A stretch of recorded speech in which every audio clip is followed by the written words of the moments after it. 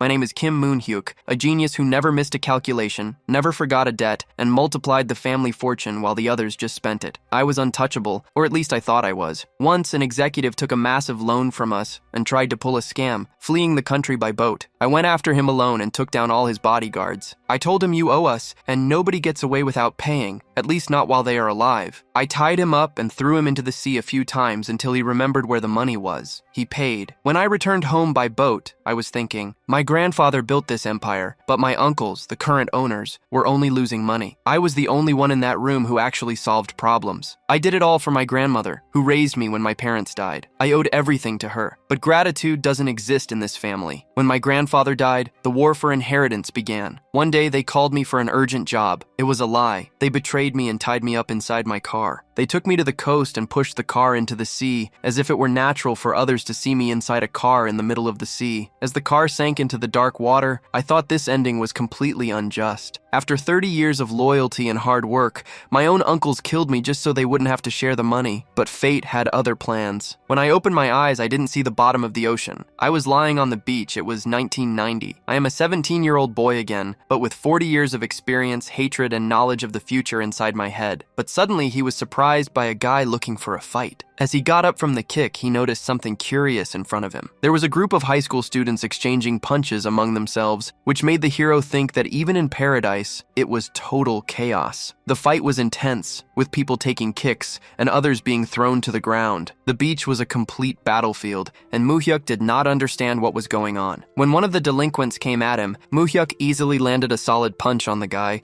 He noticed his body felt lighter, as if he were young again. Right after that, 2 more thugs ran towards him, but with great speed and strength, Moo-hyuk managed to kick them away. None of them were a match for Moo-hyuk, who came out on top in every exchange. As if that was not enough, he took down the delinquents one by one with impressive ease. After that, Moo-hyuk gave the attackers a threatening look and told the bastards they had lost and should get out of there. Terrified, the delinquents ran away as fast as they could. Tired from the fight, Moo-hyuk sat down on the ground. One of his allies started taunting the losers, asking where they were going and saying he would give them a good beating next time. This same guy came over and asked if Moo-hyuk was okay, mentioning that he had gone to the beach to flirt with girls but only found guys. He offered him a cigarette, noticing that Moo-hyuk was sweating. This made the protagonist wonder if that guy was really a high school student. Seeing the name on the uniform, Moo-hyuk realized this was Lee Myung-soo, his best friend from elementary school. Soon after, another friend showed up saying that, as expected, Moo-hyuk was still the best at fighting because he had beaten everyone by himself. This was Park Hyun-sung, a close friend whose father was a police officer, which used to help them get out of trouble. Moo-hyuk then asked where they were, leaving his friends confused. They did not understand what he meant. They answered that they were in Gwangali and asked if Moo-hyuk had hit his head, since he had started using the Seoul dialect and was asking strange questions. After this discovery, Moo-hyuk asked what year and date it was. The answer was that it was September 21st, 1990. Now his friends were sure he had hit his head somewhere. Moo-hyuk looked at everything around him, trying to better understand the situation. Thinking about everything that had happened, he was certain that he had drowned in the sea and returned 30 years into the past. Meanwhile, his friends were already hungry and decided to look for a bowl of ramen to eat. Suddenly, something came to Moo-hyuk's mind when he remembered that date, and he took off running at full speed, leaving his confused friends behind. That was the day his grandmother had died from a heart attack. The doctors at the time said that if someone had found her earlier and called an ambulance, she would not have passed away. Already in front of his old house, Moo-hyuk was greeted by his grandmother, who asked if school had ended early. When he touched her hands, he could not hold it in and broke down in tears, remembering the memories they had together. She noticed her grandson was out of breath and asked if he had run home because he was hungry. Moo-hyuk could not hold back his tears, so his grandmother asked if something had happened, but he just replied that he had missed her so much. His grandmother was confused by his behavior, saying it was as if her Moo-hyuk was a child again. She commented that he was very handsome when he smiled,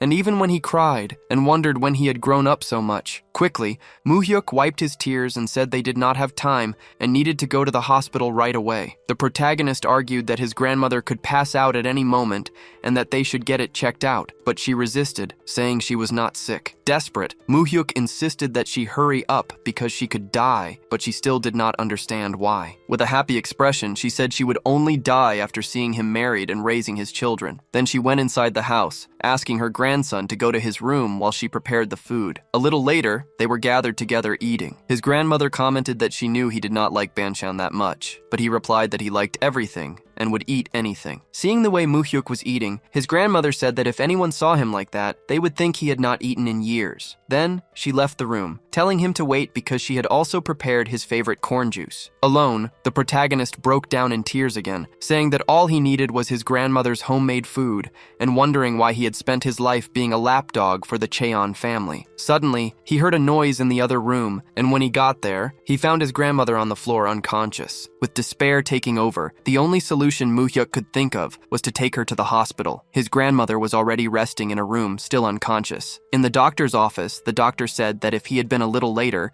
she would have been in a very bad situation, and that they would need to run more tests. It was revealed that a surgery would be necessary, because if she were left like this, she would keep passing out all the time. Moo-hyuk was shocked when he saw the hospital bill, and realized he did not have a single penny in his pocket. He remembered that a short time ago he was used to dealing with hundreds of won. To his surprise, his friend offered to pay the bill, explaining that he had received his father's pension, who owned an adult entertainment venue. Moo-hyuk thanked him and said he would pay him back as soon as possible, but his friends told him off, saying that it was for his grandmother's expenses and that he should not worry about money, just take care of her. In the conversation with the doctor, it was revealed that the surgery would cost about 10 million won. He knew that 10 million was not a lot of money before he died, but now he only had a few coins with him. Standing at a payphone, Moo-hyuk came up with an idea to pay for the surgery fee. He called Pyeongchang-dong directly and said he wanted to speak with President Taesun because he had a message for him. The message was that the son of his only daughter, Cheon Misuk, wanted to see his grandfather. On the hospital rooftop, Moo-hyuk was thinking. He looked at the view and thought about how there were not many tall buildings in 1990, making the view exactly as he remembered it. Even though he was fascinated that he had really gone back in time, he also felt anxious that he could be murdered in 30 years. His main suspect was his uncle, Cheon Suman, because he believed he was the only person who could have ordered him killed. However, the reason was still a mystery, since Moo-hyuk was sure he was still useful to them. He even considered Cheon Suhan and Cheon Jiwon, but decided it did not matter right now. This was his big chance to finally destroy the Cheon family and take down Taesun Capital. Suddenly, a delinquent who was also on the rooftop started calling out to Moo-hyuk. Suspicious, Moo-hyuk wondered who it could be as the guy asked for his name. The protagonist, in turn, asked why he wanted to know and assumed he was a gangster. Not understanding Moo-hyuk's attitude, the delinquent accused him of trying to act tough, and they both questioned each other's lack of manners when talking to someone older. Boldly, Moo-hyuk replied that the bully should introduce himself first before asking for other people's names. Fed up, the delinquent introduced himself as Park Dong-soo and asked if Moo-hyuk had ever heard of him. The protagonist recognized the name right away. Park Dong-soo was the second in command of the Sesung gang, a legend who would become the heir to the organization in 2 years. However, in 1990, he was just a wanted criminal who would end up being found dead in a hotel at the age of 29. Because of this, the delinquent could not believe the protagonist did not recognize him. Moo-hyuk then ironically asked if he owned a comic book store. Losing his patience, the bully repeated that he had already said his name and demanded to know the protagonists. When Moo-hyuk finally introduced himself, the troublemaker commented that he had a killer's name, which annoyed the protagonist, who thought he was a childish punk. The delinquent continued, saying there were rumors that the protagonist was the good kid from room 405, who took care of his grandmother and did everything she asked. Moo-hyuk replied that it was normal, since his grandmother was his only family, and the troublemaker agreed. The bully then assumed Moo-hyuk was a student at Dongsung Vocational School because of his uniform, which was confirmed. Moo-hyuk then asked directly if he was a gangster, but the tattooed man denied it and wanted to know why he thought that, since his stabbed condition suggested otherwise. The bully argued that it was normal for men to get stabbed once in a while, but that kids like the protagonist would not understand that until they grew up. He then asked if Moo-hyuk was not afraid of him, since he seemed very calm, but the protagonist replied that he saw no reason to be afraid. Moo-hyuk's attitude,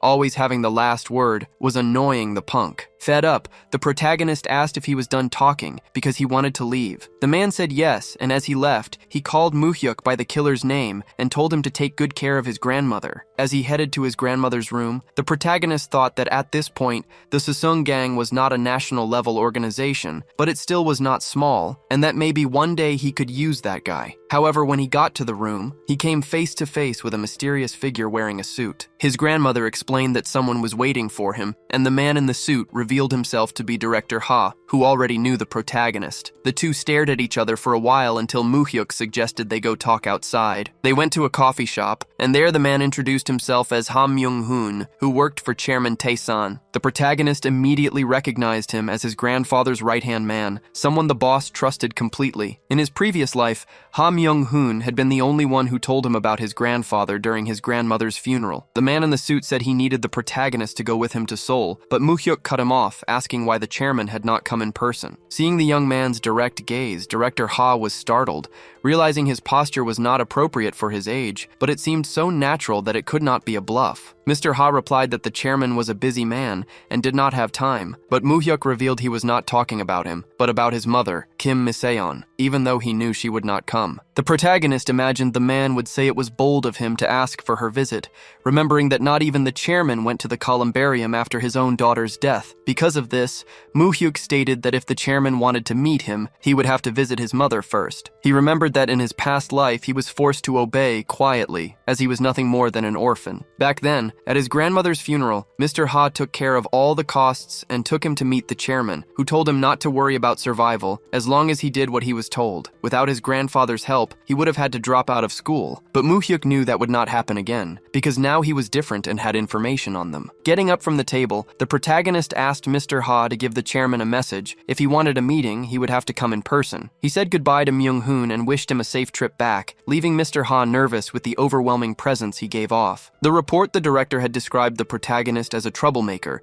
but now he questioned if the information was wrong, thinking that Kim Miseon's son was definitely not an ordinary child. Back at the hospital, the protagonist's grandmother was surprised to find out that the chairman wanted her grandson in Seoul. Moo-hyuk explained to her that the chairman would have to visit his mother first, because even after 17 years since her death, he had never visited her grave. Horrified, his grandmother asked if he knew what kind of person his mother's father was, but he confirmed that he already knew, and that his business was in Seoul. The protagonist revealed that he used the phone number she was hiding to call them, and asked if that was the number she used to contact the family. His grandmother insisted that Moo-hyuk should be good to his grandfather, but he replied that he did not want to see him after being ignored for 17 years. Worried, she said he could not do that. However, the protagonist reassured her, saying she only needed to worry about her own health. He stated that if he had her by his side, he would not need anyone else, because she was the person who loved him the most in his life. He remembered how he had sent her away without warning in the past, but he promised himself that in this new life, he would make her happy. Meanwhile, at the mansion in Seoul, the chairman was confirming the protagonist's words with his servant. Mr. Ha stated that the meeting would only happen after he visited his daughter's grave. To the chairman, this was absurd, which made him think his grandson was either very brave or just clueless. In the end, the old man revealed that the kid had definitely caught his interest, and decided he would go to Busan to see what kind of boy he was. He thought that if his grandson was useful, he would shape him completely to become a slave for his family. Moo-hyuk walked back to class with his head down, but his best friend quickly called him over to sit together. The friend asked about his grandmother, and Moo-hyuk answered that she had already left the hospital. Realizing that Moo-hyuk had not been to school for a while, the friend suggested that they skip class to play pool. However, the main character refused the offer,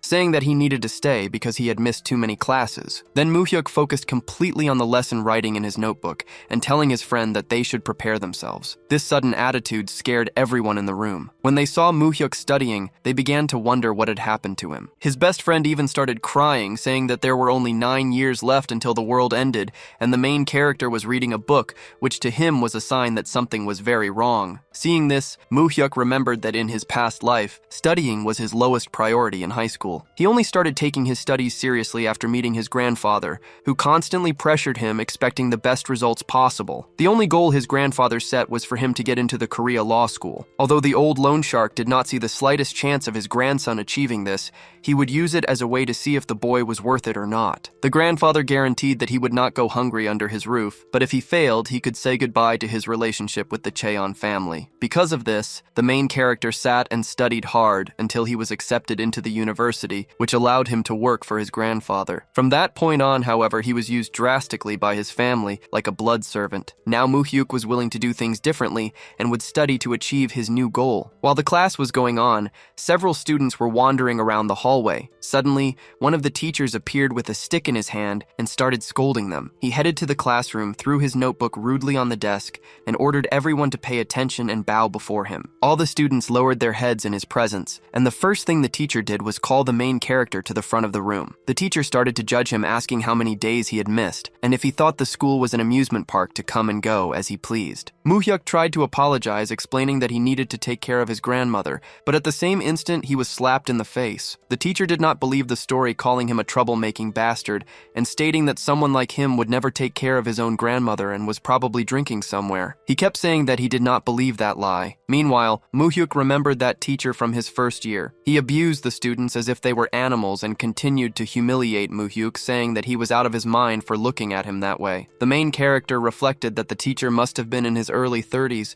and he did not understand the reason for being treated like that. He remembered that this jerk shamelessly asked for bribe money when he visited his grandmother. Despising this act, Muhyuk made his grandmother stop giving the thousands of won she struggled so hard to earn, and that was why the scoundrel picked on him whenever he could. The teacher continued to mistreat him, making him lie on the floor while saying that he knew he was always looking for a fight. The abuser argued that children like the main character always became gangsters when they left school. Suddenly, the vice principal entered the room, which caused panic for the teacher. The vice principal was asking if there was a student named Muhyuk in that room, and the teacher went into shock, realizing that he had been caught in the act. Outside the school, an all-black car and the well-dressed Mr. Ha were waiting for the main character. The man asked Muhyuk to get into the vehicle, while everyone at the school watched the scene from the windows, confused to see an imported car. When the main character got into the car, he came face to face with his grandfather in person. Chairman Cheon Taesan was waiting for him and asked if he was the son of Misuk. Muhyuk reflected that they had finally met again, and that the last time he saw him was before he died 20 years ago. He then confirmed that his father was Kim Tae-soo and his mother was Cheon Misuk. With an air of superiority, the old man said that he was there in person, just as Muhyuk had requested. Soon after, the main character asked if his grandfather had stopped on the way to visit his mother's grave,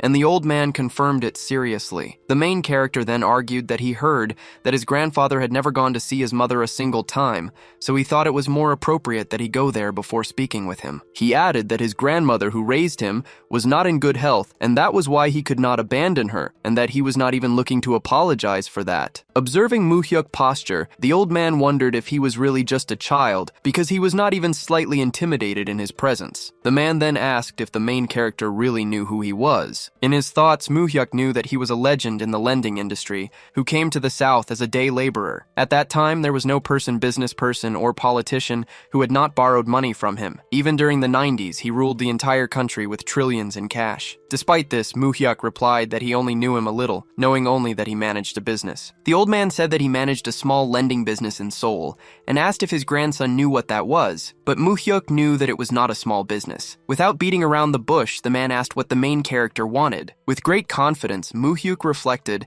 that he only aimed for one thing: to take down the Cheon family and take their fortune. Muhyuk knew the best revenge he could get on the Cheon brothers was their money. After Cheon Tyson's death, they would receive a huge inheritance, and Muhyuk's plan was to take all that fortune for himself. To do that, however, he needed secret funds to fight against them without the Cheon family finding out. So, when the old man asked again why he had been called, Muhyuk answered directly that he needed a loan. Hearing the request, the old man thought that in the end, it all came down to money, finding the situation pathetic. He then asked how much Muhyuk wanted. The young man revealed that his grandmother, who had raised him for 17 years, needed heart surgery, and for that, he needed 10 million won. He also added that he would need 1 million won a month until his graduation to cover tuition and living costs. The old man replied that he could get that easily and questioned his grandson's sanity for calling him over mere pocket change. Muhyuk clarified that he was not asking for the money for free, but borrowing it for a while. The old man found the situation funny, since the boy had no way to pay even the interest, and still refused to accept the money as a gift. The old man explained that it was not hard for a moneylender to lend money,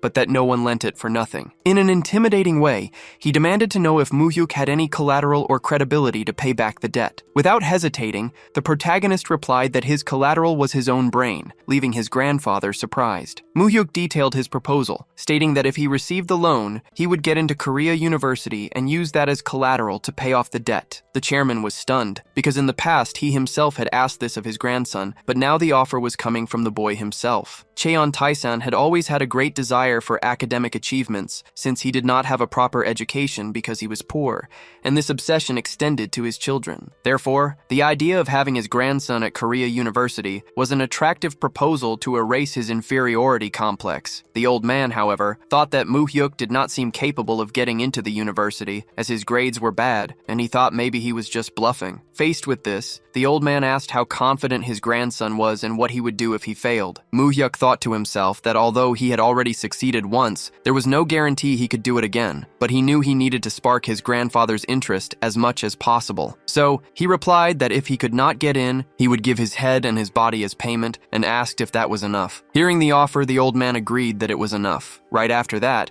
Moo-hyuk said that if he passed, he would like to receive a congratulatory gift. The old man was astonished, asking if he still wanted something more. The protagonist stated that he would only reveal what it was after getting into the university, but he added that he planned to ask for a very big gift. The old man's reaction was to burst out laughing, saying he could not wait to see the gift. However, he reinforced that if his grandson failed, as promised, he would belong to his grandfather and would have to do anything he asked, things that even demons would be afraid to do. Without backing down, Moo-hyuk just confirmed that the deal was made. After the long conversation, the old man left in his car at high speed. Moo-hyuk thought the gray-haired old man was just trying to scare a child. He even liked the idea that his grandfather's business was feared even by demons. Determined, he exclaimed to himself that if he needed to become a demon, he would become the one to tear the Cheon family to pieces. While in traffic, the old man commented to his driver that Moo-hyuk was an interesting kid. The driver replied that he was shocked to see how different the young man was from the reports he had received. The old man then explained that he had met all kinds of people in his business, from people who did not pay and still asked for more, to those who brought gangsters to threaten him or who sold their own children for money. He argued that after so many deals, he could tell what kind of person someone was just by their body language, eyes, and tone of voice. However,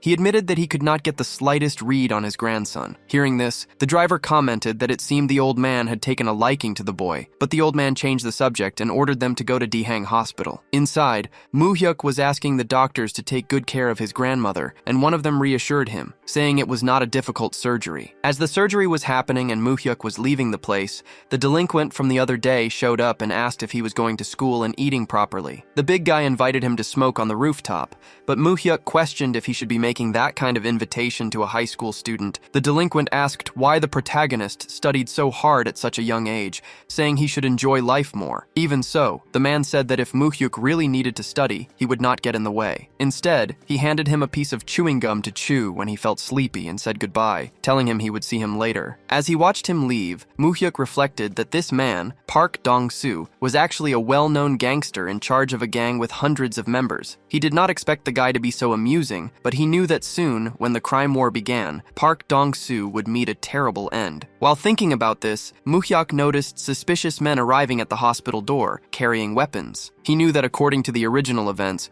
Park Dong-soo was not supposed to die that day. Realizing this, the protagonist understood that he might have an opportunity to bring him over to his side right at that moment. At the hospital reception, the suspicious men asked the attendant where Park Dong-soo's ward was. Scared, the woman asked what their relationship was with the patient, but the men rudely replied that they were just there to visit him. Suddenly, Moo-hyuk showed up, greeting the men and asking if they were looking for his brother, introducing himself as his younger brother. He then offered to guide them to the room, which left the guys confused. The protagonist was annoyed that this scum was causing a commotion in the same hospital where his grandmother was having surgery, so he decided to lead them outside. As they followed Moo-hyuk, the men realized what he was planning and asked where he was taking them. Without beating around the bush, Moo-hyuk asked if they were there to take out Park Dong-soo. In response, one of the men pulled out his knife and asked who the protagonist was. Moo-hyuk started stretching, getting ready for a fight, but suddenly, Park Dong-soo appeared behind them. He asked if the men were not ashamed of pointing a knife at a student. One of the goons reacted by rushing forward to punch the tough guy, but surprisingly, Park Dong-soo blocked the punch with his own head. While the guy cried out in pain from his hand,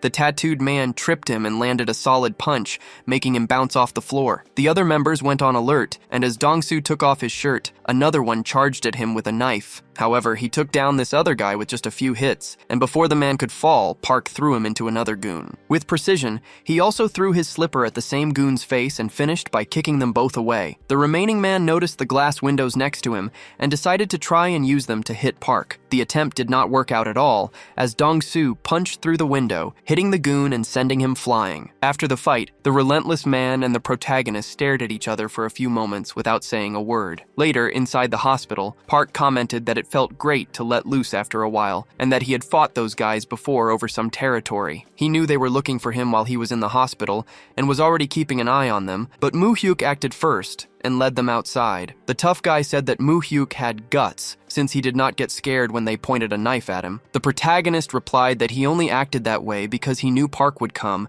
and also because he noticed his subordinates watching the hospital. He implied that even if he had not stepped in, the result would have been the same, with Dong-soo taking them all down. Feeling like he owed the young man something, Park asked what his wish was, saying he would do anything, from getting money to women. Moo-hyuk reflected that the first tool for his plan would be Dong-soo, so he had to make him his property. Moo-hyuk told the tattooed man to take his closest subordinates and go into hiding for 3 months. The big guy quickly got annoyed, saying the protagonist could have asked for anything but was talking nonsense, and asked why he should hide. The protagonist then revealed that the president would declare a war on crime and arrest all criminal organizations, which left Park in complete shock. In October of 1990, the president issued a special decree to stop public criticism about various corruptions. Although there had already been a crackdown on the 5 major crimes the previous year, the announcement of the war on crime would be different, a large-scale operation to wipe out all criminal organizations. Moo-hyuk continued, telling him to keep his location a secret, even from other organizations, and warned him to be very careful of his boss, Lee Se-seong. The protagonist ended the conversation by stating that this was his only wish. He knew the decision was now up to Park,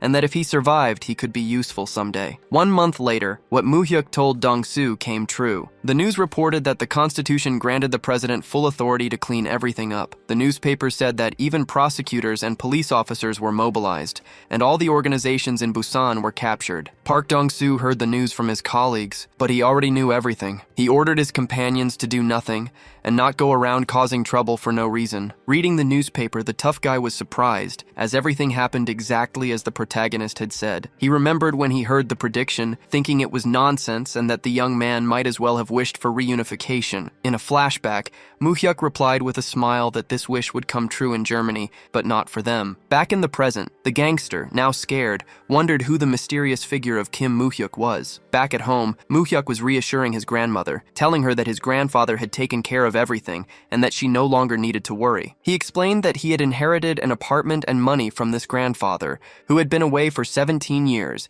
and insisted that she did not need to work anymore. The old woman could not accept the news calmly, but Moo-hyuk argued that she had already worked so hard to raise him alone and deserved much more. He assured her that she would live comfortably from now on, and asked her to only think about her own health. Suddenly, the door opened and Moo-hyuk's friends arrived, announcing they had bought ribs to celebrate. They congratulated his grandmother on being discharged from the hospital, all very excited and happy, and they planned to grill the meat to enjoy the rest of the day together. A while later at school, the boys commented that the weather was nice, but their mood was ruined because it was exam day. Moo-hyuk's friends were arguing about who was better at studying, with one of them bragging about being in the top 500 while the other was below rank 520. When they asked Moo-hyuk about the exam, he replied that he had only improved a little and needed to work harder. He reflected that it had been difficult to get back to studying after so long, but he felt he had managed to do a good job. As they approached the classroom, a classmate ran over to share the news. Moo-hyuk had gotten first place on the exam. His friends were completely surprised by the news,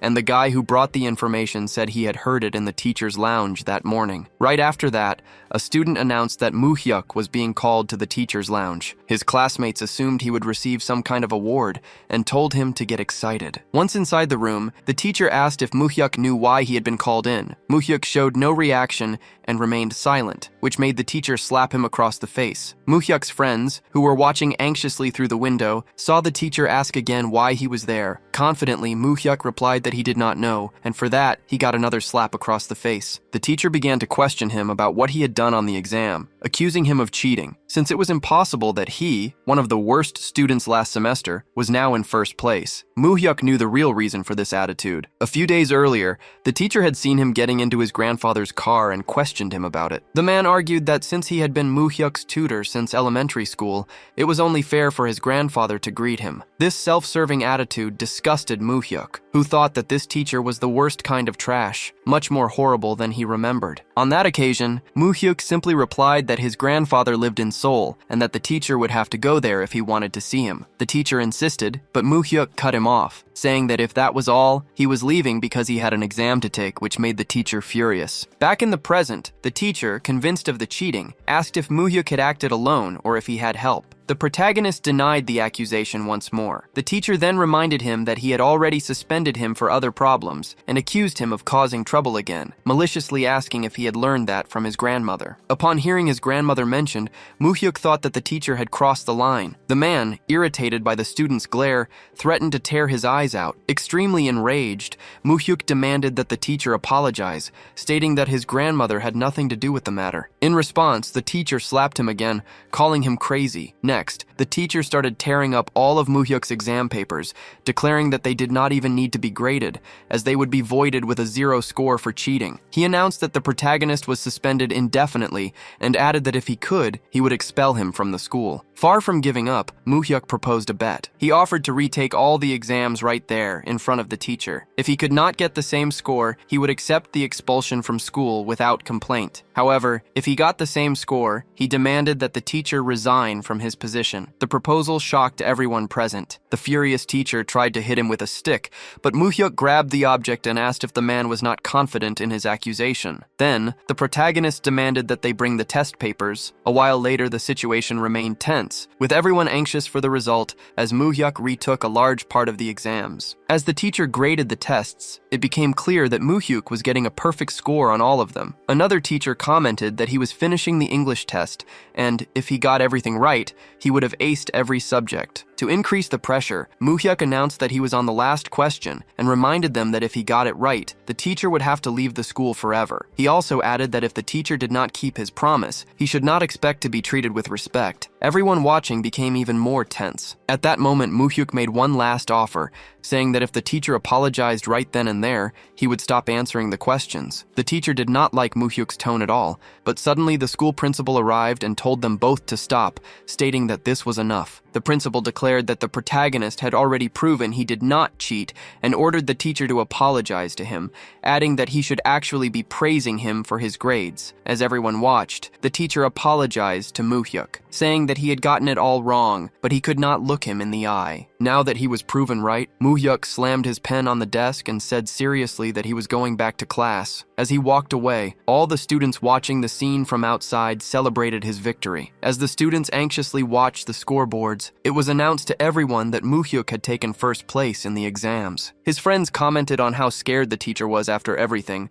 but they still could not believe Moo-hyuk got first place. They wondered if he would really go to Korea University. Moo-hyuk seriously told Myung-soo to start studying for real and said he would help him. He also advised Hyun-sung to go back to practicing judo. Moo-hyuk thought about how Myung-soo had high grades for a high school student, but in the end he chose a vocational school to follow his passion. Meanwhile, Hyun-sung was a promising judo fighter, but he chose that school with no sports team just so he would not be separated from his friends. However, Moo-hyuk's friends did not seem excited about the ideas. One of them was thinking about working in factories while he was young, and the other was considering taking over his father's business. Noticing their hesitation, Moo-hyuk walked up to them and said seriously that in the near future, he would need to do important things in Seoul. Being realistic, he explained that it would be very difficult to do everything alone, and that he really hoped for their help. With that, his friends made up their minds and agreed they would work hard to go to Seoul together. Moo-hyuk then thought that his revenge was not guaranteed just by knowing the future. He concluded that he needed partners who would not betray him, and these comrades he could trust were his friends. As time went by, the protagonist stayed focused on his studies and easily took first place in the final exams. Myung-soo's grades were not the best, but he also started to improve, while Hyun-sung went back to practicing judo, and so all the pieces were falling into place. After a while, on a cold, snowy day, the protagonist was standing in front of the impenetrable fortress of the Cheon family. Along with Hanamdong, Pyeongdo-cheong was one of the richest areas in the country, and that was where the Cheon family's base was located. The property was considered the most valuable for its ability to generate cash. During the regime when the Third Republic took power through a military coup,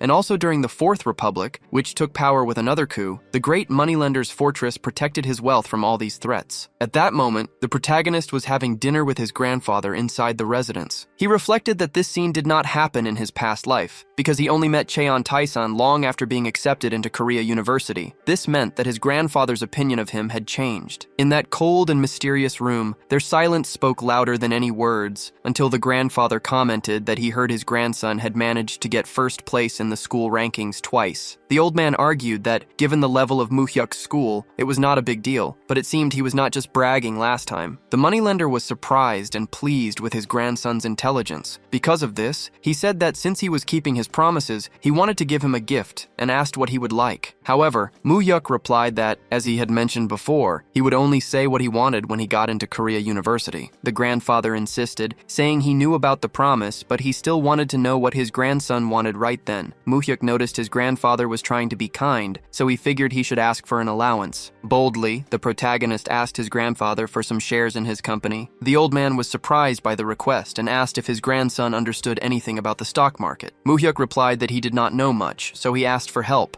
asking which companies would be good options for him to buy shares in. Moo-hyuk assumed that if he asked for shares instead of money, his grandfather would find it a cute request from his grandson. With that, the old man smiled and asked the director what their stake was in the Daeun Corporation, which was revealed to be 4%. To everyone's surprise, the grandfather ordered the entire percentage to be given to Moo-hyuk and asked them to ensure the taxes were paid correctly, as it was a gift. Moo-hyuk was shocked to learn he would receive shares in Daeun, which at the time was the company with the largest conglomerate, ranking first among the major corporations. However, the company had split up after the founder's death due to conflicts between the heirs, and its shares were more than just money. It was extremely difficult to get Daeun shares, even for those with resources. Moo-hyuk thanked his grandfather immensely, as he had honestly expected to receive only some allowance and was not counting on such a big gift. Unexpectedly, at that moment, the loan shark's sons arrived at the residence. People with a strong presence entered the place, among them Cheon Suman and Cheon Suhan. Cheon Suman asked if Moo-hyuk was Misuk's son. Now, Moo-hyuk was face-to-face with the people he had been looking for, the scoundrels who had ordered his death. The grandfather told his grandson to greet his uncles, but Moo-hyuk, knowing they were suspects, decided not to draw attention to himself. He introduced himself in a formal and friendly way, and his uncles commented that they heard he grew up with great difficulty, being raised only by his grandmother. Then, Suman came closer and said that if Moo-hyuk needed anything, he just had to ask, because they were still family. The conversation then changed topics,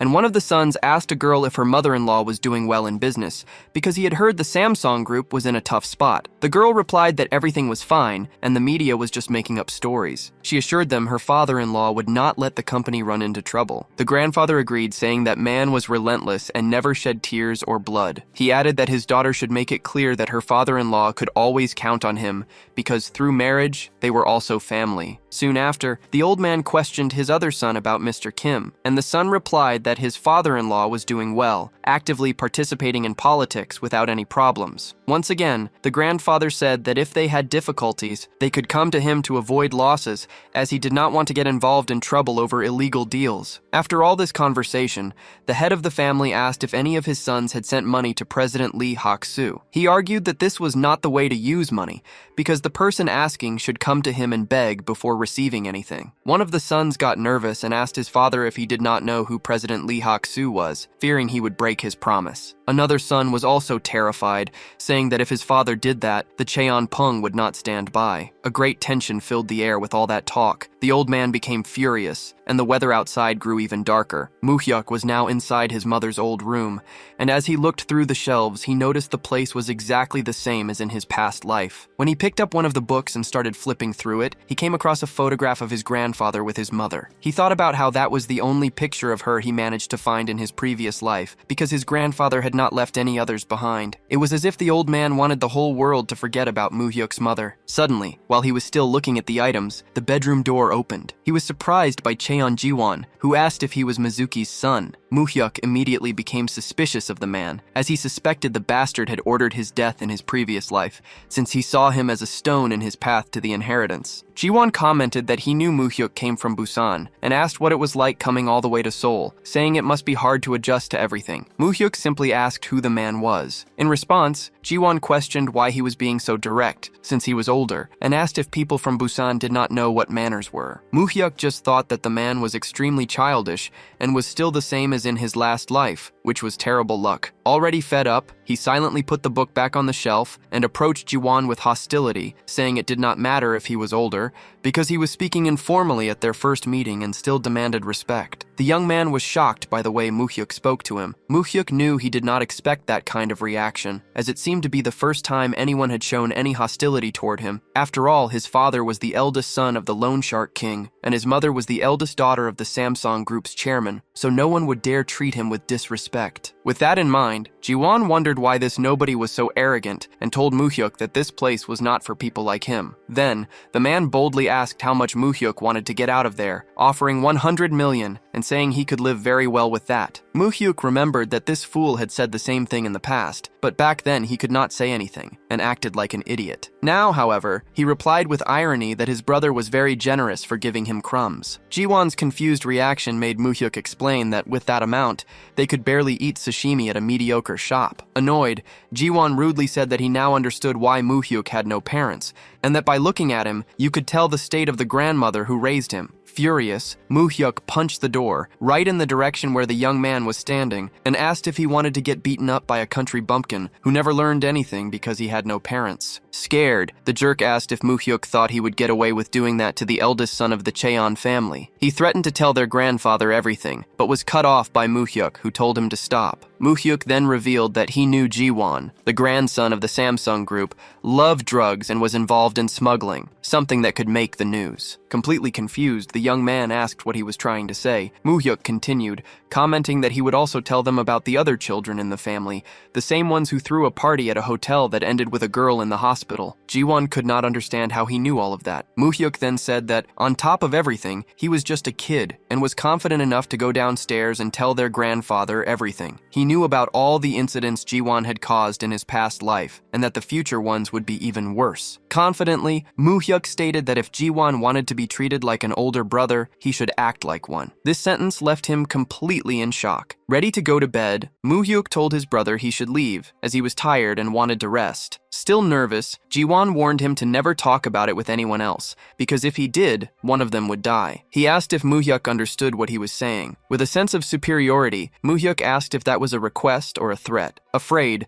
his brother replied that it was just a request. Tired of the conversation, Muhyuk said he understood and would keep his mouth shut, telling him to get out of his room quickly. Jiwon left in a hurry, slamming the door. Alone, Muhyuk wondered if Jiwon was the person who killed him in his past life, and could not believe he was defeated by someone like him. The night passed, and the next day, while walking through the house, he ran into his grandfather, who asked if he was leaving. Muhyuk confirmed, bowing and saying goodbye. With his head still bowed, he said he would come back to visit more often. The grandfather said goodbye without another word, and Muhyuk finally left the house. Once on the street, he received 100 million won from the director. The man explained it was a gift from the chairman, who thought that just the hewn shares were not enough. The director also revealed that the device's password was Muhyuk's mother's birthday. Muhyuk wondered if this man, always so meticulous with his things, was the same one he was seeing now, and asked the director to thank him. However, the man insisted that Muhyuk should call him himself, as he was sure his grandfather was waiting. Time passed quickly, and Muhyuk was now in his second year of high school, transferred to a new classroom. Meanwhile, his friend Myung-soo continued to study hard, and the other was dedicated to the judo club. All of them were doing their best to keep their promise to go to university in Seoul. One day, while he was in his classroom, Muhyuk sensed that someone was coming. Soon after, the teacher entered the room, introducing a transfer student who came from Seoul. The mysterious young man introduced himself as Hong Jin-pyo, and Muhyuk knew right away that this type of person was a beast. In a restaurant, the new student was eating and smoking with other students when he asked who the boss of the school was. The guys were confused and explained there was not a boss, but the closest thing to one was Muhyuk. Interested, the newcomer wanted to know more, and the students told him that Muhyuk was without a doubt the strongest in the second year. They remembered an incident from the beginning of the previous semester, when the upperclassmen went to call the most promising freshman for a talk. When they got to Muhyuk's desk, the upperclassmen found him fast asleep, so he could not hear anything they were saying. Boldly, one of them smacked Muhyuk on the head to wake him up, even though though he was still sleepy, he stood up and understood the situation right away. The protagonist gave the upperclassman a threatening look and threw him to the ground with all his strength. In the blink of an eye, he had already defeated all the others. After that, he simply went back to his chair, announced he was going back to sleep, and said that no one should wake him up. The students finished the story by saying that after that day, no upperclassman dared to touch him again. However, they mentioned that Muhyuk was now only focused on his studies. The newcomer did not accept this, thinking it was arrogant for the strongest guy to live just for studying, and he declared that he wanted to mess with him. The other students advised him not to start a fight for no reason, as Muhyuk was on a whole different level. Dismissively, the guy replied that fighting well does not always guarantee a win, and said that the others followed him not because he was a good fighter, but because his father was the chief prosecutor. Then, he asked what Muhyuk's father did, and the students told him that he had no parents and lived with his grandmother. Hearing this, the newcomer was surprised and became full of himself. Back at school, Muhyuk was talking with his friend Myung-soo about Hyun-sung, who had returned to the sports club determined to get into a physical education college. Soon after, Myung-soo asked if he had heard about the new student, Jin-pyo, the transfer from Seoul who was an annoying guy. Muhyuk remembered him, the chief prosecutor's son who used his father's influence to control the school as he pleased. His friend commented that with the upperclassmen away on a field trip, Jin-pyo was creating his own crew and turning the school into his personal playground. At that moment, they spotted Jin-pyo himself walking past them, and the two of them stared intently at each other. Seriously, Muhyuk told Myung-soo to never get involved with those guys. Myung-soo replied that he was worrying for nothing, but the protagonist insisted. Seeing his friend's concern, Muhyuk remembered the past when something bad had happened to Myung-soo, who had his leg badly injured during a fight and could not walk anymore. Furious at the memory, he thought that it was all that transfer student's fault. Back then, he had felt frustrated, but ignored the situation to focus on his studies, a regret he carried to this day. Now, however, he was determined to never again give up on the things that were precious to him. Later, in the classroom, Jin-pyo and his goons approached Myung-soo while he was studying. The newcomer asked if he was close to Muhyuk, saying he had heard that he was a good fighter. Myung-soo quickly replied that Muhyuk was only focused on his studies and had nothing to do with the situation. Surprised, Jin-pyo asked if Muhyuk did not care about him taking over the school, and Myung-soo confirmed that he could do whatever he wanted. But Jin-pyo just said that the protagonist really annoyed him, which made Myung-soo ask why he insisted on bothering someone who just wanted to study. Then, Jin-pyo spelled it out, saying he hated it when people thought some bastard was better than him. He used his goons as an example, saying they seemed more afraid of Muhyuk than of him. Myung-soo insisted that he leave the protagonist in peace, but one of the bullies did not like his tone and called him a loser. Before the goon could do anything, Jin-pyo stopped him and said that the point was that he always got what he wanted. Not understanding, Myung-soo asked if he was retarded, and immediately one of the bullies slammed his head against the desk with all his strength. Jin-pyo then said that was because of his closeness to Muhyuk, that he should not take it personally, and ordered them to let him go. While Muhyuk was studying, a classmate ran up to him and told him there was a big problem. He said that Myung-soo had been taken by Jin-pyo, who sent a message for Muhyuk to go to the band room. Without thinking twice, Muhyuk ran out to save his friend, thinking that no matter how hard he tried to avoid it, this was happening again. On the way, Muhyuk ran into his partner, Hyun-sung, who wanted to know what it meant that Myung-soo had been taken by Jin-pyo. Muhyuk tried to calm him down, assuring him that he would take care of everything, but Hyun-sung refused to stand by while some bastard took their friend. Muhyuk then thought that after a year of training, Myung-soo had become a promising talent in Busan, and getting involved in school violence could force him to give up on his dreams. Seriously? Muhyuk asked Hyun-sung to calm down, reminding him that he was an athlete and that trouble at school could hurt his college admission. Hyun-sung, however, shot back that he did not care about college at that moment, and that if something happened to Myung-soo, he would take care of the person responsible himself. Losing his patience, Muhyuk raised his voice, explaining that he had plans for the future and would need his friend's help, pleading with him to let him handle the situation. Then, Muhyuk got ready for the fight, grabbing a broom handle. He told Hyun-sung to focus on not letting anyone get past, not even a teacher. Surprised, his partner asked if he was really going to take care of everything by himself. Muhyuk replied that he had probably forgotten who he was, Kim Muhyuk. When he got to the room, Muhyuk came face to face with several students ready for a fight, with Jin-pyo in the center, surrounding Myung-soo. Seeing Muhyuk arrive, Jin-pyo commented that they were not kidding when they said Muhyuk would show up if they messed with his friend. He added that if Muhyuk had not come, he would have broken Myung-soo's ankle. Not believing the situation, Myung-soo asked what Muhyuk was doing there. Muhyuk then told Jin-pyo that if the problem was with him, he should have come after him directly instead of getting his friends involved. The bully started to laugh and said he did all this simply because he thought it was fun. Getting more and more angry, Moo-hyuk demanded that he let Myung-soo go immediately, promising that he would then play with Jinpyo himself to make things more fun. Disgusted by Moo-hyuk's words, Jinpyo ironically asked if they were shooting a movie about the loyalty of Busan boys. After that, Jinpyo called for his goons to attack, but they seemed very hesitant. Losing his patience with their disobedience, he shouted, asking if they knew who his father was. Jinpyo threatened that if his father lifted a finger, he would make them all spend their entire lives in prison. With that threat, the order to attack Moo-hyuk was finally given. The first bully who came at Moo-hyuk got a blow to the windpipe that instantly staggered him. Next, 2 more delinquents attacked him, but he defended himself and took care of them easily, kicking one of them away. However, he was caught by surprise with a blow to his back,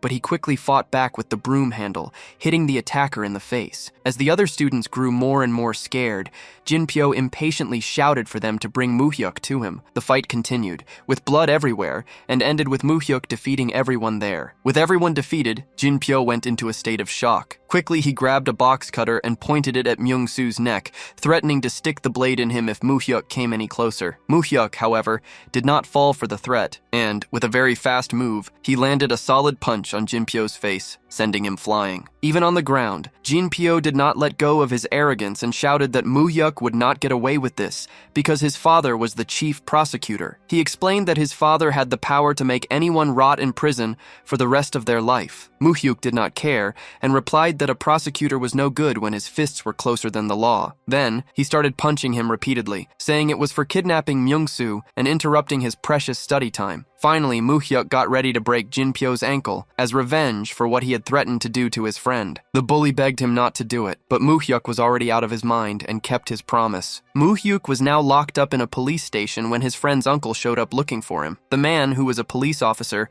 explained that Ryung-soo had told him Moo-hyuk got arrested while saving Myung-soo and confirmed that the boy was not hurt. However, he warned that they had a big problem because Moo-hyuk had fought the wrong person, a prosecutor's son. Because of this, even though he was a police officer, he could not do much. Faced with the situation, Moo-hyuk asked for just one favor, a quick phone call, and the officer agreed. Night had already fallen when a furious man walked into the police station, asking where Moo-hyuk was. When he found him, the man revealed he was the prosecutor and Jinpyo's father, and immediately asked if he was the one who had broken his son's leg. Without being intimidated, Moo-hyuk replied that it happened during a fight where he was alone against more than 10 people. Then he asked why he was the only one who got arrested, but the prosecutor was not satisfied with the explanation at all. Immediately, the prosecutor ordered them to take Moo-hyuk for interrogation, but the officers in the room refused, explaining that he was still a minor. Annoyed, the man insisted they take him anyway, stating that he would handle things himself. He seemed confident that he knew exactly how to deal with delinquents like Moo-hyuk. In a private room, the prosecutor commented that Moo-hyuk was famous that day. He revealed that the boy's teacher had told him everything, describing him as someone no different from a gang member who caused a lot of trouble. Hearing this, Moo-hyuk felt immense hatred for his teacher. He tried to explain himself, saying he did not mean to hurt anyone and was only defending himself, but the prosecutor, already furious, did not accept the answer. He asked once more why Moo-hyuk had done it, and the young man explained that he heard his classmate had been dragged away by Jinpyo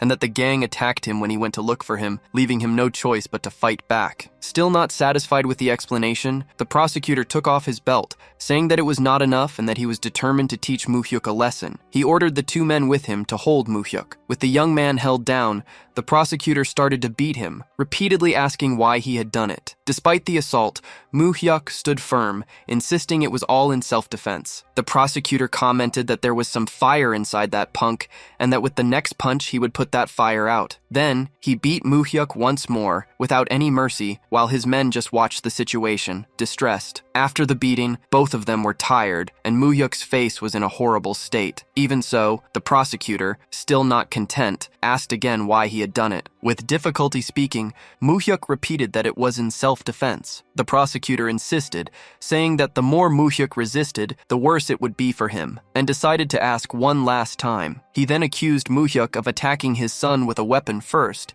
but the young man corrected him, stating that his son was the one carrying a knife. With even more fury, the prosecutor said that this reminded him of the old days and ordered them to tie Moo-hyuk up. His men hesitated for a moment, but ended up obeying under their boss's pressure. Soon after, Moo-hyuk was tied to a chair, with his hands stretched out on the table. The prosecutor stated that the young man had dug his own grave and that he should not be ashamed of it. In an act of extreme cowardice, he prepared to stick a pin under Moo-hyuk's fingernail. The man seemed eager to do it, but before he could, Moo-hyuk started to laugh out loud, leaving the prosecutor in a state of shock. The prosecutor wondered why Moo-hyuk was laughing and assumed he had gone crazy with fear. However, Moo-hyuk said that Jinpyo and his father were very much alike, like father, like son. He completed the taunt by stating that they both liked to show off their stupid little tools. The prosecutor did not like Moo-hyuk's attitude at all and ordered his men to hold him again so he could attack him. To everyone's surprise, the door opened and a man appeared, looking for the prosecutor. Still angry, Jinpyo's father complained that the man was interrupting him. Right after, a second man, tall and with a serious expression, entered the room. He was identified as Yoon Chang-ho, the chief prosecutor of the Busan district. The abusive prosecutor was confused, wondering why Mr. Yoon was there. Without wasting any time, the chief prosecutor slapped the other man's face, calling him a bastard and asking what he was doing with a minor. He continued, saying that if the man wanted to die, he should do it alone, without causing problems that could affect other people's futures. Still confused, Jinpyo's father asked why the chief prosecutor was acting that way. The tall man with the chief prosecutor then asked if the other prosecutor knew who the arrested boy's grandfather was, stating that if he knew, he would not be doing this. Then, he revealed that the boy's grandfather was Chairman Cheon of Pyeongnong Changdong. Connecting the dots, the prosecutor realized it was Chairman Cheon Taesan. The chief prosecutor confirmed it, pointing at Moo-hyuk and saying that the student was the chairman's grandson. Anxiously, the cowardly prosecutor looked at Moo-hyuk's face, saw his mocking expression, and finally understood the gravity of the situation, becoming completely terrified. After all the confusion, Moo-hyuk found himself at his grandfather's house. The two of them were having a serious conversation. The grandfather asked how all of that had happened, and Moo-hyuk explained that he asked for his help because the prosecutor was conducting an unfair investigation and abusing his power. His grandfather seriously asked if Moo-hyuk could have avoided the situation. Moo-hyuk then exclaimed that he couldn't let it slide because they involved people close to him. That's why he crushed them so they wouldn't bother him again. He finished by saying that he didn't want the people around him to suffer because of him. His desire was to protect all his friends and family, and that was his way of living his life. His grandfather just watched him, thinking to himself without saying a word. Moo-hyuk continued, saying that he was already in great debt to him, but he would do anything to protect the people close to him. Still scowling, the grandfather asked what Moo-hyuk would have done if he hadn't helped him, stating that his grandson's life could have ended right there. Moo-hyuk replied that in that case, their relationship couldn't go any further. The statement surprised his grandfather, but Moo-hyuk continued with a stern face. He said that if his grandfather hadn't helped him when he could, he would no longer see a place for himself in the family. With that last sentence, the old man started bursting out laughing. Right after, he said that Moo-hyuk was right, saying that a man should never back down and should use every method he could. Moo-hyuk reflected that although he was being serious, he had learned that this was his grandfather's philosophy of life in his past life. The grandfather then taught his grandson that in cases you can't avoid, he must crush everyone so they don't come back, because a half victory would only give them excuses to attack him again. He finished by saying that if Moo-hyuk wanted to make someone his ally, he should embrace them fully and free them from any difficulty. After that, the grandfather called Director Ha and asked how things were in Busan. Director Ha reported that Prosecutor Hong was under an internal investigation for his involvement with torture and manipulation, while Prosecutor Yoon was waiting for the grandfather's decision. Next, the grandfather wanted to know about the situation at school. The director revealed that the prosecutor's son was expelled and that all the students involved had left. He added that Moo-hyuk's abusive teacher had also been expelled. With all these reports, the grandfather asked if his grandson was satisfied, but Moo-hyuk said he had one more favor to ask. He revealed that he wanted to personally take care of Prosecutor Yoon's case, which left his grandfather confused. Later, Director Ha and Prosecutor Yoon met at a restaurant. Inside, Director Ha asked what the prosecutor planned to do about Prosecutor Hong. Still frightened, Yoon replied that Hong was being investigated and would be punished to serve as an example. The director then stressed that young Master Moo-hyuk's name should should never come up during the process. After that, he said someone else was interested in talking to the prosecutor. He opened the door to the room and revealed Moo-hyuk's presence. The two of them sat in silence, facing each other, until the prosecutor started to apologize for what happened. He stated that it was all his fault and that it would never happen again. Without showing much reaction, Moo-hyuk asked him to speak casually and said he understood the prosecutor's limitations. Yoon was still afraid that Moo-hyuk's grandfather held a grudge, but Moo-hyuk revealed that he himself had asked for the meeting. He knew the prosecutor was in a difficult situation because of him, and for that, he apologized. The prosecutor became flustered, saying that Moo-hyuk didn't need to apologize. He said everything was his fault from the beginning for not dealing with his subordinates correctly. Moo-hyuk then said he would pass on the prosecutor's apology to his grandfather. Wanting to change the subject, Moo-hyuk asked if the prosecutor could guarantee him a favor for another day, with no strings attached. He explained it wasn't something to harm him, but rather something that only the prosecutor, in his position, could do. Still nervous, Prosecutor Yoon agreed to the idea and said he would be happy to help. With that, Moo-hyuk stated he would take his apology to his grandfather and told the prosecutor not to take responsibility for the case anymore. Now calmer, the prosecutor thanked him, saying he felt lighter. Moo-hyuk commented that he hoped to meet him under better circumstances and that he had heard about his promotion to Seoul. Then, as he was getting up, Moo-hyuk said he needed to go to class because he had missed many days. The prosecutor, who had forgotten that Moo-hyuk was just a student, said he hoped to meet him in the future. Finally, Moo-hyuk left the room, and the prosecutor reflected on how skilled he was at dealing with people, even though he was just a high school student. After everything that happened, Moo-hyuk's student life went on without any problems. He kept studying as usual, and his friends also worked hard to secure a better future. Time passed, marked by news of war, the holding of the Olympics, and the election for a new political office. Finally, the university entrance exam arrived, and Moo-hyuk successfully took the academic proficiency test. At the mansion, Director Ha went to report something to Moo-hyuk's grandfather. He said he had checked his grandson's admission report through a university professor, which sparked the grandfather's curiosity. As soon as he took the report, he was surprised by what he saw. The scene changes to a large crowd of reporters around Moo-hyuk, announcing that he passed the admission test in first place with a perfect score. They asked how he achieved the feat of 340 points, a new record in the region. The reporters asked what his secret technique was, and if he had private lessons. But Moo-hyuk revealed that he never had tutors, and only studied with books. One of the people there asked him to give a few words of encouragement to the next students who would take the exam. Formally, Moo-hyuk replied that studying was the easiest thing in the world. Back at the mansion, his grandfather was incredibly happy with the result. One night, the boys were celebrating their achievements and friendship at a nightclub. The main character, Moo-hyuk, was bothered by the shouting of his friend, who argued that they deserved some fun after studying for 3 years. Myung-sun, the son of the owner, promised he would take care of the drinks and the table reservation. Moo-hyuk, remembering his past life where he drank the best whiskeys, decided to join them. It had been a long time since he had a drink, and he was looking forward to it. But upon tasting the drink, he realized the whiskey was fake. Meanwhile, Myung-sun was already drunk, commenting on the burning sensation in his body and wondering how that stuff did not kill them. Moo-hyuk just said it was not bad and that it tasted like water, thinking that he should act normal because they were at the establishment of his friend father. Suddenly, a young man approached and introduced a very beautiful woman to Myung-sun, saying she was the most beautiful of their clients and asking them to take good care of her. Soon, Moo-hyuk friends were already blushing while the women sat with them to chat. One of the girls asked Moo-hyuk how old he was, stating that she was 21.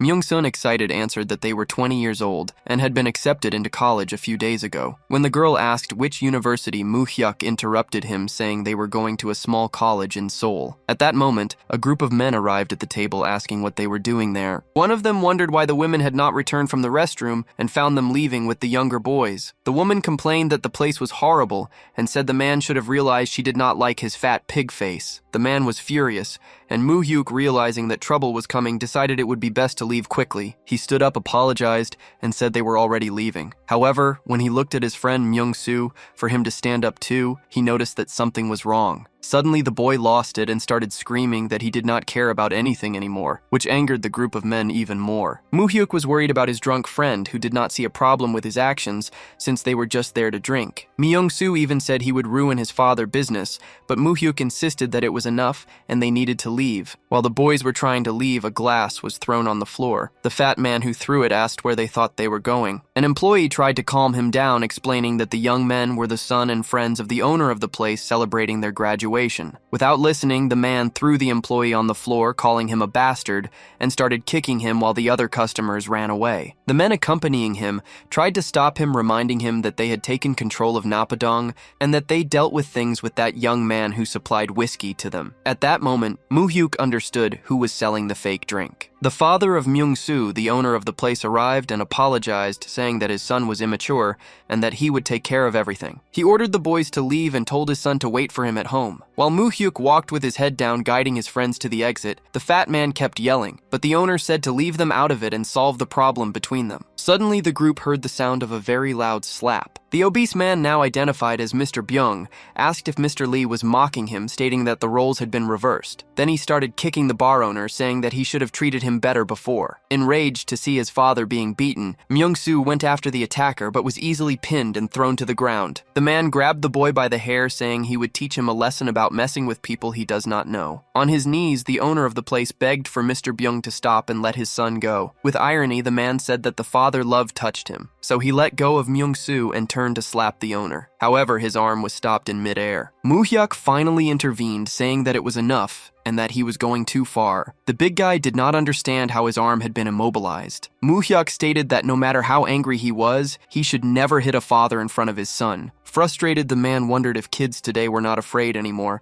and tried to punch Moo-hyuk, who dodged with ease. The attacker friends got ready to strike, but suddenly one of them went flying. Before the fat man could understand what was happening, he took a big slap to the face that knocked him to the ground. Stunned, Moo-hyuk looked up and saw a mysterious figure waving at him. To his surprise, it was Park Dong-soo, the pickpocket he had met at the hospital, who asked if he had had fun while he was away. Facing the punk, Park wondered how that idiot had not been captured yet, concluding that he must be such a sneaky crook that not even the police could find him. In response, the fat man declared that this was his territory now. Dong-soo approached him and shot back that Nampo-dong did not belong to him before, and antagonizing his opponent, he stated that he was here now. Seriously, he told the man to get lost before he smashed his face in, which made him break out in a cold sweat. Soon after, he turned to greet Moo-hyuk, asking how he had been and saying it was good to see him again. Happy with his friend's presence, Park invited him for a glass of soju. Alone in a room, Dong-soo mentioned that he saw the news about Moo-hyuk ranking first in the country,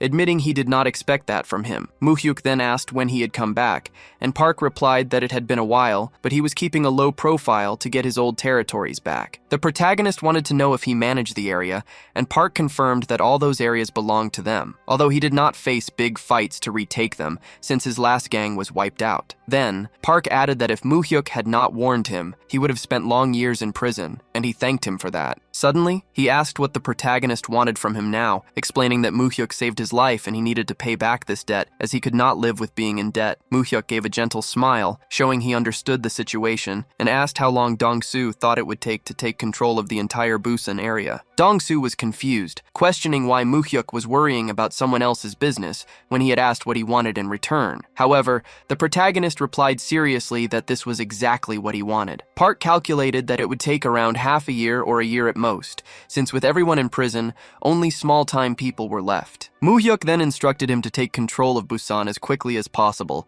making sure to bribe the police and prosecutors to handle things carefully. He also warned him not to get involved with drugs, because there would soon be an unprecedented crackdown, and it would be hard to escape even with his connections. With that, the protagonist told him to get ready for the transition from the shadows into the daylight. Dong-soo laughed at that last phrase, finding it ironic, and argued that people like them could never appear in the light, because they would always find someone like him coming out of the shadows to start a new war. Moo-hyuk replied that this was unfortunate, and asked what the point of being a gangster was if he was going to obey all the laws. Park then mentioned that Seo's gangs had already started the process of becoming a corporation, and that Busan needed to hurry up, or else the Seoul gangs would take over. Following this line of thought, Moo-hyuk instructed him to hire competent lawyers, start his own corporation, and after taking control of Busan, move on to Seoul. Dong-soo was stunned to hear the mention of Seo, and argued excitedly that it was not that easy, as that place was a battlefield where people from all over the country went to fight. Calmly, the protagonist told him not to worry, because he would help him and that he should trust him, as he would make the preparations. Now calmer, Dong-soo admitted that it sounded ridiculous, but he still felt very convinced by the speech. More excited, the gangster agreed that the idea did not sound bad and that he would try to take control of Seoul. To seal the deal,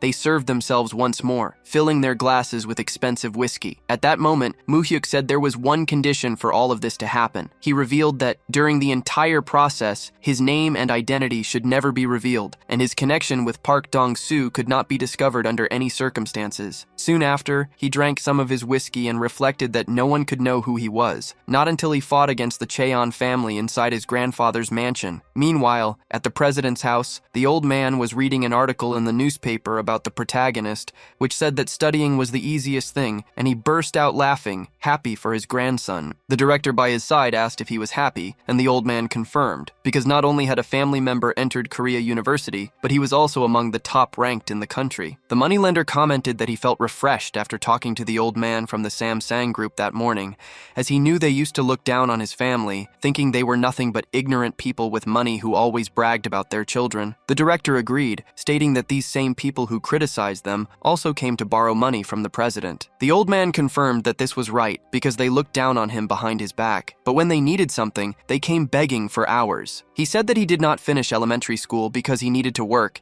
and that his children were not good students either, and without his money, they would not have even made it to college. The director then mentioned Ji-soo, the president's second daughter, who managed to get into Korea University last year, which made the president give her 1% of Samsung Electronics shares as a gift. The grandfather agreed, saying that Ji-soo was a smart child, and finished by saying that he really liked Moo-hyuk and wondered how great he would be if he were not his grandson, but a direct descendant with the Cheon surname. Next, the old man asked what the news said about the new president-elect. The director replied that he was focused on selecting the committee members and that the president had already secured a piece of 2 positions, although he did not fully understand. The director explained that since it is a civilian government, asking for too much would be strange, but the old man understood and told him not to continue. The president then asked which positions the director thought were better, and he replied that putting someone in the position of head of economic and political affairs would be good. The moneylender asked him to explain more about the political affairs, and the director detailed that this position would manipulate the police and the prosecution, which would be very useful. Given this, the president decided they would do it, as they would go straight to the Blue House, and the director agreed. Changing the subject, the old man asked what Suhan and Suman had been up to these days. The director revealed that the second boss was preparing a new venture, but there was a problem. The new business was connected to gangsters. Upon hearing this,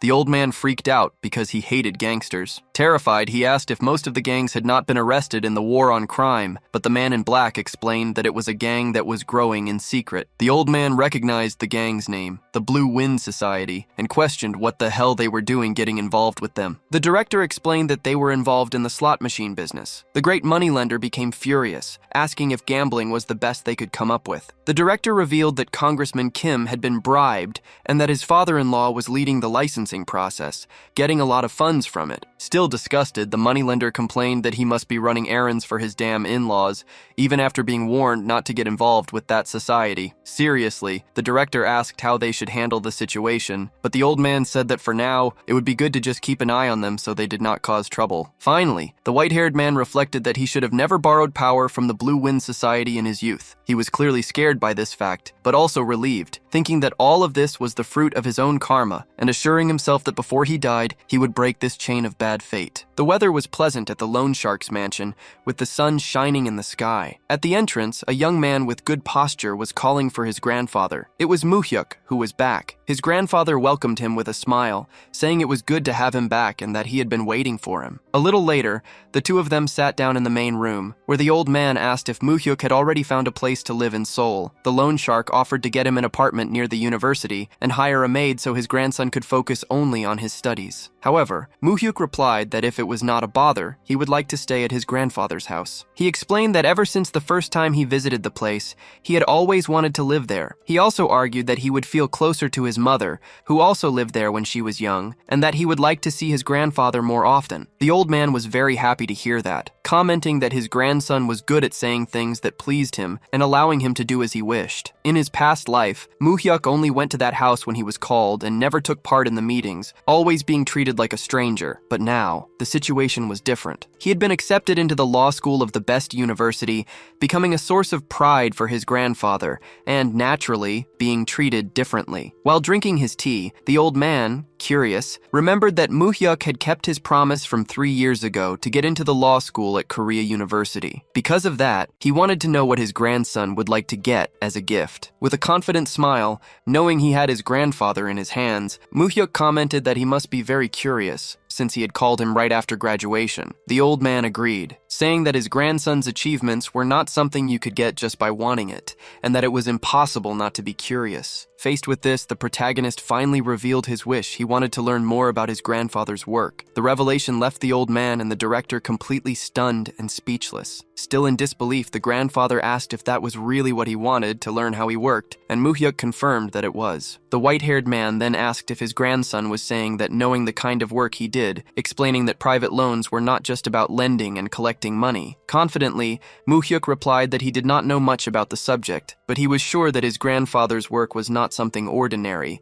and that was exactly why he wanted to learn more. While the old man remained confused and thoughtful, Moo-hyuk thought about what he needed to take his grandfather's fortune and get revenge on the rest of the family. He considered asking for money, people, or property, but he realized that with his knowledge of the future, making money would not be a problem. The real challenge was that if he built up wealth that way, he would end up being exposed and his uncles would try to control him. At that moment, he still did not have the strength or power to protect himself, and the funds needed for the fight were hidden by his uncles. Therefore, his plan was to pretend to be interested, learn the business from his grandfather to win his trust, and then manipulate him as he wished. The great loan shark wanted to confirm one more time if his grandson really wanted to learn about his business. He asked if Moo-hyuk considered that a fair reward for a 3-year bet, since he could ask for something much bigger. In response, the protagonist argued that learning how to fish instead of being given the fish would be better for him. The old man lowered his head, thinking seriously for a moment, and then asked the director what he thought. The man in black said that it was too early, and that they should wait for Moo-hyuk to graduate from university. Impatiently, Moo-hyuk stepped in, saying that he did not have a great attachment to academic life, and that he would like to start right away. In a serious tone, the grandfather reminded him that Moo-hyuk was going to Korea University, and asked if he did not plan to become a judge or a lawyer. Moo-hyuk then revealed that getting into the university was just a way to prove his ability to his grandfather. His real wish, he said, was to become someone with great power, just like him. Hearing this made the great loan shark thoughtful. Still serious, Moo-hyuk added that if his grandfather wanted him to become a lawyer, he would follow that path, as he was ready to take the bar exam whenever he needed to. The grandfather commented that his grandson made it sound like passing the exam would be very easy. Seeing this, Director Ha thought that the young man was truly unpredictable and wondered if his ability was much greater than he had imagined. Finally, the great loan shark made up his mind and told the protagonist to go ahead and try, ordering the director to teach Moo-hyuk his business. Sometime later, inside a closed room, the director and the protagonist were sitting at a table. The director began by explaining that the chairman was involved in a private loan business, or loan sharking, but that they operated within the law. Because of this, he told Moo-hyuk to study the legislation completely, as they needed foolproof collateral. This collateral could be real estate, various types of bonds, and even stocks, but only those that could affect the control of the company. He revealed that the chairman dealt personally with large conglomerates,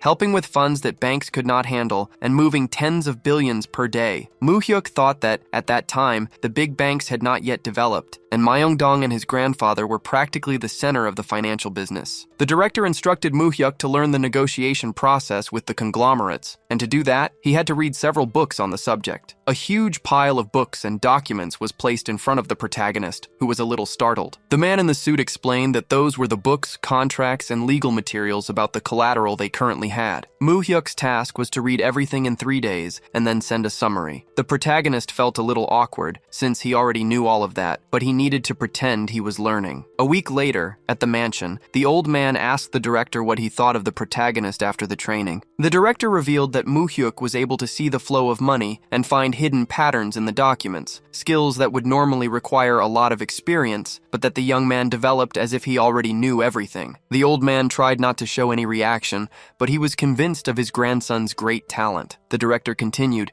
saying that they met with corporate representatives and Moo-hyuk was not intimidated at all, acting naturally and without needing any help. These words were like honey to the old man's ears. Given this, the director concluded that the protagonist could learn all the tasks he could teach in just a few days. Suddenly, the great loan shark asked if he could put Moo-hyuk in charge of the Myeongdong operations. The director was startled, asking if it was not a bit too early, and if the Myeongdong bosses would recognize him. Confidently, the grandfather argued that he had entrusted his business to to his grandson and did not need their recognition. The director countered, recalling that even Chairman Cheon Suman and Suhan had a hard time dealing with those people, and he doubted the young master would be able to. The chairman then stated that they would have to face them eventually, so it would be better to do it sooner rather than later, and he asked the director to collect all the Myeongdong bank books. The old man was very eager to see what his grandson was capable of. Meanwhile, in a luxurious corporate building, one of his other sons received a call informing him that the protagonist was going to Myeongdong. He hung up the phone in silence with a doubtful expression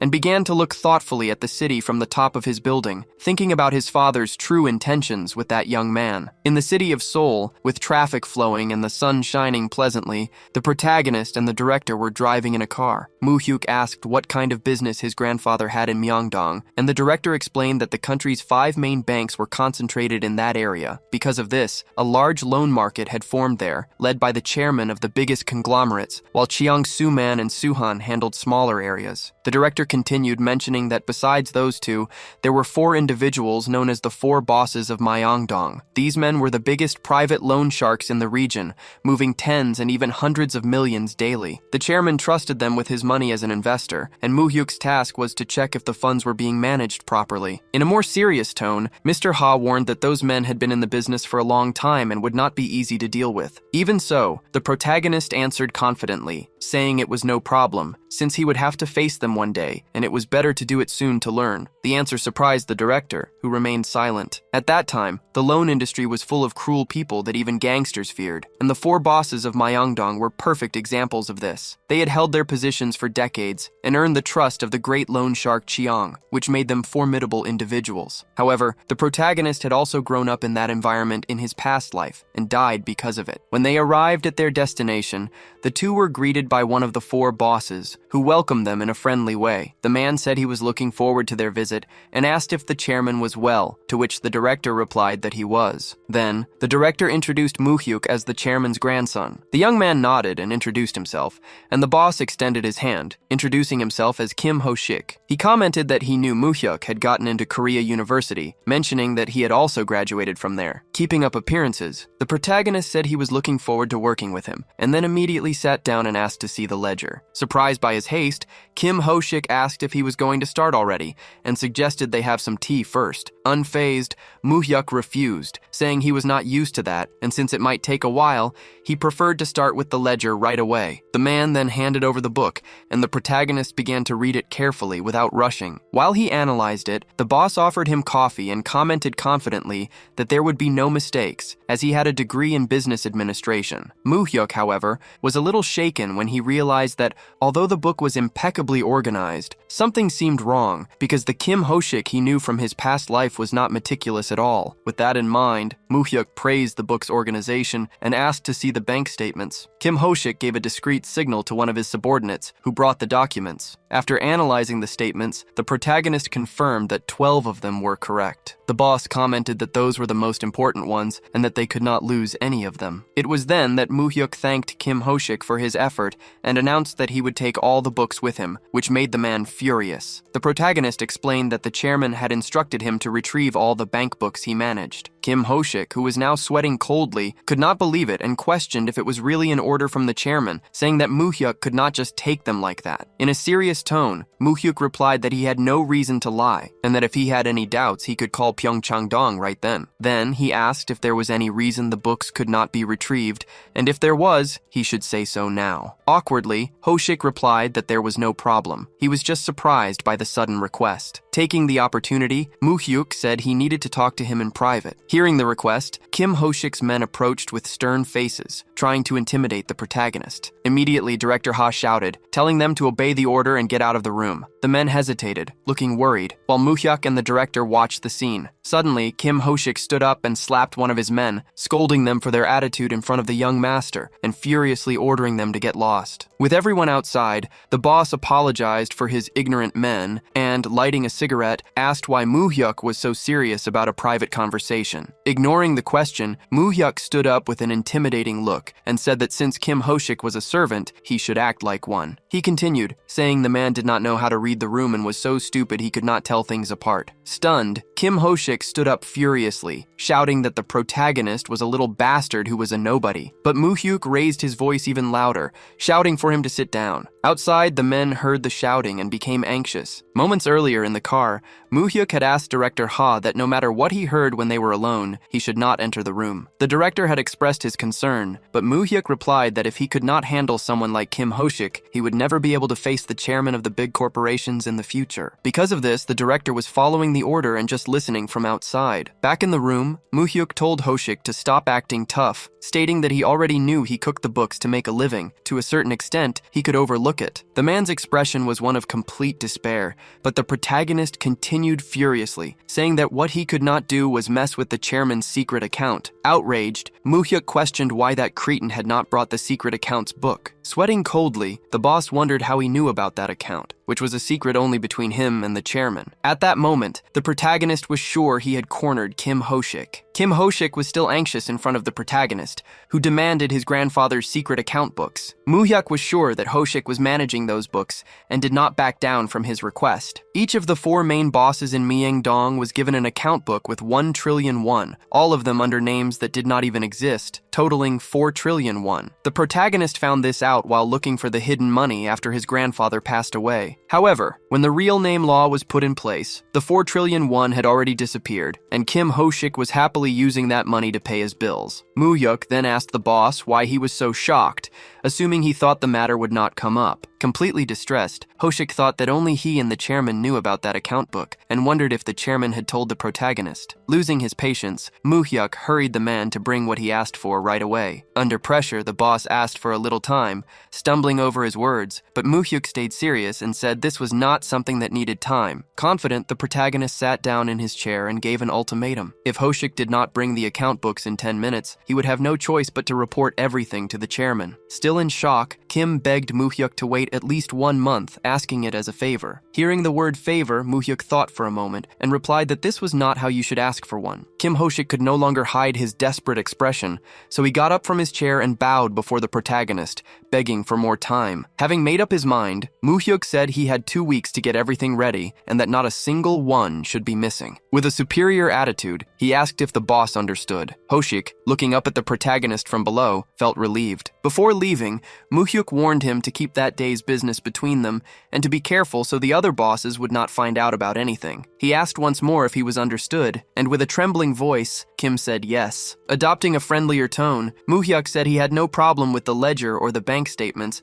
and that he would come back in 2 weeks to get what was missing. Outside, he came face to face with 3 men waiting for him. They were the boss's servants and did not look happy about the situation. Seeing the scene, however, director Ha shouted for them to make way. The men, who were trying to intimidate Moo-hyuk, trembled in fear at the shout, and so the 2 continued on their way out of the building. The 3 men quickly ran into the room to see how their boss was doing. There he was, filled with fear, wondering how that boy, who was supposed to be just a regular kid, was completely different from what they said. The next day, at the great moneylender's mansion, the old man asked how the meeting went. Director Ha reported that the protagonist received the ledger and all 12 bank statements with fake names, and that he would also receive reports every 2 weeks. The old man asked if there were any other problems between Moo-hyuk and Ho-shik. The director replied that at first Kim treated the protagonist like a subordinate, but after their talk, the young master left the room very confidently. These reports made the great moneylender thoughtful. With that, he asked who was next, and Mr. Ha said they planned to visit No Ixion. The old man thanked the director for his work, told him to take a break, and he followed the order. Soon after,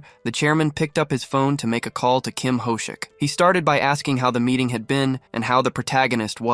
Ho-shik, however, stumbled over his words and took a moment to give his answer. This led the old man to ask again, questioning the reason for the silence. The report Kim gave was that, compared to Presidents Sumin and Suhan, the protagonist was very much like the old man himself. The great Cheon asked him to confirm if that was really what he thought. After that, the chairman asked what they talked about in private, and once again Kim Ho-shik let silence take over. Already stressed, the old man said he did not like to ask twice and insisted on the matter. Finally, Kim revealed that Moo-hyuk mentioned the secret bank accounts that were entrusted to him. The chairman was startled, his eyes widening as he wondered how Moo-hyuk had found that out. After a long silence, the old man asked if there was anything else. Ho-shik reported that he agreed to hand everything over in 2 weeks and asked if he should really do it. The chairman agreed, telling him to hand it over, but added that there was a catch. Ho-shik, scared in his office, waited for the old man's response and got a lecture from the chairman for raising his voice at his grandson. The man said he was very sorry and promised it would never happen again. The great Cheon made it clear that he was just a servant who got rich and that this did not mean he could sit at the same table as the boss. Now calmer, the chairman told him not to forget who helped him get to that position. Sweating coldly, Hoshik replied that he would keep that in mind. After that, the chairman hung up the phone in silence. He thought about how the protagonist found out about the secret books he entrusted to the Myeongdong bosses. He also did not understand why he asked for them to be handed over. The old man thought that not even Suman and Suhan knew about the accounts. On top of that, he wondered how Muhyuk had convinced Hoshik to hand them over. Then he remembered Kim's words, saying that the protagonist was very much like him, and with this information, he became very pleased. Another night passed at the great moneylender's mansion, and Muhyuk was thinking about the situation. He knew Kim Hoshik's weakness, and wondered if the other Myeongdong bosses had also messed with the same bank book. His main concern was the 400 billion in the borrowed name account, which would disappear after the real name financial transaction system was implemented. Feeling restless, Muhyuk wanted to get his hands on that money without anyone finding out, as it would be a strong support for his fight against the Cheon brothers. However, he soon concluded that there was no way to get that cash before the real name system was announced. The next day, in one of the boss's offices, the current accounts and other documents were laid out on the table. After checking them, Muhyuk said everything was in order, and announced that he would be checking the accounts every 2 weeks, and also taking the bank books. With that, he asked the boss, No Insok, if he agreed, and the man agreed with the young master. Without wasting time, the protagonist asked if the man had any other bank books that belonged to the president. The boss tried to play dumb, but seeing Inseok's reaction, Muhyuk figured that Kim Hoshik had not told him anything. So Muhyuk asked again if the boss had a bank book that the president had secretly given him,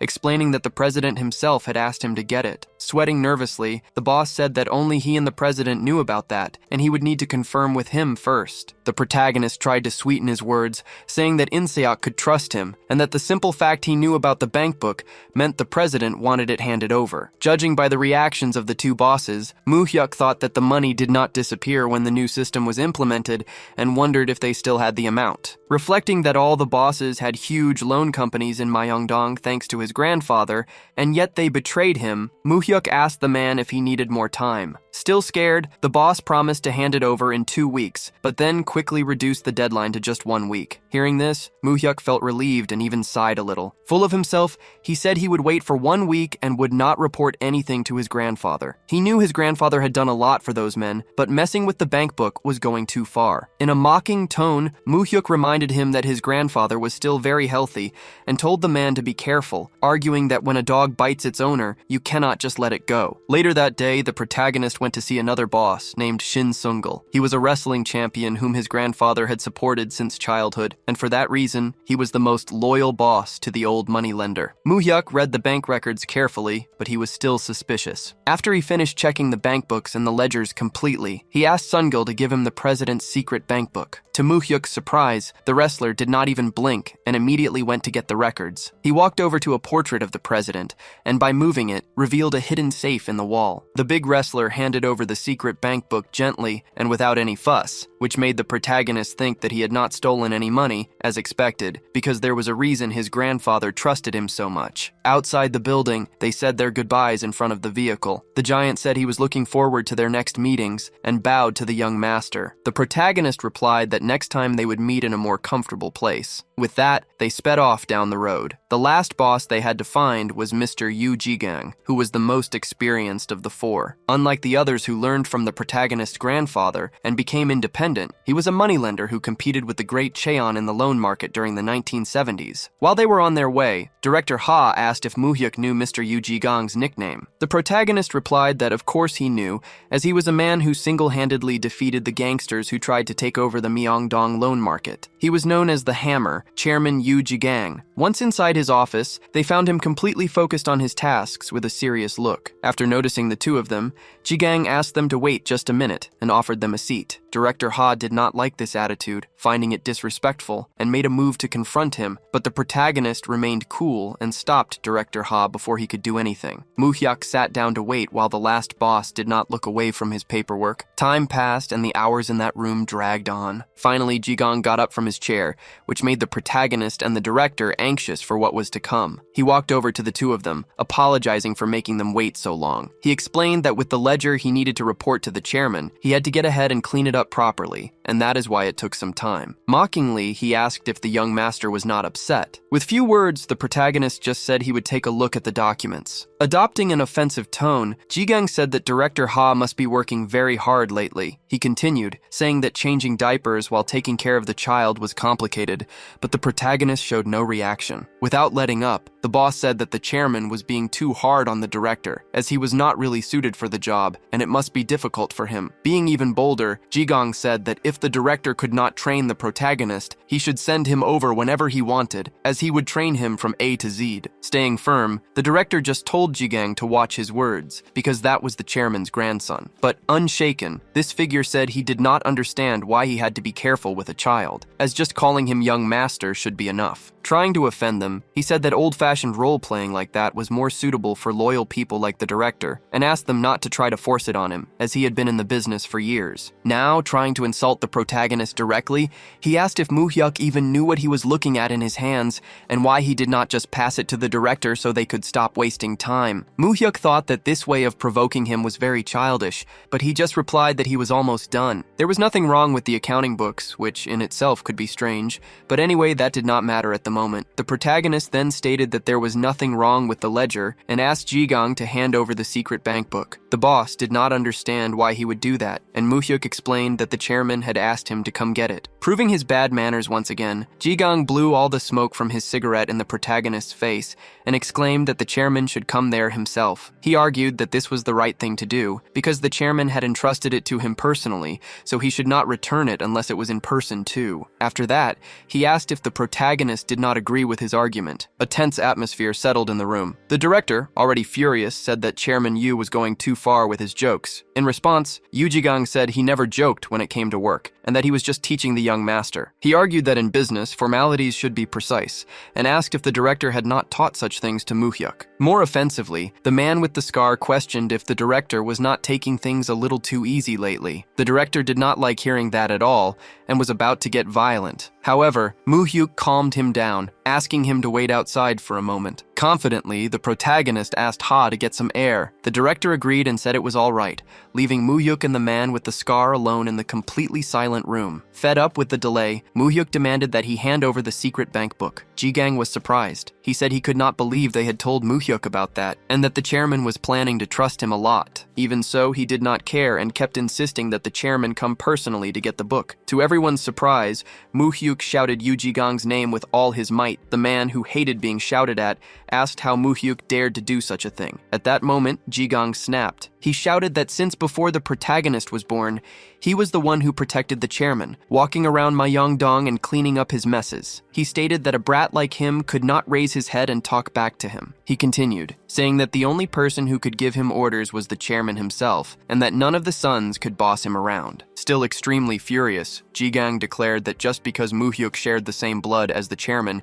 it did not put him on the same level. In response to all this, Moo-hyuk stood up, shouting Yu Jigang's name once more. Jigang's reaction was to put his hands on his hammer. He bragged, saying he had saved the chairman countless times with that tool, and that many thugs who broke into the office had their heads smashed by it. That hammer was the history of Myeongdong, and the living proof of the loan shark market, so he advised Moo-hyuk not to mess with him. Moo-hyuk understood that Jigang wanted to go all the way with this. Ridiculing the young man, Jigang said he would not even know what the end of that business looked like, and that he knew nothing about that world. The protagonist reflected that Jigang was trying to assert his dominance, but way too much, and wondered where this confidence came from. Moo-hyuk was sure that Yu Jigang was in no position to rebel against his grandfather, which left him with a new doubt hammering in his head about something he did not know. Continuing, Moo-hyuk argued that he would give Jigang one day to prepare all the bank statements, and that if he kept on like this, he would not let it slide. With that said, he walked towards the door to leave the room. But as he was about to leave, he heard Jigang call out to him. There he was, right behind him, about to strike his head with the hammer. The protagonist had no reaction reaction at all and just waited for the worst to happen. However, the blow never came. Jigang had stopped the hammer even before it hit him. Now he had a surprised smile on his face with the tool still pointed at Muhyuk. A little distressed, he said that the protagonist's blood still had some of the chairman's courage in it and admitted he thought Muhyuk would piss himself in fear. Muhyuk then insulted him, asking why he was swinging that hammer if he did not even have the guts to hit someone. He continued, arguing that the moment he attacked him, he would also die, and asked if Jigang thought that bluff would scare him. Relentless and full of confidence, the protagonist told Yu Jigang to get all the passbooks ready by the next day if he wanted to live. Leaving through the door, Muhyuk warned that if he tried that one more time, he should be prepared to have his head smashed. Jigang was furious, with his nerves on edge, but he said nothing. Sometime later, inside the car,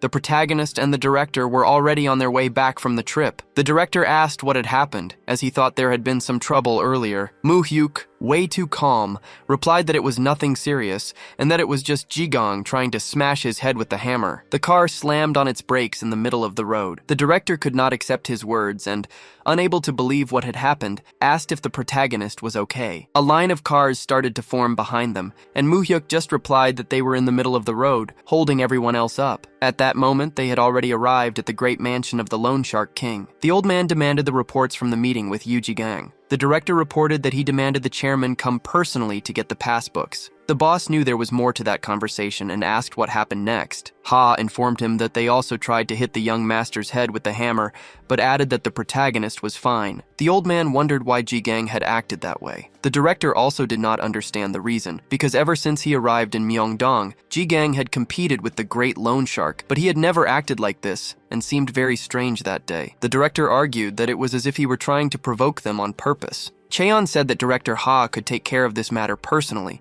and that he should decide how to solve it to make sure there were no problems. The director understood and said he would do his best. Meanwhile, Yu Jigang was in his car, talking on the phone, saying it was no big deal. He added that the protagonist was just a kid, and that he only tried to give him a little scare. Jigang said that the young man was not as impressive as he thought, and that the chairman's judgment seemed to be slipping. Suddenly, a speeding truck was about to hit the back of his car, and the worst happened, with Jigang getting into an accident. Sometime later, in an underground room, Jigang was tied up and gagged, not understanding anything. In front of him, there was the shadow of a man with a murderous aura, who revealed himself to be Director Ha. Jigang now began to tremble with fear, unable to say a word. He then noticed that the director was carrying a hammer in his hand, which made him despair even more. Swinging the hammer, the large man said that they should have a little talk. Tied up, the president struggled in despair, kicking his feet. The director pointed the hammer at him, silently intimidating him, and calmly removed the cloth covering Yu's mouth. Immediately,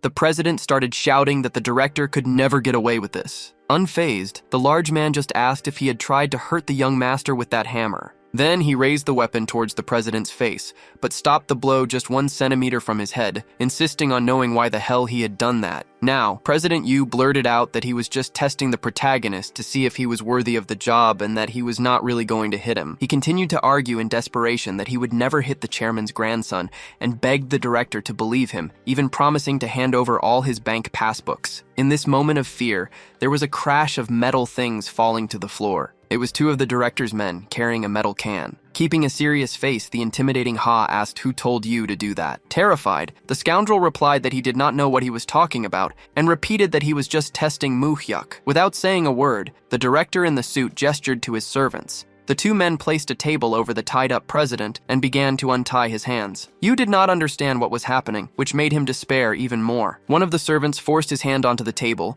and while the other tried to do the same, the president struggled to give in. Maintaining his posture, the director warned that the next answers had better be more satisfying, and asked once more who had sent him. Still terrified, the long-haired man insisted that nobody told him to do anything. With a sudden move, the director hit one of the president's finger joints with the hammer, who screamed in pain as his finger bled.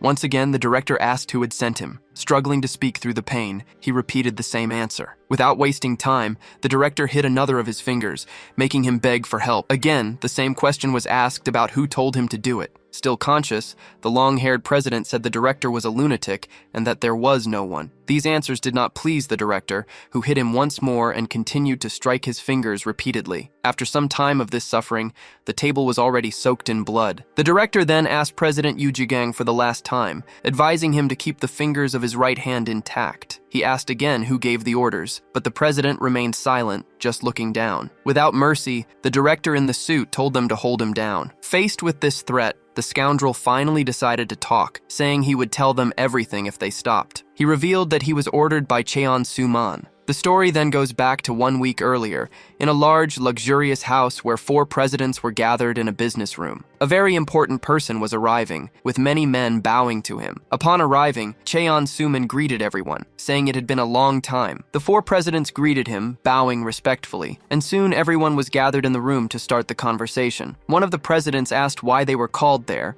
and what the reason was for the 4 of them to be gathered. So Cheon Soo-man mentioned that everyone had heard about the new kid at his father's house. The fighter president asked if he was referring to the chairman's grandson, the son of the late Mrs. Misuk. Soo-man confirmed, saying the young man was learning to work with his grandfather and the director. One of the presidents commented that the young man appeared suddenly and was very attached to the old man, which could spread strange rumors. Soo-man replied that they were all like family members and that, although the Myeongdong Foundations continued the chairman's work, there were now rumors of another heir. A moment of silence filled the room, as all the presidents already knew what was coming next. Soo-man said he did not know how long his father would live, and that they should pay attention to this now, so as not to let some bastard from the streets come in and interfere with the chairman's judgment. The fighter president warned him to be careful with his words, as the great moneylender was still healthy. The man with the cracked mouth admitted he said something wrong, but quickly added that, for the chairman's sake, they should get rid of anyone who was messing with his judgment. Once again, silence fell over the room. One of them argued that, since he was the chairman's grandson, it was a family matter and they had no justification to interfere. Soo-man countered that it was not a family fight. He asked if they thought he was afraid of the young man, but revealed he was just worried about his father's decision, since they did not know how politics could change and how that would influence the business. Everyone stared at each other for a moment in silence.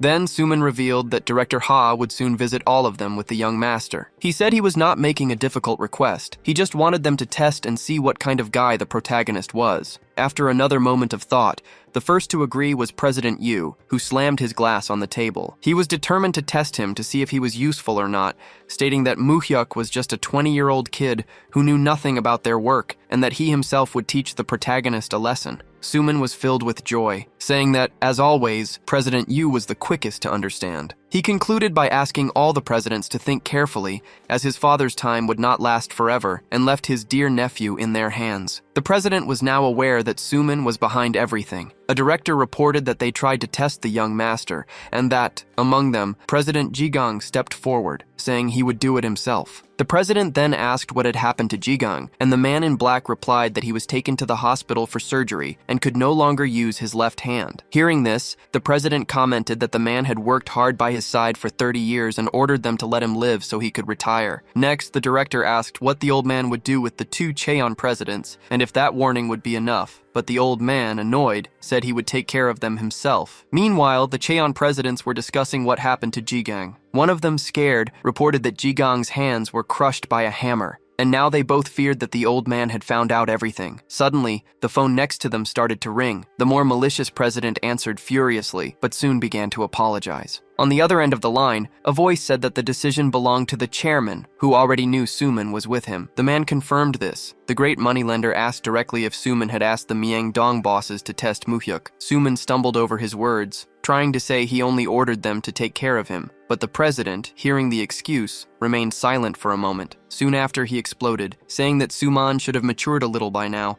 and wondered if his son had done all that because he felt threatened by a boy who just turned 20. The old man said that with Soo-man's actions, he now questioned whether he should really make Moo-hyuk his heir. Frustrated, Soo-man tried to apologize, but his father did not want to listen. The great moneylender cut him off and said he did not want to hear another word about him messing with his grandson. He gave a final warning. If it happened again, he would throw him out of the family without a penny. Hearing the threat, Soo-man flinched, wondering if his father would really do that. The other man next to him was curious to know what the father said, but the call ended and Soo-man, furious, threw the phone with all his strength against the wall, blaming the protagonist for getting between him and his father. Elsewhere, at the old man's house, there was a commotion. A director was reporting that President-elect Kim Man-san was reorganizing the Hao Council. He explained that the new president would reorganize the army as soon as he took office and was firing all the council members, probably as a reaction to them not meeting frequently. The old man commented that maybe the president was planning to get rid of the council from the beginning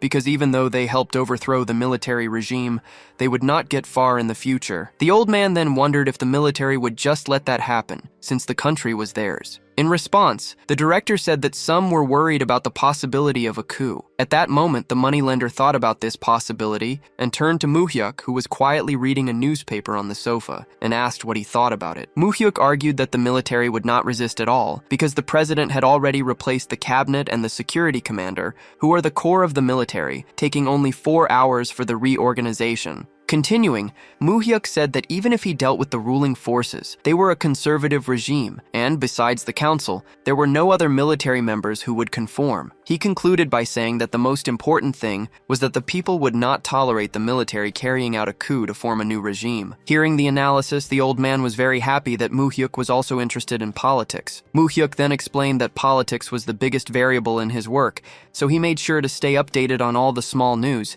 even though he already knew what would happen in the next 30 years. The president asked if there was another matter besides the council and what other plans the president-elect was promoting. The director reported that apparently no one knew what he was thinking, and not even the secretaries they had planted knew what the VIP was planning. Continuing, the man in black informed that the topic of the next main conference would be the war on corruption. Because of this, they would recommend the disclosure of assets of high-ranking officials, which would face great opposition considering the president's personality. The big moneylender said he was already expecting this, but it was still a very big and sudden change, so he asked about the real name financial system. The bearded director answered that this was not mentioned at all, and that the economic sectors and large corporations could not get any information. Hearing this, the old man asked for the director's opinion. Mr. Ha explained that the expected reaction was that the side effects of a real name financial system would take up to a year to show up, so it would probably only be implemented at the end of the president's term. He argued that after getting rid of the council and disclosing the officials' assets,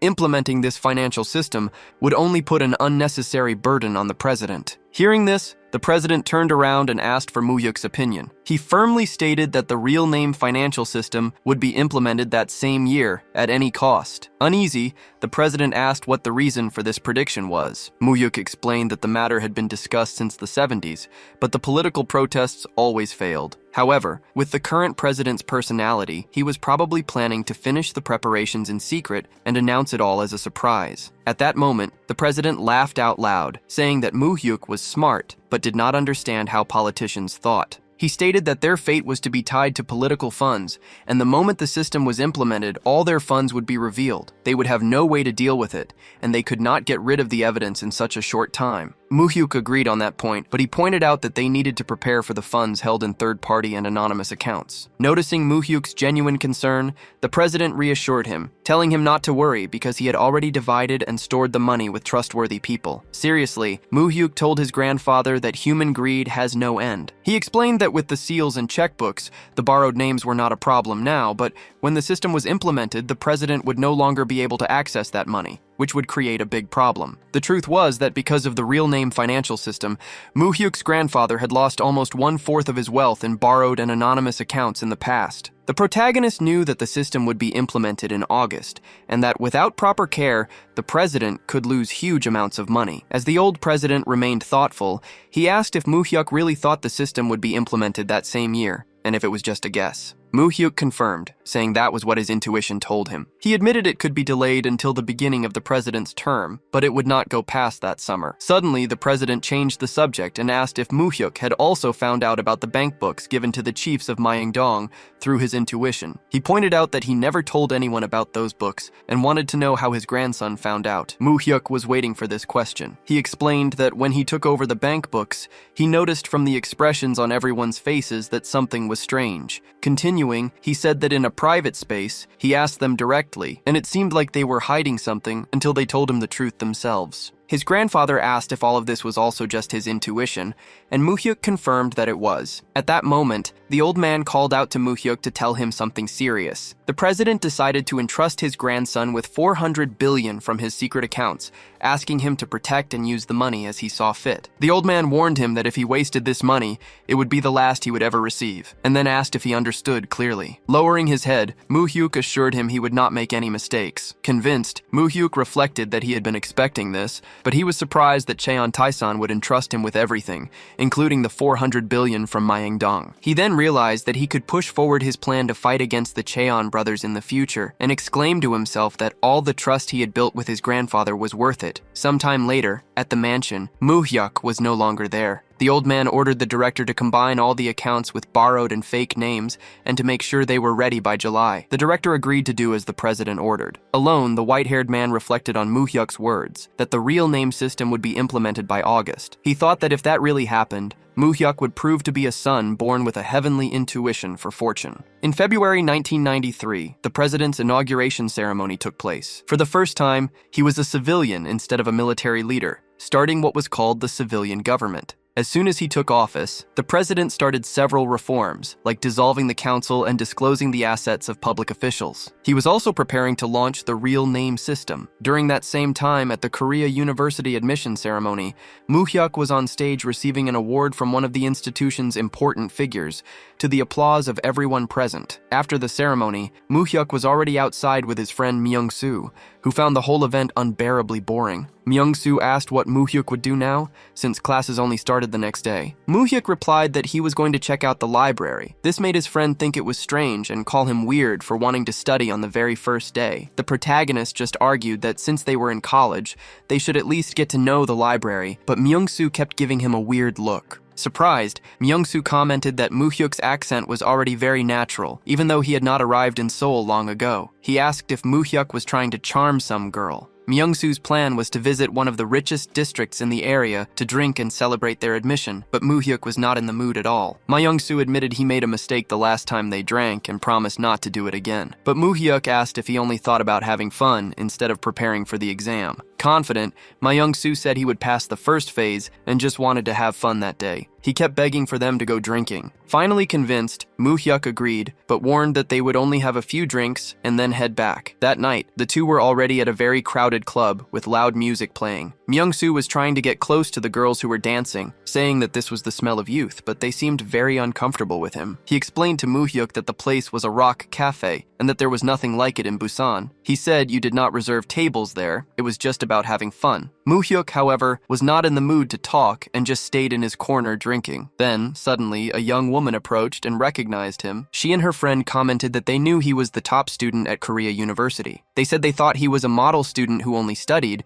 but they saw he also went to places like this. The young women introduced themselves as second-year students and mentioned they heard he got a perfect score on the exam. Flirting, one of them said that Moo-hyuk was even more handsome up close. She said she could not believe the country's top student had a face like that, so they asked to join him. A little unenthusiastic, Moo-hyuk said he did not mind, but warned that he planned to leave right after finishing his drink. Suddenly, Myung-soo interrupted, saying it was all fine and that they should have a lot of fun that night. With the music playing and the nice atmosphere, everyone gathered at the same table and started talking. The young women asked if they had been friends for a long time, and Myung-soo replied that they had been friends since they were kids. One of the girls noticed that Myung-soo was not from Seoul, and he confirmed he was from Busan. He asked if they had ever been to Gwangali Beach. The girl thought his accent was cute. The other one, who was near Moo-hyuk, asked why he was so quiet, but she quickly concluded that it made sense, because since he was handsome, he must be serious, and just looking at him made her feel good. At that moment, a man in a suit called out to Moo-hyuk, surprised to find him there. Moo-hyuk recognized the familiar voice and saw Ji-won. The young woman at the table also recognized him and asked if he knew Moo-hyuk. The protagonist wondered where that guy had come from and decided it was best to avoid him. So, Moo-hyuk announced he was leaving and told Myung-soo to come with him, but his friend wanted to have a few more drinks. Seriously, Moo-hyuk told him to have just one more glass of beer and then leave. Then he turned to Ji-won and told him not to mind them and to enjoy the night, but he warned him not to overdo it and not to cause trouble again. The young woman who was interested in Moo-hyuk complained, asking where he was going. When she tried to go after him, she was stopped by Ji-won. He held her back and asked why she was hanging out with low-class guys like Muhyuk. The young woman did not like his attitude at all and said it did not matter who she hung out with, especially to him. Watching the scene, Muhyuk reflected that he always ended up getting into trouble when he drank. Seeing that the young woman was asking Jawan to let her go and he was not listening, the protagonist decided to act. He told that jerk to stop bothering her. Jiwan did not like the attitude and told that bastard to let him go, saying he should not dare to touch him. Muhyuk thought about how Jiwan had always caused trouble since he was young, actions that obviously always bothered their grandfather. Very close to the scoundrel's ear, Muhyuk said he did not want to show that he knew him because it was embarrassing. He warned him to stop causing trouble because their grandfather would have to deal with everything. The words affected Jiwan, who became distressed. But right after, he decided he wanted to take down Muhyuk right there and called his men. 3 henchmen arrived, saying they were having fun when they got the call. Muhyuk thought it was obvious that scoundrel had people to back him up. Jiwan said a cockroach had gotten into his house and ordered them to step on the protagonist. He told them not to worry, because it was not the first time. Ready for the fight, Muhyuk told Myung-soo to get the senior students out of there. Scared, his friend asked if things would be okay. Muhyuk replied by asking if he had forgotten who he was. To Muhyuk's surprise, Myung-soo was referring to the enemies, wondering if they would be okay. Before Myung-soo could finish his sentence, Muhyuk was already being attacked, but he managed to dodge it by luck. He fought back instantly with a punch that knocked down his opponent, feeling the same joy from his youth when he fought bullies. A while later, the music was still playing in the club, but the place was empty and a complete mess. Jiwan could not hide the look of fear on his face as he saw all his henchmen defeated and unconscious on the floor. Suddenly, Muhyuk appeared in front of him to finish what he started. Muhyuk told him to stop hanging out with those guys and acting like a thug because their grandfather already knew everything. The protagonist could not believe that someone like Jiwan was the eldest son of the family. Because of this, Muhyuk warned that if it happened one more time, he would not let it slide, no matter that Jiwan was his cousin. Jiwan lowered his head and said he understood perfectly. As he left the place, Muhyuk told him to take care of the rest and make sure no one was bothered because of the mess. He finished by warning that if it happened again, they would have to meet again. This left the scoundrel with a look of dread and despair. On a sunny day with a clear sky, classes at Hagu University were going on as usual. A professor asked the students if any of them knew what article one of the country's constitution said. Immediately, a young man raised his hand and answered that the Republic of Korea was a democratic republic. The professor confirmed that the answer was correct and followed up with a question about Section 2 of the same article, but this time, none of the students knew the answer. Faced with the silence, the professor explained that the sovereignty of the Republic of Korea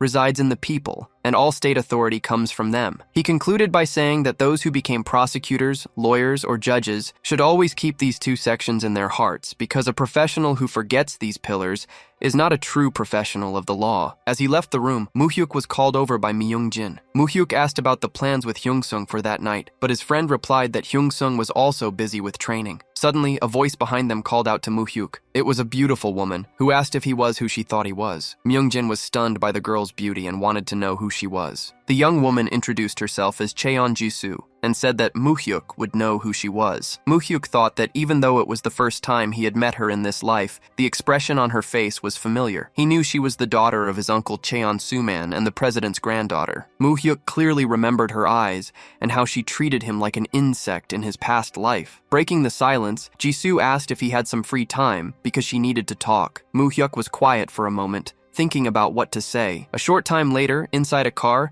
she apologized for taking so long to introduce herself, explaining that it had been a long time since she had visited her grandfather. She mentioned that she heard he got a perfect score on the entrance exam and graduated at the top of his class, revealing that she also studied business administration there. With no patience for small talk, Muhyuk asked directly why she was there, saying he had plans to meet a friend. Hearing his reaction, the president's granddaughter commented that he was a bit cold after all. It was the first meeting between the 2 cousins. Muhyuk argued that his uncles gave him a hard time with a strict upbringing, and since she was their daughter, he could not help but be cautious. The young woman revealed that she already knew Muhyuk had taken over all the bosses in Myeongdong, and that she had come to see him precisely because of that. Getting straight to the point, she proposed an alliance. With her hand outstretched, she continued, saying there was no need for them to oppose each other, since she had no interest in her grandfather's business and did not care if Muhyuk learned from him or not. Her only interest, she revealed, was in the Samsung group. With this revelation, Moo-hyuk began to understand what she really wanted. Jisoo explained that if he helped her,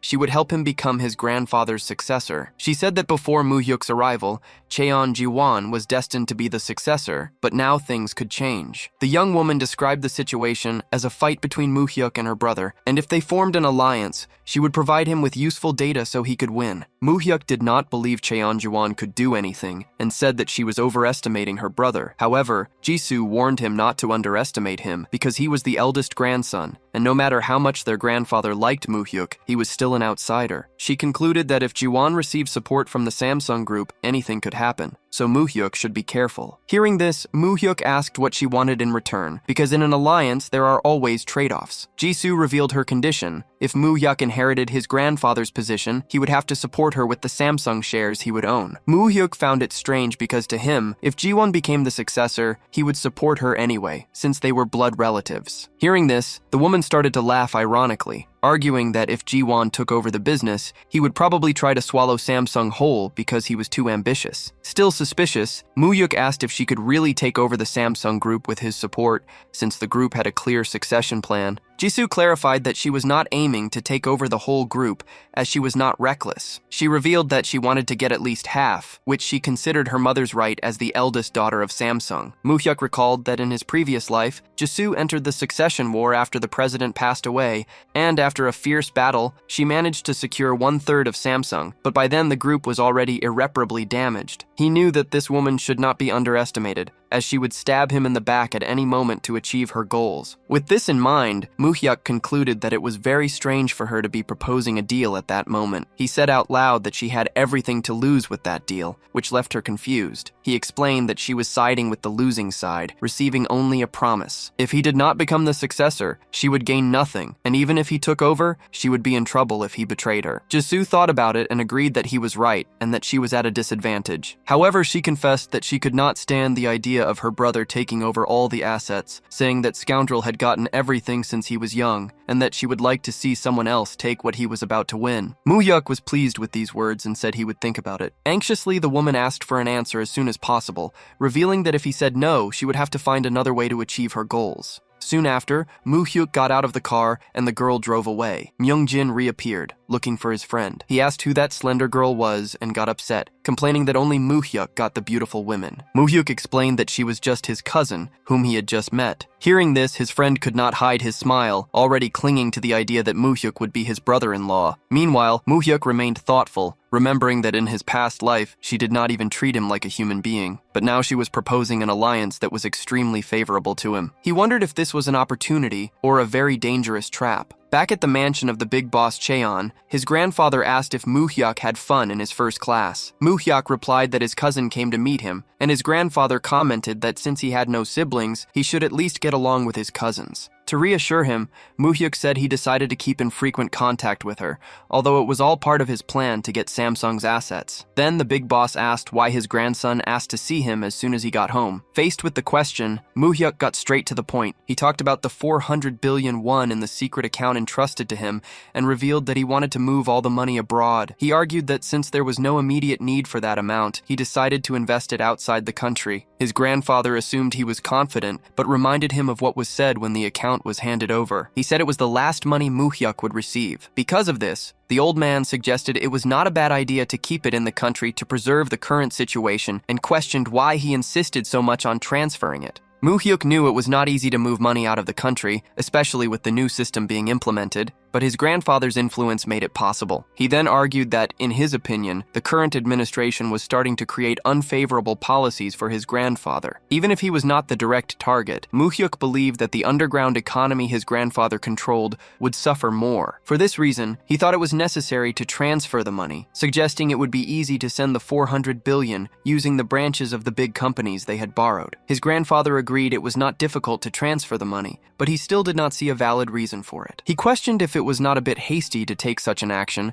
because of policies that had not even been implemented yet. Insistently, Moo-hyuk said that since the money was entrusted to him, he earnestly asked for his grandfather's support. In his mind, he knew the approach seemed bold, but it was the best option, as he could not use all his knowledge of the future to persuade him. Suddenly, the big boss started to laugh out loud. He compared Muhyuk to his uncles, who could barely speak without stuttering in front of him, and said he did not know if his grandson was not afraid or if he was just full of spirit. The grandfather revealed that, thanks to Muhyuk, he had been laughing a lot in recent days, and for that reason, he agreed to transfer the funds. Taking the opportunity, Muhyuk asked him to transfer the entire amount of 400 billion and pleaded that for the next 7 years, he not be questioned about the money. The old man was surprised by his grandson's boldness, but Muhyuk confidently assured him that there was no chance at all of them losing the money. Faced with this, the big boss told him to do as he wished and that he would ask the director to transfer everything discreetly to the United States. However, he warned one more time that if he lost the money, he would not get a second chance. Muhyuk stated that he understood perfectly. In his thoughts, he knew he needed the funds out of the country so that his uncles could not interfere in the future. However, he also knew that managing all that money alone would be a hassle, so he needed someone to do it on his behalf. It was then that he remembered the super ant, a true hunting dog for foreign investment firms. In the late 1990s, this man shook up the Korean stock market. During this time,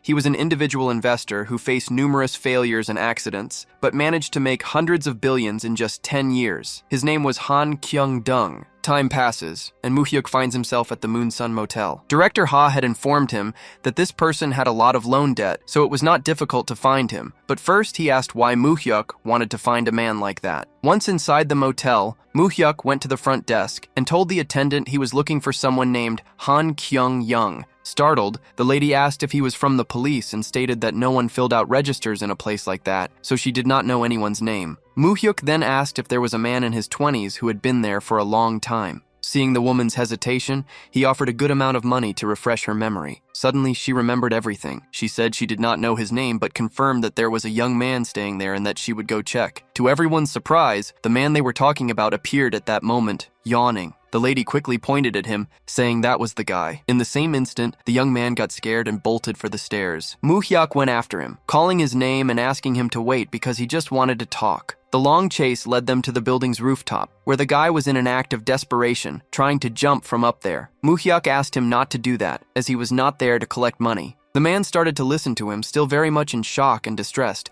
while Muhyuk asked once more for them to just talk. Frightened, the great genius asked if he was not a loan shark. This question made Muhyuk stop and think because, technically, he was one too. Muhyuk and the great genius arrived at the Mikyung real estate agency. In front of the door, Muhyuk asked if this was the right place. But a frightened Han asked if he was sure, because the people inside were very scary. Muhyuk told him not to be afraid, since they were there to pay back their debt. When they entered the room, they saw two men having a meal. The men were startled by the visit and clearly did not like seeing Han Kyung-young. One of the guys, who had a big belly, walked up to Kyung-young and asked if he had come there to die. However, as soon as the man tried to grab Four Eyes, Muhyuk stopped him by firmly grabbing his arm. Without wasting any time, Muhyuk restrained the attacker, twisting his arm behind his back. Furious, the man shouted, asking who Muhyuk was and demanding to be let go. Confidently, Muhyuk replied that they were there to pay the debt, so he should stop making a scene and call his boss. Just then, the boss came through the door, asking what all the noise was about. When he saw Han Kyung-young, he was surprised. He commented that they had missed him while they were looking for him, and then immediately asked about the money. Muhyuk stepped in, stating he would pay the guy's debt, and asked for the total amount. The loan shark started to explain that 6 months ago, Han had borrowed 5 million with a 30% interest up front, plus a monthly fee of 22% and a late fee of 12%. As he spoke, Muhyuk lost his patience. He told the man to stop messing with the book and just say the total amount he was charging. Hearing this, the loan shark commented that Muhyuk seemed experienced because he understood things quickly. He then revealed the debt was a measly 50 million won and that he wanted to settle everything cleanly for that amount. Four Eyes freaked out. He said that just a few days ago they told him he owed 25 million and asked how the amount could have multiplied by 10 in a year. The loan shark replied that it was all in the contract and that the client was shameless for not reading it. He justified the amount by explaining there were late fees, 17 million spent to track him down, and another 8 million for emotional damages, totaling 50 million. Muhyuk already knew that in that world, the magic of turning 5 million into 50 million was perfectly possible, while Han was shaking with anger at the scam. Muhyuk reflected that the essence of loan sharking was to squeeze desperate people to the bone. Seeing Han's reaction, the loan shark threatened him. He said Han should not be so arrogant after running away from his debt,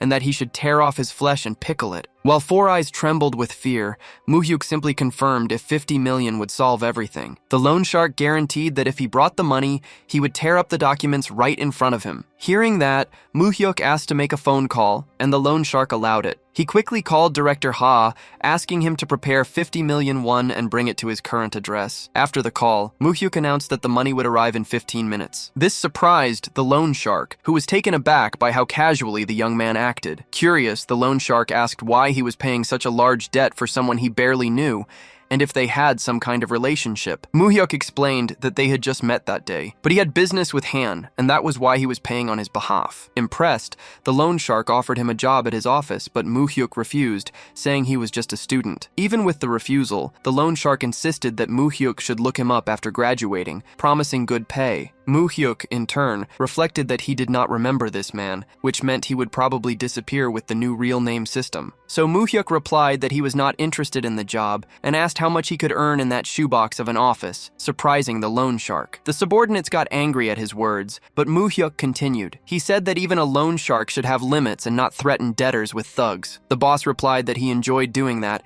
and asked if Muhyuk had any manners. Firing back, Muhyuk said it was a joke for an unethical loan shark to talk about education. This infuriated the boss, who ordered his men to grab Muhyuk and teach him a lesson in respect. Meanwhile, Four Eyes watched everything, more scared than Muhyuk himself, who did not even seem worried. He just looked at his watch, knowing it was time. Suddenly, the door opened. Muhyuk, who already knew who it was, commented that the arrival was perfectly timed. Director Ha walked in and asked if something was wrong. The loan shark's two subordinates tried to intimidate him, asking who he was. The fatter man walked up, asking how he dared to barge in and if he wanted to die. He continued to harass the director, asking if he was with the other two, and warning him that he would get beaten up too. The loan shark boss, however, recognized the director and shouted for his men to stop the show. In an instant, he was bowing his head in front of Ha as a sign of respect. One of the subordinates asked if the boss knew him. He replied that everyone in the business in Myeongdong knew the director, who worked for Chairman Cheon Tae-san. Afraid, the loan shark asked what brought the director to such a humble place. Ignoring the question, Director Ha simply handed the briefcase with the 50 million to Muhyuk,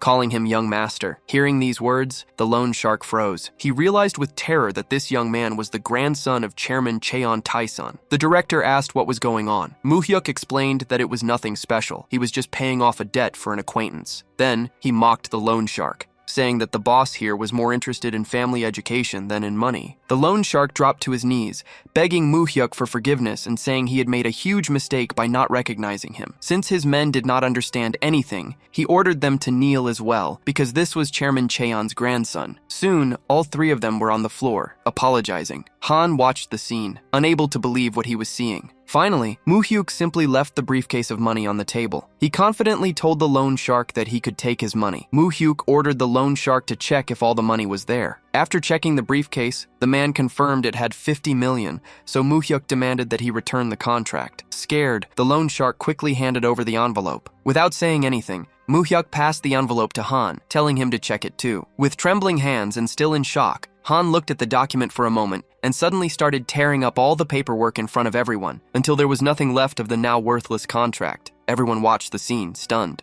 Muhyuk asked the loan shark if Han's debt was finally settled, and the man confirmed that yes, it was all paid. Then, Muhyuk proposed they do some more calculations, which left the loan shark confused. Muhyuk argued that as compensation for the mental shock he suffered from the threats, he would take back 10 million won from the briefcase. The loan shark, who was scared before, now did not understand Muhyuk's attitude. The young man continued, saying he would take another 15 million for the trouble of having to find Han, and another 10 million for bothering the director. Realizing he was losing control, the loan shark asked what he was doing. Muhyuk answered firmly that he was just settling the debts the same way the loan shark did. To finish, he said he would take a compensation of 15 million for having his time wasted, totaling 50 million won. With the calculation finished, he asked if he could take the briefcase of money with him. The loan shark protested, saying he was going too far, but Muhyuk shot back, stating he was just following his way of doing things and that he was not wrong. With nothing to say, the loan shark was speechless, while Director Ha, trusting Muhyuk, just watched everything without interfering. Muhyuk then declared that everything was settled and that they were leaving. Before going, he turned to the director and told him to make sure those men never entered Myeongdong again. The director understood the order and assured him he would carry it out. As soon as Moo-hyuk and Han left the room, the director prepared to act against the loan sharks. He sat down calmly in a chair and asked who they worked for. The loan shark replied that it was for President Seok Kang-ho, but at that point, no one there knew what was coming, and they only felt fear. Later, on a nearby street, Moo-hyuk and Han were sitting at a food stall. Han was drinking a glass of vodka, visibly happy to have gotten that weight off his shoulders. Moo-hyuk asked if he felt better now that the debt was settled. Instead of answering, Han asked who Moo-hyuk really was, arguing that he was young, got 50 million out of nowhere, and even made the gangsters tremble with fear. Moo-hyuk calmly replied that he was just a student and showed his identification card. Han did not believe him and told him to stop joking and tell the truth, asking if the director and Moo-hyuk's grandfather, Cheon Tae-san, were some kind of bosses in the loan shark business. Moo-hyuk said that did not matter, and that he was there because he needed Han to do something for him. Still discouraged, Han said that Moo-hyuk already had everything and questioned what he could possibly want from a failed stockbroker like him. Being direct, Moo-hyuk replied that he wanted him to do what he did best, trade stocks. Han was hesitant, remembering that he lost all his money and racked up debts doing exactly that. Then, Moo-hyuk asked if he had ever thought about what he could do if he had a lot of money, enough funds to crush any market manipulation. Faced with the question, Han stated with certainty that if he had money, he could easily manipulate the market, but the problem was that he never had any. At that moment, Moo-hyuk handed him an envelope and told him to open it. He explained that Han should use the contents to heat up the stock market the next day, and that it did not matter if he lost it all. Anxious, Han opened the envelope and found a check for 100 million won. Moo-hyuk explained that it was a contract deposit for them to start doing business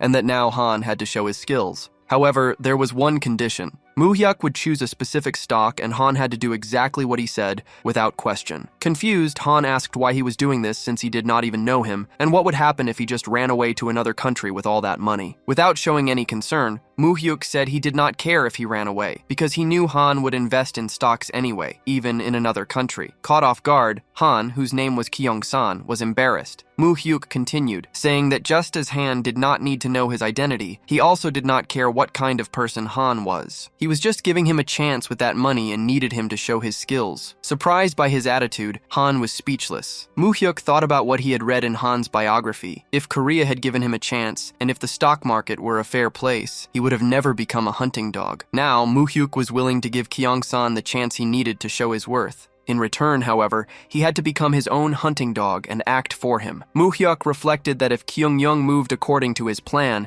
he would get enough capital to fight against his brothers. However, he knew that one piece was still missing to establish his kingdom, a physical force willing to fight for him. With that in mind, he wondered how Park Dong-soo, the great delinquent, was doing in Busan. On a regular night, the protagonist's mafia enemies were gathered in a nightclub. One of them, a fat man named Byun, disagreed with the plan to simply deal with Dong-soo and divide the territory. According to him, Dong-soo could have taken over all of Busan, but now he lacked good subordinates since all his top guys were arrested. Because of this, Byun believed that no one would fight for Park Dong-soo and that a quick attack was all it would take to eliminate him. However, a bald member of the group asked if they really had orders for that, arguing that they needed a good reason or the situation would turn into an all-out war that would ruin them. Even so, Byun assured them there was no reason to worry, as he himself received orders to keep an eye on Dong-soo and was determined to take over Busan. Meanwhile, in Busan prison, Park Dong-soo was talking to an older inmate, promising to manage everything very well until he was released. The prisoner, however, revealed that he planned to retire as soon as he got out because he was too old, and he told Dong-soo to take care of the business as if it were his own. The conversation was interrupted by a guard who announced that their time was up. As they said goodbye, the inmate said it was good to see Park after so long and advised him to work hard, but not to visit him often. With a sad look, he asked Dong-soo to be careful, a message Dong-soo seemed to understand, remaining silent as they said their goodbyes respectfully. Later, inside a luxurious and well-protected car, Dong-soo's lawyer asked if the visit went well. Dong-soo replied that the man had gotten very old and that he did not feel good about it. A young man beside him commented that the two seemed very close, which led Dong-soo to tell his story. He explained that he was raised by his grandfather after being abandoned by his parents, and that when his grandfather passed away, he could not even go to the funeral. It was Yong-nim, the inmate he visited, who took him in. Dong-soo revealed that he wanted to drop out of school to work for him, but Yong-nim gave him 3 million to finish his studies first. After graduating, Dong-soo went back and received another 10 million to think about it for one more month. Exactly 1 month later, Dong-soo returned with all the money and stated that working for Hyung-nim made more sense than any amount of money. Hearing this, Hyung-nim thought the kid was crazy and accepted him as his employee, admitting later that he expected him to spend the money and run away. Dong-soo reflected with regret that he should have told Hyung-nim about the betrayal 3 years ago, which could have prevented his imprisonment. The young man beside him then asked if he was talking about the time he was saved, thanks to a student who told him everything that was going to happen. Remembering Moo-hyuk, Park Dong-soo cheered up, saying that kid was no joke and that he was looking forward to meeting him again, knowing that he was coming to Busan. Heading to the Sasyeong market, Dong-soo finally met Moo-hyuk again. They greeted each other, and Dong-soo commented that Moo-hyuk had grown a lot, joking that all the milk he drank really worked. After the formalities, with one asking if the other was doing well, Dong-soo introduced his lawyer to Moo-hyuk, who was seeing him for the first time. Getting back to business, Park informed him that turning the organization into a corporation was not a problem, and that he hired the lawyer just as Moo-hyuk had instructed. Getting straight to the point, Moo-hyuk asked how much of Busan he had already taken over and how much he thought was left to finish. Dong-soo replied that once they took over the Hyundai area, they would be almost done. They just needed trustworthy people to manage everything. He then questioned why Moo-hyuk was in such a hurry, since the deadline was 6 months. Moo-hyuk explained that with the war on crime in Seoul, large areas were in a power vacuum, but the organizations were already starting to regain control. The conversation, however, was abruptly interrupted when the door burst open and a man announced that they were under attack. He reported that the groups from Seomyeon, Yeonsandong, Bosudong, and Hadan had joined forces. Terrified, Dong-soo ran to the entrance and came face to face with the gangsters from the nightclub entering the place. They had already spotted him and were ready to attack. Park Dong-soo was stunned to realize he was being betrayed by his own allies. Confident, the gangsters asked how he had been, while Dong-soo, full of hatred and worry,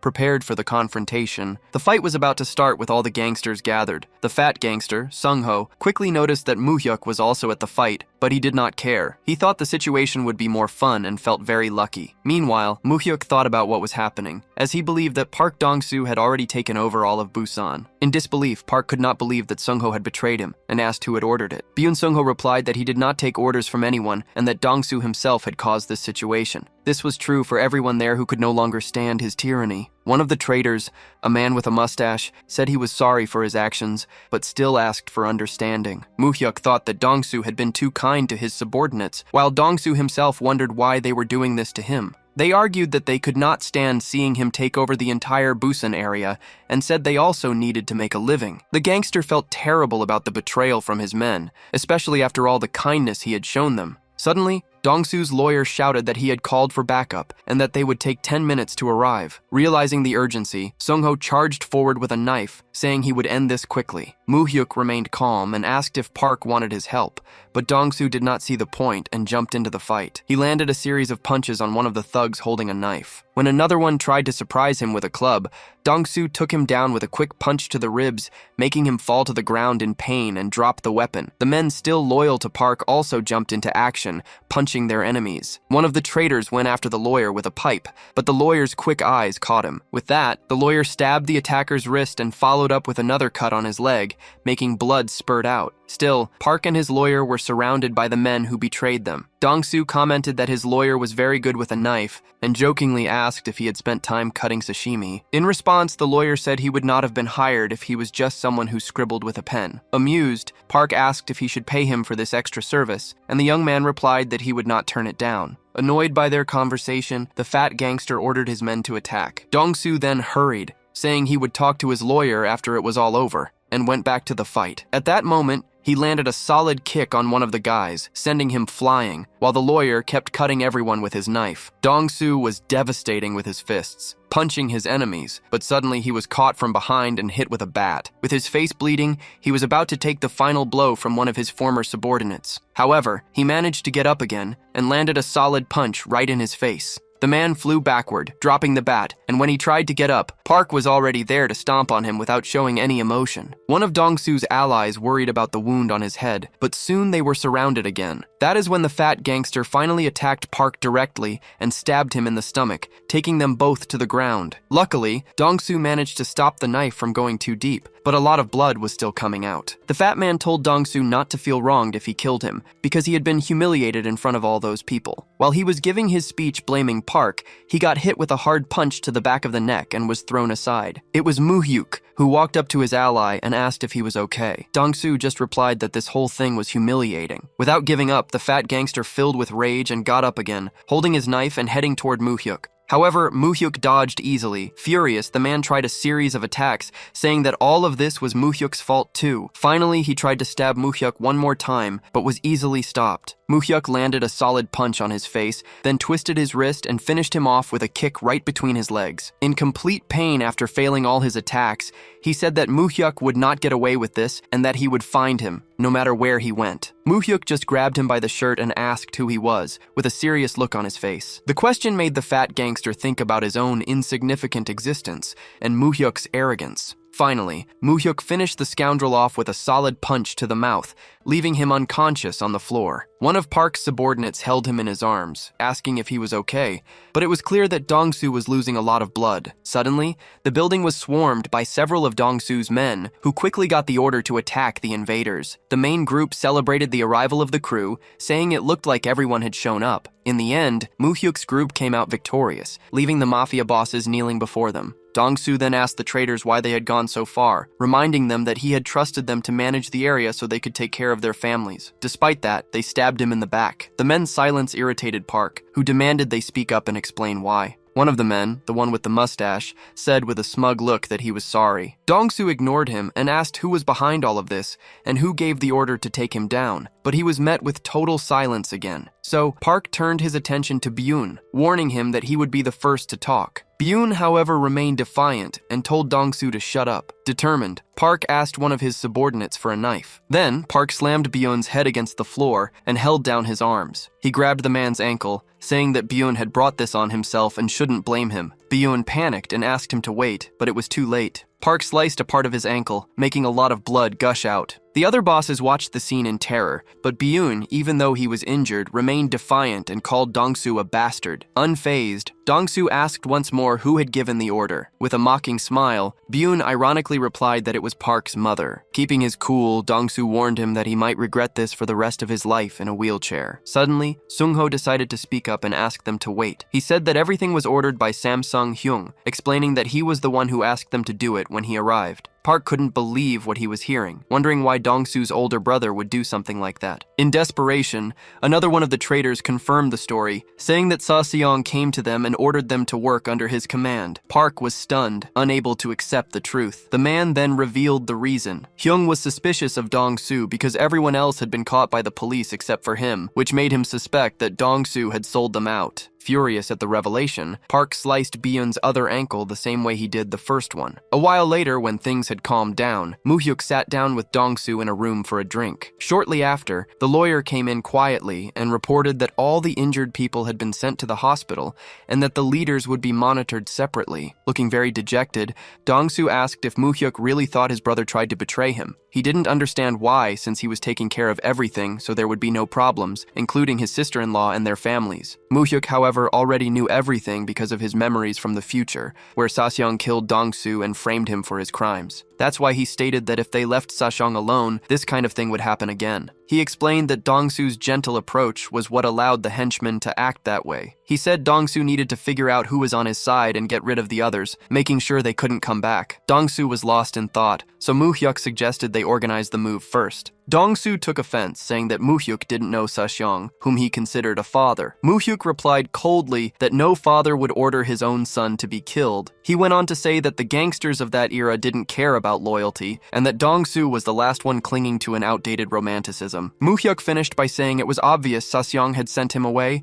and that Dong-soo needed to wake up from that dream. Furious at Moo-hyuk's words, Dong-soo tried to get up, but he was too injured for any sudden movements. Fed up with the situation, Moo-hyuk also stood up and told Dong-soo to deal with his brother, otherwise the deal between them would be off. As Moo-hyuk was leaving the room, Dong-soo asked him to sit down and asked what would happen if he kept on like this. Coldly, Moo-hyuk asked if he still looked like the student he met on the hospital rooftop. He reminded Dong-soo that he gave him a chance to work together on a plan that involved their destinies, and that if Dong-soo hesitated, he would have to reconsider everything. Confidently, Moo-hyuk gave him an ultimatum. If they didn't resolve the Busan situation by October, it would be the end for everyone. With that said, he left and slammed the door shut. Dong-soo was left behind, ashamed. The lawyer commented that Moo-hyuk was definitely not an ordinary person for someone who was only 20 years old, wondering what kind of life the boy had lived. Dong-soo agreed, feeling proud to know him and saying he wasn't kidding about him. Dong-soo knew that Moo-hyuk was right, and that relying only on a gangster's strength wouldn't sustain him, because without money, everything was nonsense. He sighed that the world was only run by money, and the lawyer asked how he would handle things. With his head held high, Dong-soo declared that they would clean everything up and finally go to Seoul. At a hotel, room service staff knocked on the door, saying the guest had checked out 4 hours ago. Following orders, the maid opened the door, and when they went inside, they found a mobster with a mustache hanging and already dead, which caused the team to panic. At the same time, in a parking lot, another man was complaining about a badly parked car with no contact number, when suddenly a blood-covered mobster fell on top of the vehicle. In a butcher shop, an employee went to get ice from the freezer, but found the brown-haired mobster dead and stuck inside. Meanwhile, the big guy Byun was escaping in his wheelchair, managing to lose Park's men for a moment. He cursed at Dong-soo, calling him a bastard who not only broke his leg but was now trying to kill him. In his desperation, he promised revenge, shouting that he would not die easily, but he ended up hitting his wheelchair on a rock. The impact threw him straight into the sea, and he could not do anything to save himself. Days later, at Busan prison, Park's lawyer went to meet Dong-soo's brother. He explained that he was there on behalf of Park, and revealed that Dong-soo had been attacked a few days earlier by members of the Sejong gang. The lawyer handed a cigarette to the inmate, who thought about the attack. The lawyer reassured him, saying that Dong-soo was safe, and the brother replied that he was happy to hear that, although he did not seem happy. It was then that the lawyer revealed the accusation. They said it was the brother himself who ordered the attack. The man became furious when he heard this nonsense, denying all the accusations and asking if Dong-soo really believed that. He was shaking so much that he could barely hold the cigarette, which he threw on the floor in anger. He asked again if Dong-soo believed the story, saying that if that was the case, Dong-soo should go there and ask him in person. In response, the lawyer simply placed a voice recorder on the table and told him to listen. On the recording, Dong-soo apologized for not being able to go in person and said he understood his brother's suspicion, since Dong-soo had managed to hide and escape safely. Dong-soo explained that he had been working hard to prepare everything so that when his brother finished his sentence, he could live comfortably. He reported that he was attacked recently and that they said his own brother had ordered it, but that he did not believe it. Still, Dong-soo admitted that he started to have some doubts. Because of this, he promised he would take care of his family and his sister-in-law, but he coldly asked his brother to disappear. Dong-soo argued that if his brother stayed alive, the monster inside Dong-soo would grow even bigger and more blood would be spilled. He said that refusing would only make things harder for both of them and asked him to make his decision. Completely dejected, the young man asked the lawyer if Dong-soo had really said all that. Without showing any emotion, the lawyer confirmed it was exactly as he had heard. Dong-soo's brother thought about Park's words and asked what Park planned to do after taking over Busan by himself. The lawyer revealed that after Busan was under control, Park would leave to expand into Seoul. Hearing this, the young man could not believe it and suddenly started laughing very loudly, saying proudly that his brother was the real boss. He stood up, asked the lawyer to tell Dong-soo he was sorry, and with a blank look on his face, asked Dong-soo to take care of himself and also take care of his family. On a rainy day, Dong-soo was thoughtful in his office when his lawyer arrived with the news that his brother had died the day before. Dong-soo's sadness was noticeable, but he did not let it show and remained strong. Soon after, in a nightclub and in another building, Dong-soo's men surrounded their enemies to eliminate them. The enemies who were ready for a fight said that the bastard was already there. Their leader, an older man, shouted that Saseong died because of Park and that he still wanted to take over Hyundai. Dong-soo did not care and replied that the man talked too much for his age and told them to get on with the fight. The fight began with the old man calling Park an ungrateful dog that bites its own master, while Dong-soo's men went straight to the attack. A short time later, everything was over, according to plan. Dong-soo was in front of the sea, taking his shots, when his lawyer arrived to report that the cleanup in Hyundai was complete. He congratulated his men on a job well done, and poured a glass for his lawyer, seeming relieved that things were falling into place again. At that moment, with a sad look in his eyes, he called the lawyer by his name and asked if he would be embarrassed in front of Moo-hyuk again. At the great moneylender's mansion, the grandfather asked Moo-hyuk if he had predicted the government's recent strange moves. Taesan explained that dozens of high-ranking officials in finance and economics had suddenly disappeared, supposedly taking vacations or on trips, but none of them had actually left the country. He added that he suspected they were doing something in secret, since not even the head of economic affairs he had infiltrated knew what was going on. Moo-hyuk, on the other hand, was already aware of the situation and knew that a real-name financial system would finally be implemented. Moo-hyuk also knew that some chaebols and financial companies noticed the strange atmosphere, but without the economic officials, they had no way to find out the details. When his grandfather asked, he replied that it must be a new real-name financial system and that they were preparing everything in secret. Worried, Taesan agreed it was possible, since a policy like that would have to be prepared secretly. He then asked what Moo-hyuk thought and expressed his opinion that the announcement would be made in the next New Year's speech. Moo-hyuk, however, disagreed, stating that with the president's personality, there was a high chance he would push the measure through by August. Surprised, Taesan questioned if that was not too soon, since August was the following month. Moo-hyuk explained that the timing of the announcement was the most important part of the new financial system, so it had to be announced when it was least expected. These words left the old moneylender thoughtful. Still, he insisted it was too early, as this was one of the presidential election promises, and it would not be easy to get it approved in the assembly. Moo-hyuk guessed that the other chaebols probably reached the same conclusion as his grandfather, and that is why they would all be caught by surprise when the new system was implemented. Moo-hyuk predicted that in less than a week after the announcement, the measure would pass the National Assembly without a vote, with unanimous support from the parties. Realizing this, he asked if they should not get ready by sorting out the third-party and anonymous accounts. The grandfather replied that, as he had advised last time, the anonymous accounts were almost ready, but the third-party ones would take more time because of their large scale. Moo-hyuk knew he could not convince his grandfather completely, but with just the anonymous accounts, he would save a significant fortune, avoiding a loss as big as in his past life. Taesan then confirmed that the 400 billion won were sent to America and that the director laundered the money without any problems, making Moo-hyuk thank him deeply for everything. At that moment, the grandfather asked if Moo-hyuk had forgotten about the plans he had for that day. He reminded his grandson that if he was going to deal with chaebols in the future, he needed to understand how they thought. For that reason, he would meet the person who was the living history of Korean chaebols and should go and learn as much as he could from him. Later inside the car, Moo-hyuk told director Ha that at the end of that year, he would send Han Kyung-young to America and that the director should transfer all the money from the United States account to him. The director asked if this person was trustworthy, as the full 400 billion won was a lot of money. Moo-hyuk then revealed that he was going to create an investment company, hold a large part of the shares, and make sure Han Kyung-young was rewarded for his role. Director Ha understood and said he would transfer the money as soon as the order was given. A question, however, was on Moo-hyuk's mind, and he asked who exactly Director Ha was. Not understanding the question, the director remained silent. Moo-hyuk explained that Ha was like a wild card who could do anything, perfectly executing everything Taesan asked. He added that he knew the director was behind the disappearance of President Yoo Jae-gang from Myeongdong. Coldly, the man replied that when the chairman gives an order, he does not ask why and just obeys, as that was his oath. Moo-hyuk noticed that the man had absolute obedience. Still curious,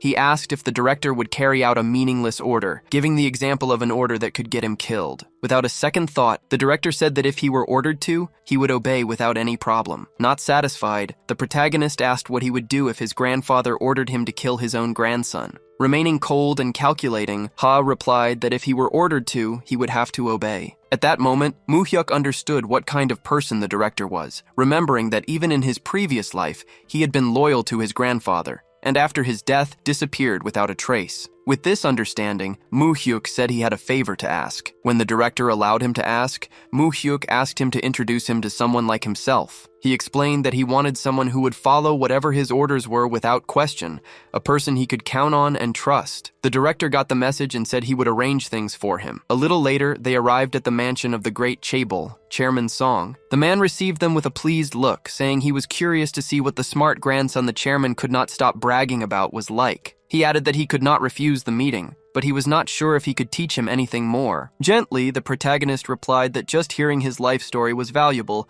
as he was the living history of Korean chaebols and the economy itself. Hearing that, Song seemed embarrassed and commented that if he had to choose a man he could trust, it would be Cheon Taesan, the young man's grandfather. He then recalled the time when Taesan seemed invincible until the moment he stumbled in 1972, when the government, through an emergency decree, froze and demanded the repayment of private loans. This measure measure was devastating for the loan sharks and marked one of the worst periods for the economy. The policy, which forced creditors to disclose the origin of their funds, was so drastic that it could only have been implemented under a military regime. Song Yongju noted that the young man was well informed and agreed that such a measure had only been possible in that context. He added that this was the reason for the creation of the large business families, which would later be known as chaebols. At that time, during the Cold War, there were many capital-intensive development projects. To finance production, these companies borrowed money from loan sharks and also accepted government contracts to run their businesses. The young man observed that the government had put an end to this practice,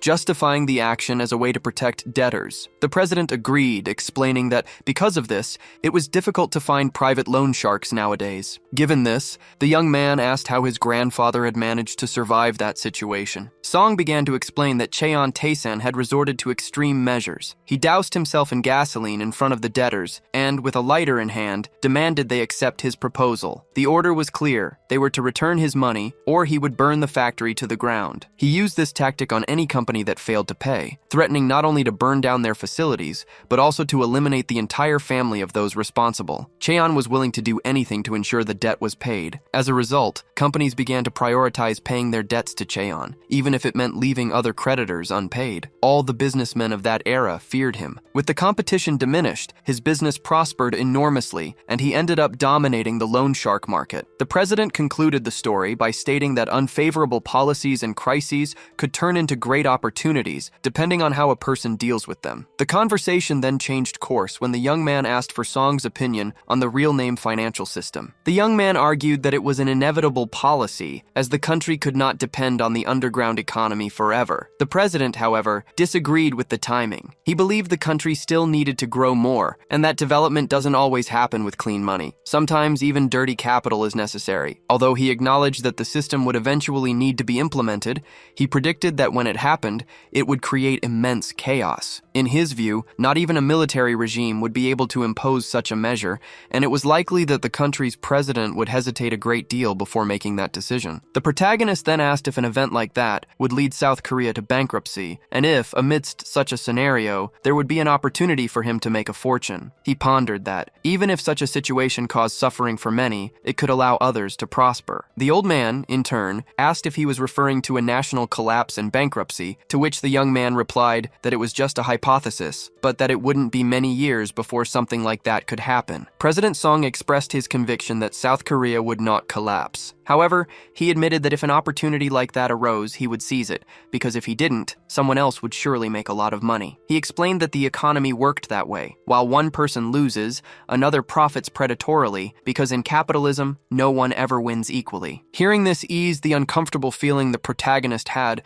although the idea of a national bankruptcy was something he had never considered before. President Song then asked him why he was so concerned. The young man explained that even if it didn't happen to South Korea, financial crises occurred in other countries from time to time, which made him reflect on the consequences of a potential Korean bankruptcy. The old man laughed and commented that he was right to think about the future and plan ahead, stating that was how you made money and that he resembled his grandfather. However, he advised him not to be greedy, no matter how big the opportunity. He warned that the economy was like a living organism, and that if he fed his greed, it could turn into an unimaginable monster and devour him. The scene shifted to Uido, the financial center of South Korea, a fact that hadn't changed in the last 10 or 20 years. There, Kim Min-jun arrived at the office of Seidin, whom he hadn't seen in a long time. Seidin greeted him cheerfully, commenting that he was looking great. Min-jun replied that it was all thanks to him, as he had advised him to invest in biotech stocks, which had earned him good money. He then asked why Seidin had called him so suddenly, to which the man replied that he was just having a little fun. Seidin recalled the previous day, when the biotech stock just kept rising. He said that just before the market closed, he bet everything on it, and the next morning, when the market opened, the stock hit its price limit. In just one day, he had turned 50 million won into 80 million. He commented that was why people said stock junkies couldn't quit their addiction. Min-jun agreed it was a terrible addiction and asked how much money Seidin had in his account, and was told it was about 20 million won. Given this, Min-jun advised him to sell everything starting next Monday. Seiden, however, disagreed, arguing that biotech stocks were doing very well and that it was not time to sell, as it was a bull market and he should hold firm and invest everything. Contrary to Seiden's optimism, Kim Min-jun stated that on August 18th, a major American brokerage firm would declare bankruptcy. Seiden, who had heard miraculous predictions about the stock market before, considered it just a pipe dream. Min-jun then asked if he could at least give him some advice. Seiden accepted, and they decided to make a bet. Min-jun would win if the stock price plummeted after August 18th. If the stocks remained stable or rose, Seiden would be the winner. Seiden then questioned whether the collapse predicted for 2 weeks from then was based on some secret information or just a forecast, and asked if Min-jun would go bankrupt if he lost the bet. Min-jun then asked if Seiden was scared, reminding him he could win a lot of money, and asked what the terms of the bet were. He stipulated that if he won, he would take all the money in Seiden's account. The young man was shocked, as the sum of 120 million won was substantial. In return, Min-jun stated that if Seiden won, he would pay him 500 million won as compensation. Given the stakes, Seiden accepted the deal. Min-jun confidently declared that he didn't lose bets, to which Seiden replied that he was the last person he'd want to see lose. Min-jun then asked if the young man had gotten his American citizenship. Seiden confirmed and asked how he knew. Min-jun explained that this was the second reason for his call, clarifying that as an American citizen, his stock account would be less likely to be investigated in Korea. This would be useful if his personal information were exposed, and the authorities suspected a data leak while investigating the account in detail. Seiden asked if Min-jun had discovered something about him. Min-jun replied that he intended to use Seiden's discretionary account and instructed him to go to the United States, open an investment firm, and form a team. Seiden found the idea strange, commenting that it seemed like the world would end on August 18th and arguing that if everything happened as predicted, it would be faster to open the company in Korea. However, Min-jun informed him that he couldn't move to the country, to which Seiden replied that it didn't matter, as he would go with him. Min-jun then revealed that as soon as he won the bet, about 400 billion won would be deposited into the new company's account. Seiden was completely shocked by the figure. Min-jun explained that this was why he had to manage the funds in the United States, where he would have the freedom to handle the rest of the money. Seiden pointed out that American taxes would be absurd and that it would be difficult to transfer the money to Korea. Min-jun agreed it would be dangerous and stated that Seiden's mission would be precisely to transfer the funds safely, but that they would find another solution if the plan failed. Seiden reminded him that he couldn't stay in the United States forever and again questioned how Min-jun was so sure about the collapse. Without giving details, Min-jun told him to drink his coffee calmly, because on the 18th, all that worry would be as trivial as the price of a can of coffee, calling himself the next generation stock genius. The prediction came true when a television announcement stated that the Korean government was freezing all deposits and assets from financial institutions. The sudden decision caught everyone by surprise. The president appeared to announce severe measures to contain the crisis, stating that foreign currency transactions would be suspended. Experts described the event as a completely unforeseeable shock to the financial market. Amid the chaos, questions arose about the central bank's plans, as the institution seemed to have been caught by surprise. The head of economic affairs claimed to have found out about the news on television, along with the rest of the population. It was not revealed who else in the upper echelons had approved the decision. Elsewhere, it was confirmed that all main and reserve accounts, totaling over 100 billion won in the name of foreign shell corporations, had been frozen. The head of the central bank declared that no one could be trusted and wondered how the plan could have been executed without their knowledge, calling in the National Tax Service and the financial police to investigate. While the financial group leader kept his cool but insisted on the need for action, Min-jun was explaining to a superior that he had no inside information and that everything had been based on a prediction. He explained that his analysis was based on market trends and the finance minister's personality. He even claimed that anyone could have guessed it, as the measure was part of the administration's platform from the presidential election. The man he was speaking to argued that it was impossible to predict the exact timing of the announcement, but Min-jun replied that was where his hunch had made the difference. He revealed that he had read the minister's book of policy proposals, which made it obvious that the announcement would happen around that week. The man agreed that Min-jun was right, recalling that the minister was known for his haste. He expressed concern about the impact on the global market, but Min-jun simply advised him to take care of his health, as the tide of the world had turned. The boss then authorized Min-jun to take control of operations from the next day, with the strategy of not making large investments while the market remained unstable. It was revealed that although many shell companies had been blocked, Min-jun had managed to transfer and save a considerable portion of the funds. Thanks to this money money, saved with the help of Min-jun and the American authorities, they obtained the necessary collateral to open a new large-scale investment firm. Kim Min-jun asked if the plan was to use the funds and accounts in the United States to make investments. His boss confirmed that it would be inevitable, as it would give them more influence in the international market. He believed the chaos wouldn't last long, predicting that as soon as the situation stabilized, the American government and major economies would intervene. From that moment on, the flow of capital would change direction, creating great opportunities for them. Given this, the boss announced his decision to transfer all the accounts to Kim Min-jun. The young man was shocked by the immense amount of funds he would now control. His superior promised that he would manage everything, explaining that the measure went beyond what they had agreed upon because Min-jun had proven himself worthy of complete trust. From that moment on, he would have complete autonomy to act, which represented an unbelievable game changer for the organization. Kim Min-jun processed the information, still in a state of shock. His boss had indeed transferred the accounts to his company, granting him full control over the management of all the subsidiaries' funds in the country. It wasn't just about a huge amount of money, but also the associated control structures. All of it had been obtained from a single, precise calculation he had made. Now, the power that dictated the course of major companies was in his hands, a fact that left him with an almost manic expression. The scene changes to the facade of a luxurious building at night. Inside an office, a man in a suit stands before another, who is seated in an armchair. The man in the armchair, the chairman, demanded answers, asking where the missing individual had gone and if the financial crisis wouldn't be disclosed to the market the next day. The subordinate, identified as Lee Seong-min from the JS Group's strategic planning team, replied that he was very sorry and that he never imagined the person would disappear like that. The chairman questioned how the billions were being handled, aware that they would find a way to cover up the situation anyway. Lee Seong-min reported that there had been no contact from the fugitive. Leaning forward, the chairman yelled, questioning if that was all his subordinate could do, and stating that he was too old to be given a scolding. He couldn't understand how they had let themselves be fooled by a brat. Lee Seong-min simply said he was sorry and had no excuses. He then reported that about 300 billion in funds had disappeared. He explained that they had managed to act in time to trace them to the initial bank accounts, but lost the trail when the money was moved to anonymous accounts. The chairman ordered that if there was anything they could get from those accounts, they should do it. At the same time, he gave the order to find Cheel's grandson. The subordinate revealed that the computer used for the embezzlement had vanished. He described the action as a surgical strike, indicating that the person responsible knew the company's secrets. The chairman despaired upon realizing they had been exposed. Lee Seong-min added that the hard drive was the only thing left of the destroyed computer. Lee Seong-min explained that the skill demonstrated on the computer was not of an ordinary level. There was a possibility that the perpetrator already knew about the company's slush funds and had intentionally withdrawn them from the direct accounts. Shocked, the chairman wondered how that could have happened. Surprised by the fact that the kid had known everything all along, he concluded that Kwon Do-ryan knew everything and had deceived them, ordering his underlings to find him immediately. In another office, two allies were talking. The man with glasses was impressed by his friend's predictions, mentioning that the intellectual power of a low-level artificial intelligence was incredible and that this had been the reason for selling all the stocks. Kim confirmed that terrible things would happen in the financial market the next day. His friend Se-din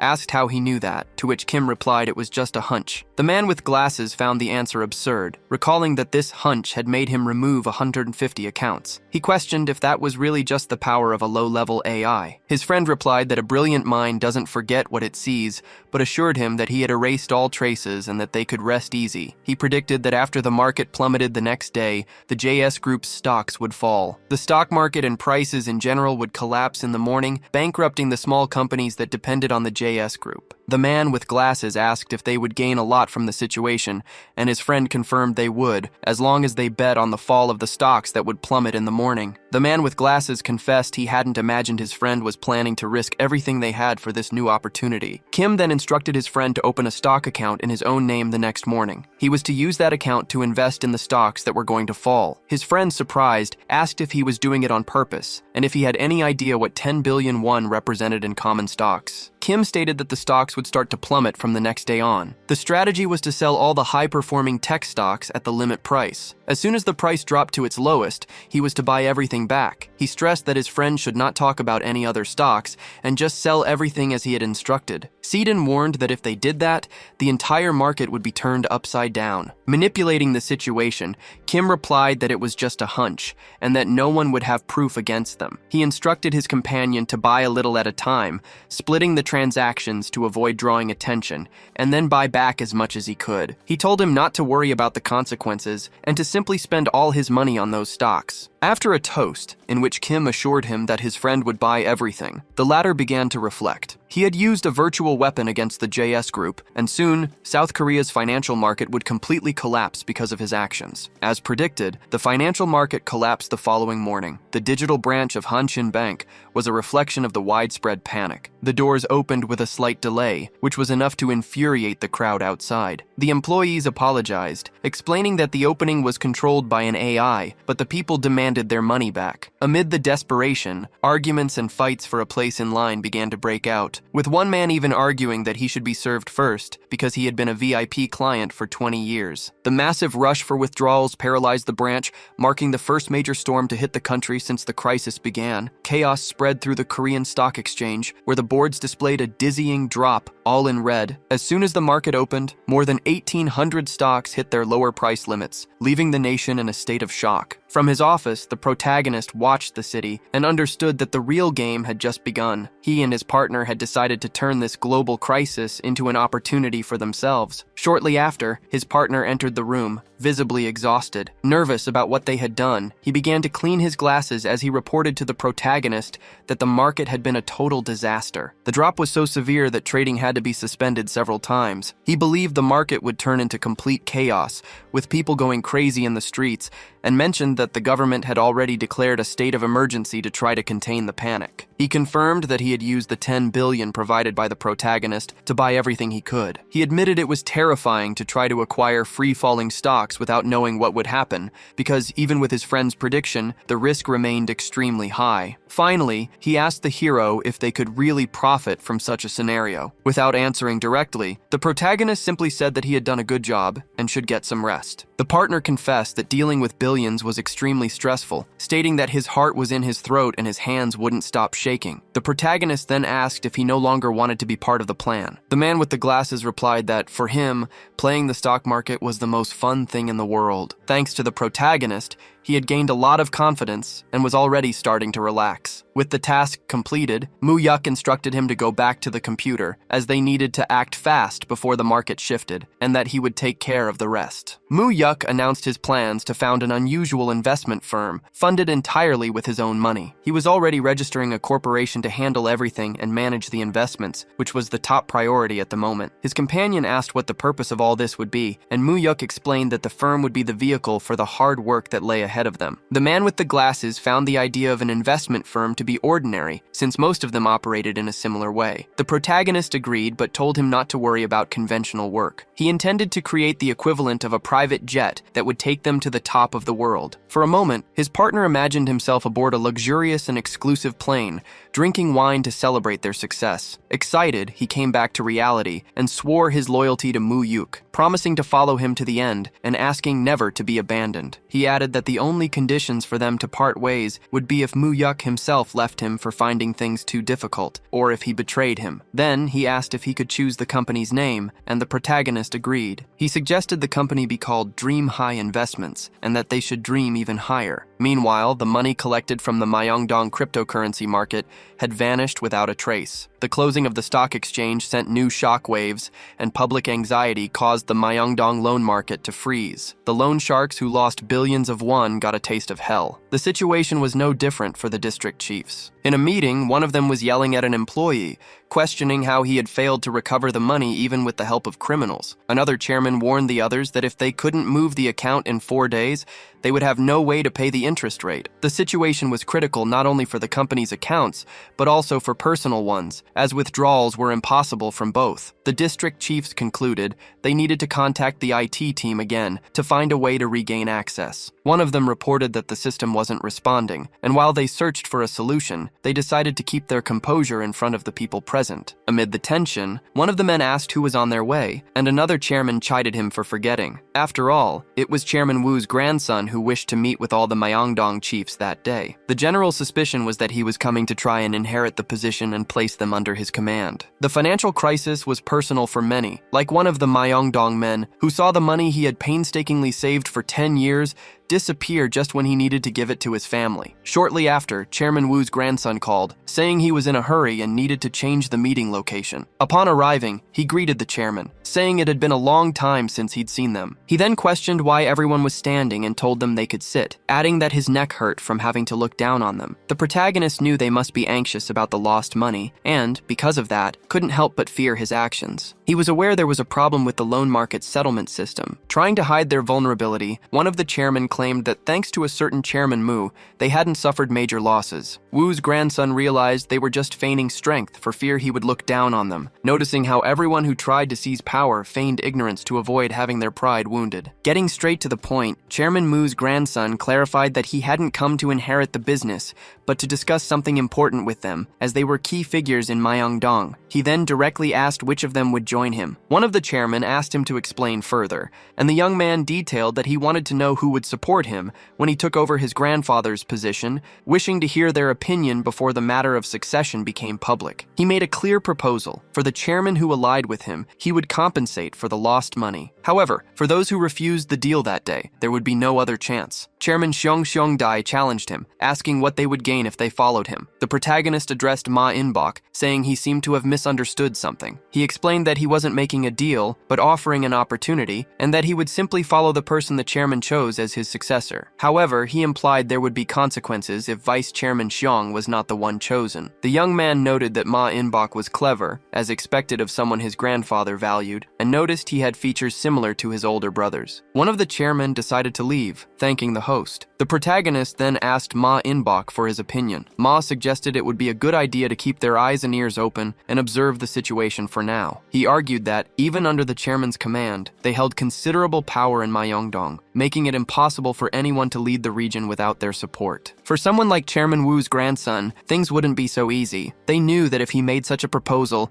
it was because he knew their current situation, and if he found out about the frozen accounts, the group's weakness would be exposed. The protagonist, however, told Ma In-bok to come back, stating that he wasn't going to stop there, and that his plan was to use the power and money left by the old CEO to take control. He then directly asked Ma what he thought of the proposal to compensate for the losses. Shocked, In-bok vehemently denied it, asking if he considered him the type of person to easily accept bribes. The young man agreed that Chiang Seong-dae was not a foolish man who would accept bribes, but he pointed out that he knew Wu's methods as those of a selfish and greedy man. He then revealed his true plan. He promised to rip the chairman's businesses out of the underworld and create a new order, placing them at the center of it all. He stated he would change the shady financial system to a model with legitimate interest rates, allowing the government to control it and register it as a legal credit company, operating without risk in Myeongdong. Chairman No In-seok was surprised by the idea of no longer being loan sharks. The protagonist confirmed they would be free from the prosecution's investigation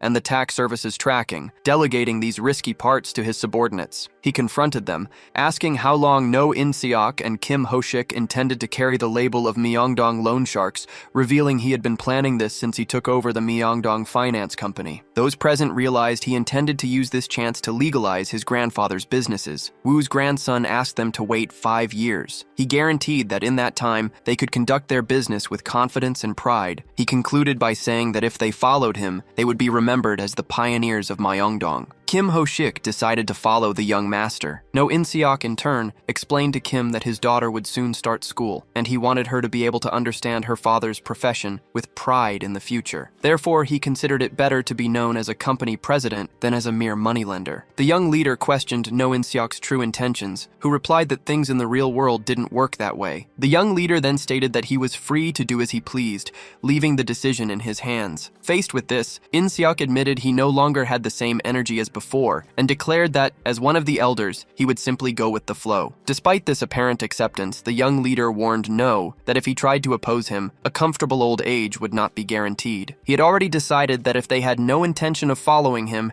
he would deal with them according to his own plan. He then informed Yoo Ji-gang, Kim Ho-shik, and No In-seok that he would remove them from Cheon Suman's group, planning to break one of their legs and expel them from the company. Elsewhere, 2 men in suits, one of them named Soon Nam, were talking while they drank. bank. The topic was a reserve fund, which Sun Nam's companion confirmed was real and secret. Sun Nam reflected that they had been receiving orders from the CEO's grandson, whom he referred to as a brat, for some time now. He expressed his distrust, questioning how long the investment fund's money had been transferred abroad and who the real owner in charge of everything was. It bothered him that his older brother was in the hands of a 20-year-old, and he wanted to understand what the young man was plotting. Sun Nam doubted that the business world would accept such a young successor, even if it was his brother's wish. The other investor agreed, noting that they were no longer young, and having taken care of all aspects of the company, they were not willing to risk everything for the boy. They believed the older brother was mentally incapacitated due to an illness, and felt they needed to make him wake up before it was too late. A third man intervened, reminding Sun Nam that they were born of the same mother. As the eldest son, he intended to keep the situation as it was. Sun Nam replied by asking what more he could possibly need, stating that the two of them shared the same path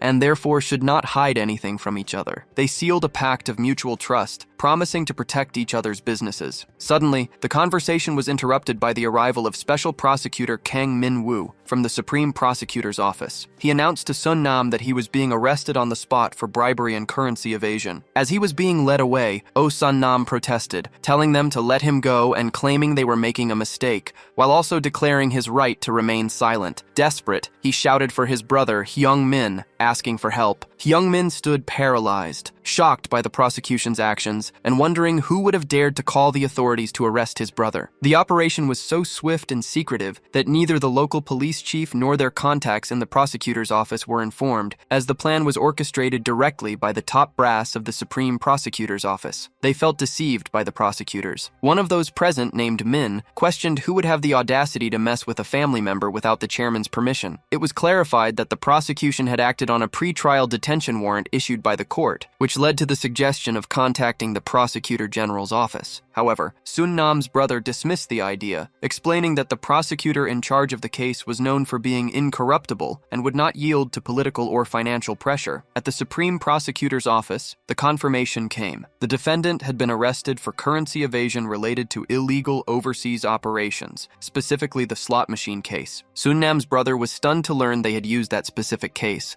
an old joint investigation by the prosecutor's office and the police into corruption that had revealed connections to organized crime and embezzlement of funds. At the time, Sun Nam had been identified as the mastermind behind the money laundering scheme. The prosecution announced its intention to expand the investigation to identify who was providing protection for the scheme. The group was perplexed, as they believed the slot machine case had already been closed. They concluded that the prosecution was leveraging public opinion to show results, using Sun Nam's arrest to generate headlines and put pressure on the moneylender's organization. Someone named Yoon was informed that a direct intervention would be reckless, as any attempt to use influence or money would only give the prosecution more ammunition and worsen Sun Nam's situation. Indignant, his brother refused to stand idly by. At that moment, a man named Yoon Chun-ho was called, and it was reported that Chairman Yoon had already contacted the legal team, who were on their way to the prosecutor's office. The CEO's grandson confirmed his grandfather's orders, assuming the prosecution wouldn't be able to hold Sun Nam for long. The accusation was based on rumors about an investment fund's involvement with gambling machines,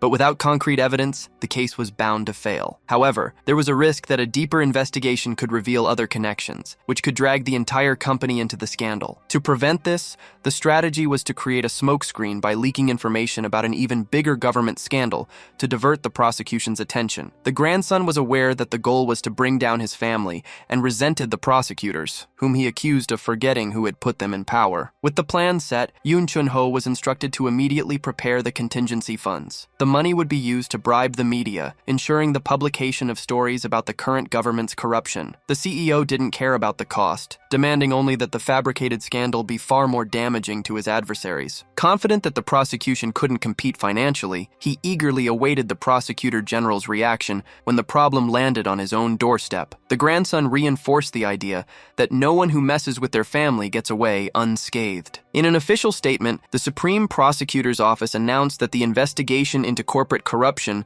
would continue rigorously, without hesitation, regardless of the accused's position or social status. The institution pledged to reveal the whole truth behind the case and asked for the citizens' continued support in its work to clean up society. Meanwhile, in the interrogation room, an officer was trying to convince Sun Nam to confess. stating that the truth would make things easier for him, as he was already facing charges of bribing public officials. Sun Nam, however, held firm, repeating that he would only speak in the presence of his lawyer, who arrived shortly after. The lawyer entered the room, apologizing for the delay. Sun Nam showed relief upon seeing him, and the lawyer reassured him, saying that he had been through a difficult time, but from that moment on, he would take care of everything. Sun Nam asked if he could leave yet. The lawyer asked the prosecutor for 5 minutes alone with his client, but the officer refused, saying there was no need to complicate things. Ignoring him, the lawyer offered him a coffee and, as soon as the prosecutor left, assured Sun Nam that with his record, he would get out of there quickly and go to a 5-star hotel, promising to be back in 10 minutes. However, upon returning, the lawyer brought a direct message from the chairman, Sun Nam's father. He informed him that minimizing the damage would be difficult, and that the order was for Sun Nam to take full responsibility for the case, without involving anyone else or mentioning the impact of the company's actions. Shocked, Sun Nam accused the lawyer of lying, as he couldn't believe his father would say such a thing. The lawyer insisted he was just relaying the message exactly as he had received it, adding that a political deal was already being arranged to protect him. Sun Nam doubted that Assemblyman Kim could help him this time, worried about his own political future. The lawyer revealed that the chairman was furious and had ordered everyone involved to be silenced, and that he was likely already making moves to deal with the prosecutor. Sun Nam asked if the investigation was just a show for the media. The lawyer confirmed, explaining that he would receive a light sentence, at most 2 years of house arrest. The case would be reported in the press as the Chun Soo-hyun slot machine scandal. Sun Nam protested, not wanting his name to be exposed like that. The lawyer then clarified that a deal had been struck between the prosecution and his father. They needed a high-profile public figure to appease public opinion, and Sun Nam's own father had chosen him to be that person. He was reminded that, because of him,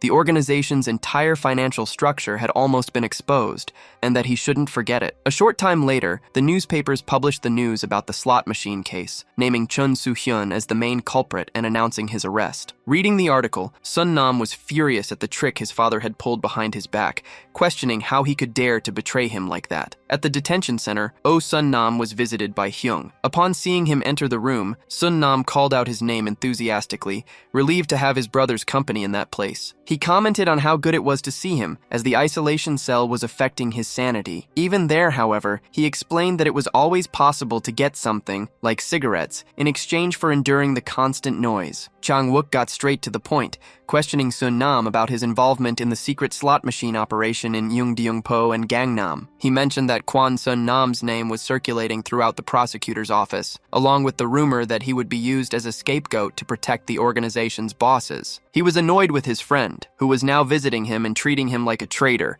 saying that the snakes still haunted him. Chang-wook told him to stop complaining, reminding him that he was a grown man. He promised that together they would show the world the other side of the story and prove they couldn't be underestimated, as snakes never take their eyes off each other. In a moment of weakness, Sun Nam agreed and asked if Chang-wook could get him out of prison. Chang-wook replied that he would do whatever it took, even if he had to snatch the food from their mouths. Sun Nam then thanked him for the visit. The operation that led to Sun Nam's arrest was the result of a 3-month joint investigation between the police and the Seoul prosecutor's office. The action resulted in the seizure of 381 illegal slot machines, which were operated under the leadership of Choi Myung-hun. Choi, however, managed to escape during the authorities' raid, and his whereabouts remained unknown. Meanwhile, the protagonist was parking in front of the prison. His mind went back to a month earlier, when he had met with Yoon Chang-ho. On that occasion, he had congratulated him on his promotion to chief prosecutor of the Seoul district. Chang-ho acknowledged that the promotion was thanks to the protagonist and the president. The promotion had been a reward for Yoon Chang-ho,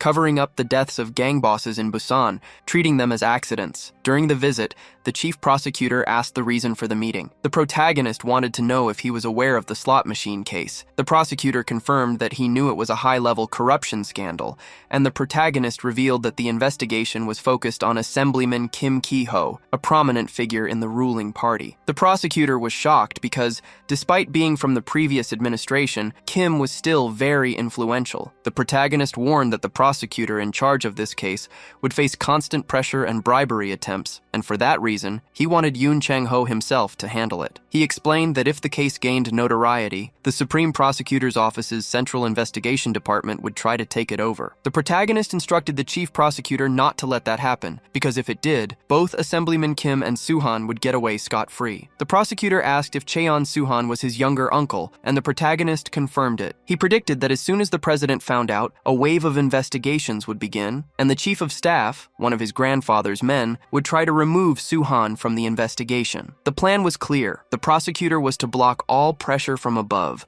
while the protagonist would deal with the pressure from his grandfather. The prosecutor understood that the protagonist was asking him to risk his career to arrest his own uncle. The protagonist assured him that he would take full responsibility for any failure. In return, if they succeeded, he promised that Chang Ho would become the next prosecutor general, a name that would go down in history. Chang Ho asked what would happen if he risked everything by ignoring orders from the Blue House. The protagonist's answer was a bold plan: leak the case to the media. He instructed the prosecutor to give an interview declaring himself on the front lines of the president's war on corruption, which would please the president and eliminate the need to transfer the case. Faced with that strategy, Yoon Chang-ho decided to take the risk. He was bound to lose his position anyway, so the chance to become prosecutor general was too good to refuse. He asked if this was the favor the protagonist wanted to call in from the promise they had made. Interestingly, upon agreeing, he felt that he now owed an even bigger favor. They sealed the deal with a handshake, and the protagonist made one last request: that when announcing the results, the prosecutor officially named the scandal the Cheon Suhan slot machine case. He needed this to work. In his previous life, Suman and Suhan had formed an unshakable alliance that had tormented him. Now, a seed of distrust had been planted between them. Thanks to this case, his grandfather would eventually abandon any effort to rescue Suhan. After losing the Myeongdong bosses, another one of Suman's men was about to fall, and everything was going exactly according to the protagonist's plan. The Lone Shark King asked for news of his son, Suhan, to which Suman replied that he was well, despite facing hardships. The patriarch was harsh, stating that Suhan would be out of prison in a year, and should use that time to work hard, concluding that it was no time to worry about his younger brother. Suman then questioned how his father expected him to run the loan business without political support, and asked him to hand over control of all the businesses, taking responsibility for the money and information. His father, however, refused,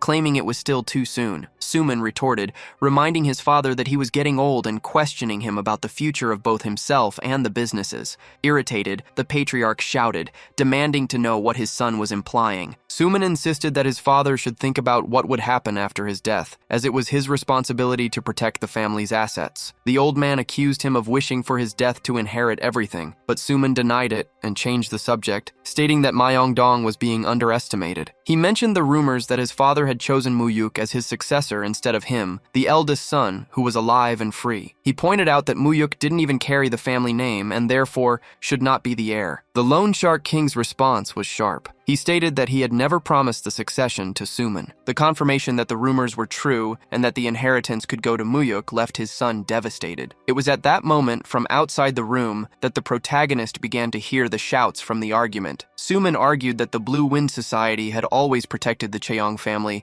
and that if the succession plan were changed, they would see him as an obstacle. The protagonist, still listening, heard the organization's name without understanding its meaning. Suman added that the same applied to Mizuki, which made the old man stand up abruptly. The mention of his mother's name in the conversation intrigued the protagonist. With fury etched on his face, the grandfather ordered Suman never to touch that subject again and threw him out of the room. After his son left, the old man turned to Director Ha, instructing him to finalize the stock transfer and resolve the tax issues by the following month. The patriarch expressed the opinion that Myung-hun should not act alone and asked the director if he had already found the right person to introduce to him. Director Ha confirmed, stating that the person would be coming to Korea next month. The grandfather reflected bitterly that, although they say you can't buy family with money, he was witnessing the opposite. His concern was not with Myung-hun himself, but with the possibility that he might devour his own uncles, and he feared how he would deal with the Blue Wind Society. When Suman left the room, he walked past his nephew with a dark expression. He stopped only to make a veiled threat, warning the boy not to bother him if he didn't want to meet the same end as his parents. Those words left the protagonist perplexed. For the first time, he considered the possibility that his parents' death had not been an accident. In his previous life,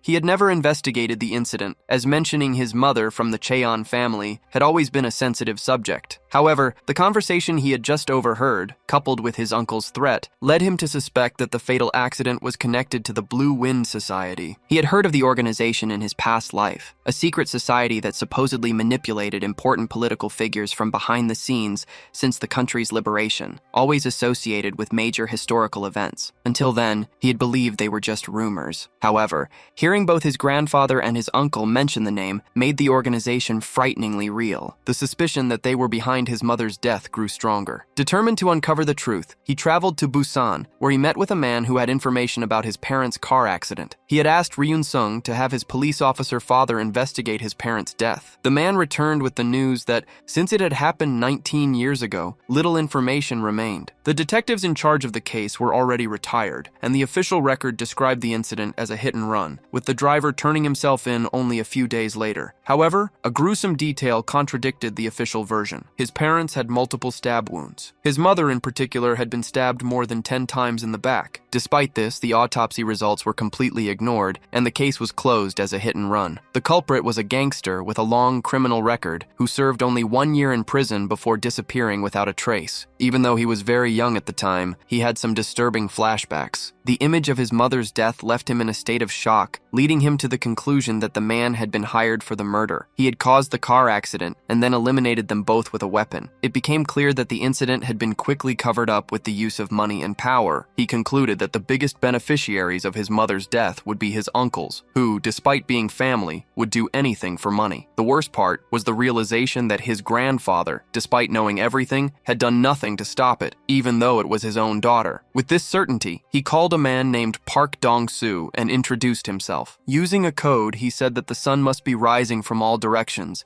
and then he got straight to the point. He wanted him to find someone. He emphasized that even if it took time, it was crucial that this man be found. The protagonist met his friends at a restaurant, arriving late because of traffic. It was the first time the group had gone out to eat together, since their studies consumed all their time, making gatherings like this quite rare. Starving, they didn't take long to place their orders. During the conversation, Min Kyung commented that Myung-soo should fix his accent, and that Muyuki, on the other hand, sounded like he was from Seoul. Their friends teased, claiming that Muyuki was just pretending to be a native of the capital, as his accent was still quite noticeable. The topic then turned to their studies, with Muyuki and the protagonist mentioning they planned to take the first round of the exam. The protagonist, however, clarified that he would only be taking the exam as practice, unlike his friends who were preparing seriously. Min Kyung announced she wouldn't be participating, as she couldn't focus on her studies at the moment, making her the only one in the group not taking the exam. One of the friends pointed out that Muyuki had gotten the highest grades on the exams,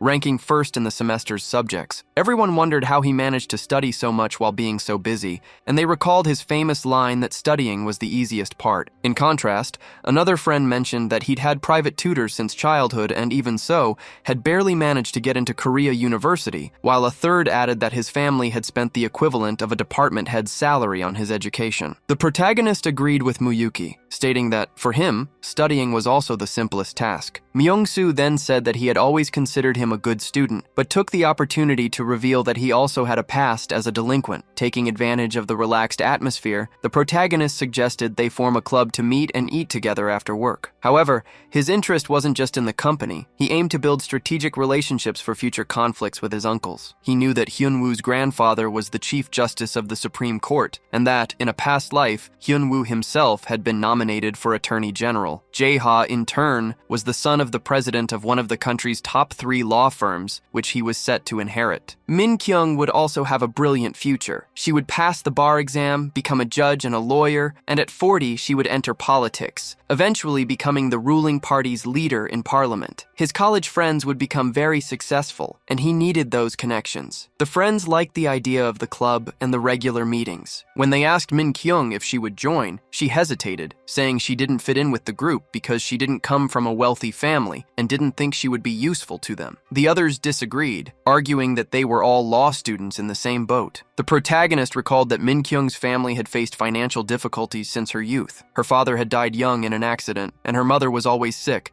forcing her to take care of her siblings, which prevented her from fully concentrating on her studies. Suddenly, Min Kyung stood up to leave, explaining that she had a class scheduled in Pyeongchang-dong. The protagonist promptly offered her a ride. On the way, he explained that the expensive car was because his grandfather was rich. She told him she had to give 5 private lessons to make some money, and that she could only study for 2 hours at night, which made her schedule extremely hectic. He was impressed by her ability to balance her work as a tutor, her college classes, and her preparation for the bar exam. She explained that she had kept this study routine since high school, as she needed the money to support her family. Despite the financial difficulties, she had always been the top student throughout her school years, although he was currently the best student at the law school. He drove her to the tutoring session, which helped her a lot, but before she got out of the car, he asked to talk. Shyly, she quickly spoke up, saying she would listen to what he had to say, as long as it wasn't a declaration of love. He then suggested that she stop tutoring to focus exclusively on her studies. She replied that with her mother sick and her father deceased, she needed the money so her family wouldn't go hungry. Faced with this, he offered financial help, proposing that she dedicate herself to her studies without worrying about the bills and pay him back in the future. Suspicious, she asked if he was taking pity on her, but he denied it, asking her not to get things wrong. He argued that she was wasting her talent with so much work. The remark deeply offended her. She stated that she was perfectly capable of taking care of her family and studying at the same time. He insisted it would be good if they studied together for the bar exam, so she wouldn't fall behind. The suggestion sounded arrogant to her, and she accused him of thinking he was superior because he had money. Realizing he had been hasty, he saw her start to get out of the car, even considering leaving the study group. He stopped her, holding her hand and asking her to wait and listen to his story. He revealed that his parents had also passed away early, and that his grandmother had faced great financial hardship to raise him. It was his paternal grandfather who helped him get into college and dedicate himself to his studies. He confessed that, without that help, he would be in the same situation as her, and that he only wished to offer her the same opportunity he had received. Realizing she had misjudged him, she agreed to think about the offer. He asked how much her family would need per month, and offered 2 million won. Shocked, she listened as he promised to give her that amount monthly until her graduation. She commented that the amount was more than triple the starting salary of an employee at a large company, which was 600,000 won. Happy with her friend's generosity, she accepted and promised to dedicate herself fully to her studies. He, in turn, decided that from then on he would use his resources, whether money or contacts, to support anyone in need. In return, he hoped to one day rise to the position of leader of the ruling party, achieving a position of extreme power. Elsewhere, a group of friends was gathered in a circle, drinking. One of them asked Hyun-sung if his training was difficult, to which he replied that it was part of his routine and everything was fine. The friend commented that he figured he was also busy helping his grandfather with work. Another person in the circle remarked aloud that Muyak was the one who was always busy, traveling to the United States almost constantly. The story's hero explained that the trips were due to the financial matters his grandfather had entrusted to him. The friends, envious, expressed their desire to go to the United States with him. Hyun-sung, however, stated he had no reason to go, but mentioned he would get his chance if he secured a spot in the 1996 Atlanta Olympics, as he would be representing the national judo team. He was training intensely to try and win a gold medal, explaining that he needed to do it so he could help Muyak in the future. Muyak was surprised to see that his friend hadn't forgotten the promise they had made, recognizing Hyun-sung as a solid and reliable friend. At that moment, the food they had ordered arrived, and Hyun-sung stood up with a limp, attributing the difficulty to his training. Although the protagonist found it strange, he chose not to comment. Muyak's grandfather's right-hand man introduced him to a new individual, described as someone who would follow his orders without hesitation. This introduction fulfilled a promise made earlier in a car conversation, in which the bodyguard had said he would introduce such a person, but that it would be up to the young master to win his loyalty. The man was introduced as Ma Seok-dae. Muyak asked about his profession,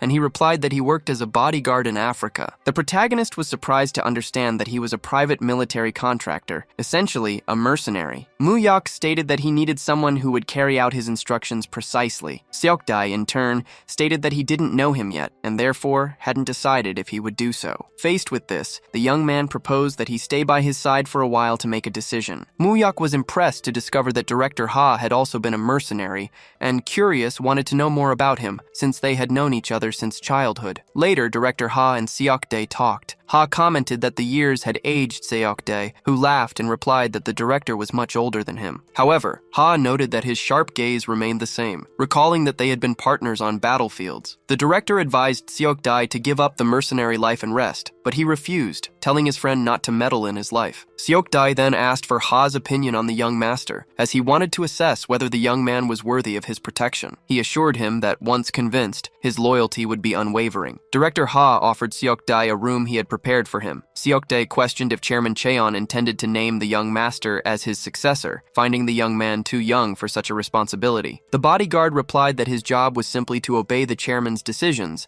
and instructed Seok-dae to take care of the young master, describing him as someone surprising. The comment intrigued Seok-dae, as the only other person Ha had ever called extraordinary was Cheon Tae-san, the protagonist's grandfather. The scene shifts to their arrival at New York's International Airport. Someone called out Kang Moo-yok's name, and a man in a car enthusiastically welcomed them to the city, commenting that things were good and that Moo-yok's face looked fuller. The man in glasses, who was greeting them, introduced himself as Han Kyung-yong after Moo-yok introduced his personal secretary, manager Ma Seok-dae. Kyung-yong joked, telling Seok-dae that working for Moo-yok would be awful, as he was strict and had a difficult personality. The bodyguard took the joke in stride and asked where they were going. Next, they were taken to the World Trade Center, stopping in front of the Twin Towers before sitting down to do business. As he gazed at the imposing Twin Towers, the protagonist was struck that they were still standing, aware they would be destroyed in just 8 years. He decided to use this foreknowledge as an opportunity in the conversation that followed, asking his associate about the people he had requested him to investigate. The man confirmed he had found and invested in the indicated company, an internet browser startup called Netscape. Following the instructions, he assured that he would not interfere with the management, having invested 5 million won for a 40% stake. The associate, however,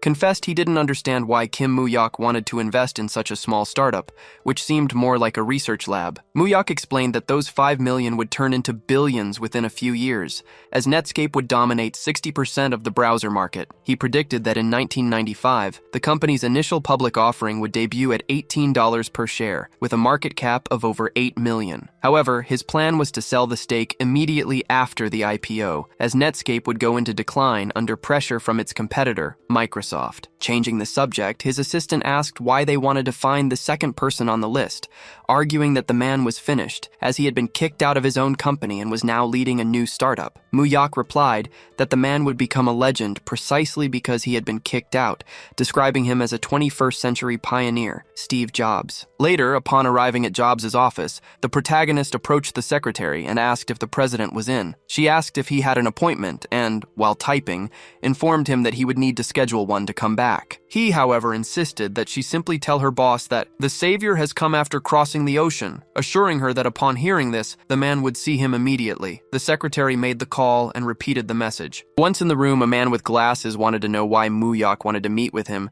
mentioning that although he had been successful in the past, rumors on Wall Street said there was nothing special about him anymore. Moo-yok, on the other hand, believed the opposite, seeing the man as someone who would save the world. He formally introduced himself as Kim Moo-yok from Korea. The tech pioneer asked if they knew each other. Moo-yok knew that in the future, there wouldn't be a single person in the world who didn't know him, as he would change everyone's lives. However, in the present, Jobs had been ousted from the company he founded due to his authoritarian management style, founding a workstation company called Next, and acquiring a then-unknown 3D animation studio, Pixar. Moo-yok was aware that, at the moment, he had no major accomplishments and was only accumulating losses, but he also knew this was the only chance to invest in him. When Moo-yok mentioned he was from South Korea, Steve Jobs asked if he was from Samsung Electronics, recalling that he had visited the company to develop a product when he was still at Apple. Angrily, he commented that everything fell apart after he was kicked out, and demanded to know why Moo-yok considered himself his savior,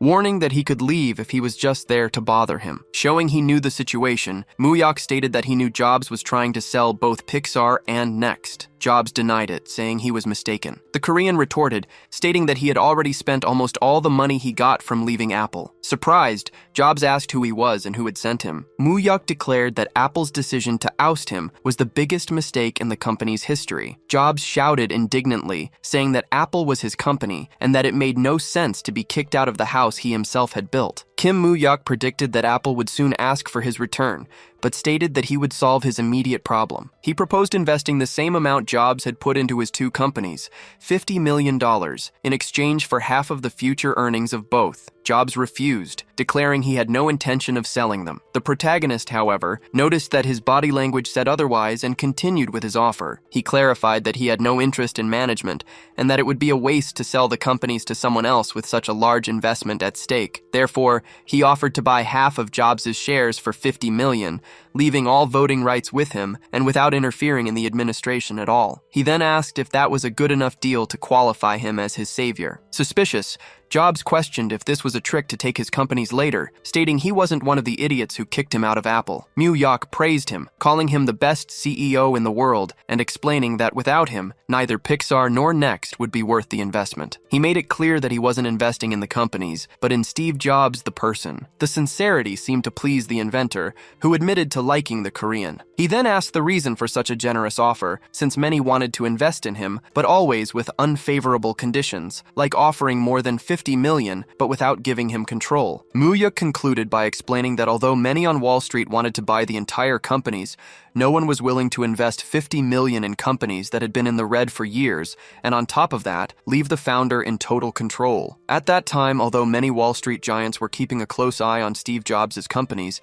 he refused to sell them. If he had chosen to sell and step away from the business, he might have avoided greater financial losses. However, his persistence would prove to be the right choice, as 2 years later, Pixar would achieve global success with its 3D animations, a triumph that would become the foundation for Next's merger with Apple and Jobs' subsequent return as CEO. During the negotiation, the tech pioneer admitted that despite the interest, no one had made an offer like that. He questioned what the Korean would do if the investment in a money-losing company went to waste. Kim, in turn, saw it as an opportunity to build a good relationship. Internally, he knew the invested money would return hundreds of times over, as he had knowledge of the future. Jobs, pondering, suggested that $50 million for half of the shares was not enough. Kim was concise, stating that he would not increase the amount and would waive all management and voting rights if the company went public or sold its shares. He pointed out that he was the first to make such a proposal and that no other investor would offer such favorable terms. The protagonist also mentioned that he could invest more if necessary, although he knew that the exact amount Jobs needed was $50 million. When Jobs tried to raise another objection, Kim stood firm on his offer, repeating it, which made the American burst out laughing. They finally closed the deal for $50 million for half of the shares and sealed it with a handshake. After the deal, Kim introduced James Han, his partner from Korea, explaining that he would remain in the United States to maintain closer contact with Jobs. The American, curious, asked if the sole purpose of Kim's trip to the United States was to invest in his companies. Kim replied that he had also invested in Netscape, even though it was a small startup. Impressed, Steve Jobs commented that the two of them seemed to be on the same wavelength, as he also believed that the internet, especially the World Wide Web, would completely change the world. The conversation about the future deepened. Jobs picked up an old telephone and declared that this type of device represented the future of humanity. He described his vision of adding audio features, allowing people to make calls and listen to music on the same device. This would eliminate the need to go to stores to buy music, which could be accessed online anytime, anywhere. Kim found the idea incredible and suggested that the same concept could be applied to books, movies, and games,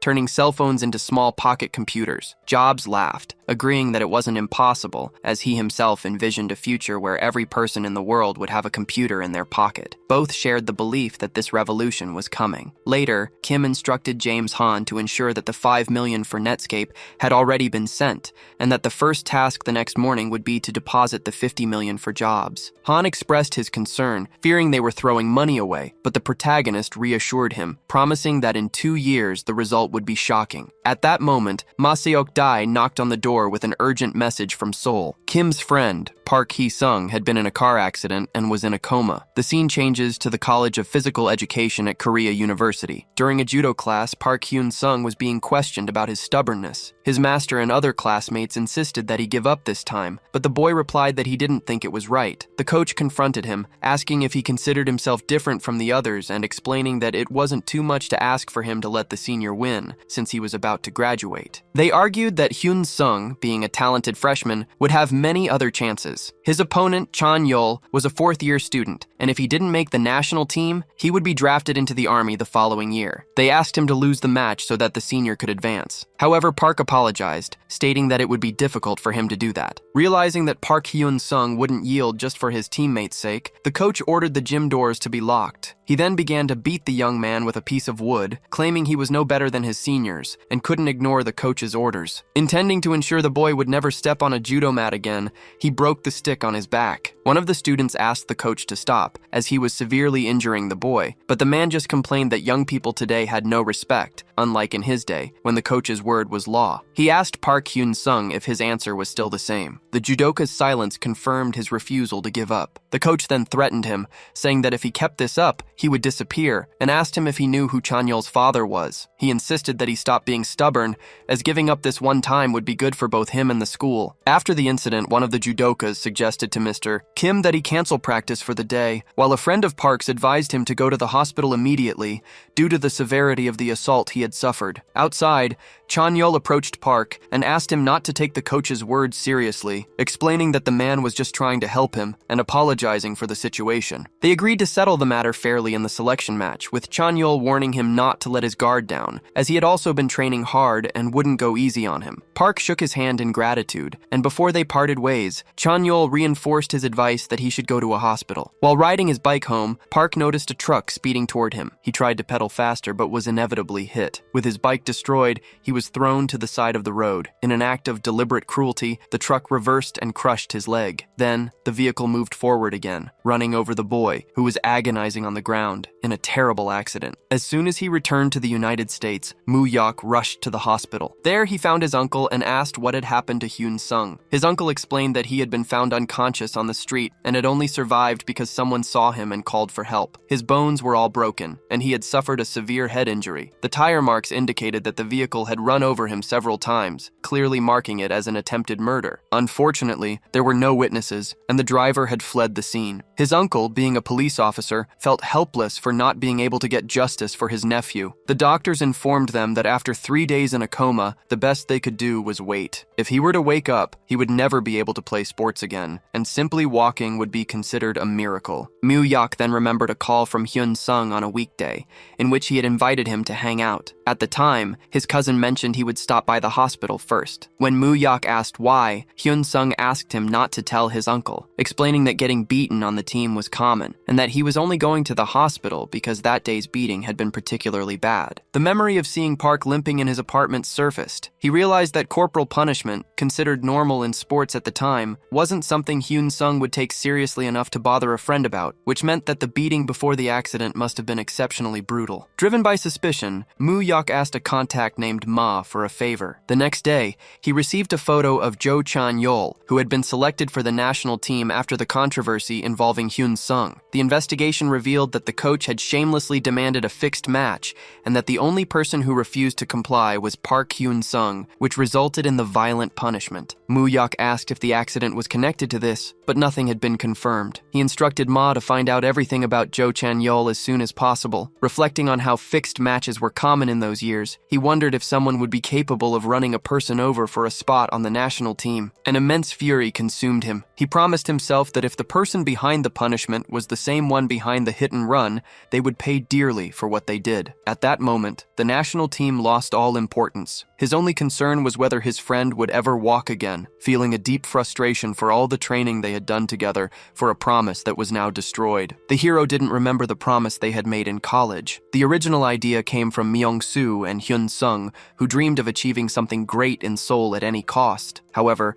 Hyun-sung felt he couldn't do it alone and wanted his friend's support, planning for them to work hard so they could go to the capital together. The hero's cousin never understood why they needed his help, but Hyun-sung insisted that to be useful, he first had to become worthy. It was with this mindset that he trained exhaustively, claiming he needed to at least win an Olympic medal to feel up to the task. In truth, the hero just wanted Hyun-sung by his side as a completely trustworthy partner. Someone like Manager Ma, who was quiet and always efficient. He never wanted his friend to achieve a grand title like becoming a national team athlete. It was this misunderstanding that, in his view, had ultimately led to the current situation. The revelation that connected the dots came from Manager Ma. He explained that Jo Chanyeol was the son of Jo Hyung-gu, the vice president of the National Judo Association. Jo Hyung-gu was also the president of Polar Constructions, one of the association's biggest sponsors, and a renowned construction company in the Chungcheong province. Rumor had it that he had been a famous gangster in the region. Upon hearing this, the hero finally understood the complexity of the situation. He asked Ma about the vehicle involved in the accident, and the manager reported that the police were investigating but had made no progress yet. Faced with uncertainty about the police's ability to find the culprit, the hero gave Ma a direct order. He explained that Hyun Sung was his childhood friend, someone as precious as his own life, and demanded that Ma find those responsible and make them pay dearly, no matter the cost. Manager Ma promptly obeyed his young master's orders. Meanwhile, in the president's office at Polar Constructions, a violent fight was taking place. President Jo Hyung-gu threw a plaque at an employee's forehead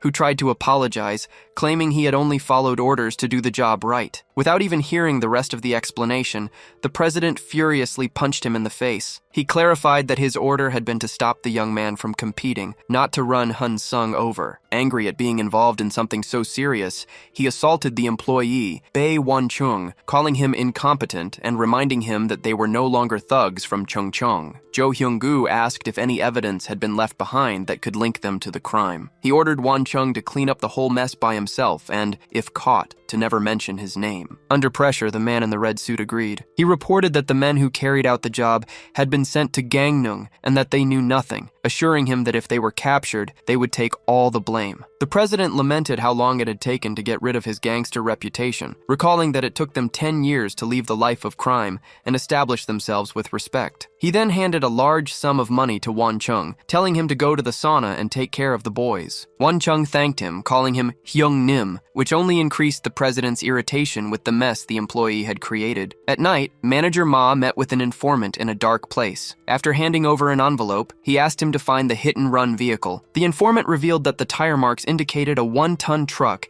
and that the victim had been run over several times before the driver fled. He commented that he heard Ma was working for Chairman Cheon's family and acting like a detective, a job that didn't seem to suit him. Ma simply replied that it was an important matter for his boss, and the man promised to get in touch with more information by the next day. A short time later, the hero went to a warehouse in Chungcheong, where he found manager Ma with 3 men. He asked who they were, and Ma explained they were the thugs they had captured. They confessed that the attack was disguised as a traffic accident, and that the target was indeed Park Hyun Sung. The hero realized his bad premonitions never failed him. The 3 thugs, too young to have planned something like this, were badly beaten. Terrified, they begged for their lives to be spared, promising to tell him everything. The hero warned them not to make him repeat the question. Immediately, they confessed that Bae Won-chung had given them the order, specifying that they should completely crush the victim's legs. The hero, however, had no idea who Bae Won-chung was. The thugs explained that the mastermind was a businessman named Bae Won-chung, the managing director of Polar Constructions. They confessed that the man had paid them to commit the hit and run and then disappear from Gangneung. The hero questioned them about the amount they received, but faced with their reluctance, manager Ma threateningly raised a crowbar, which made them talk. Even after confessing,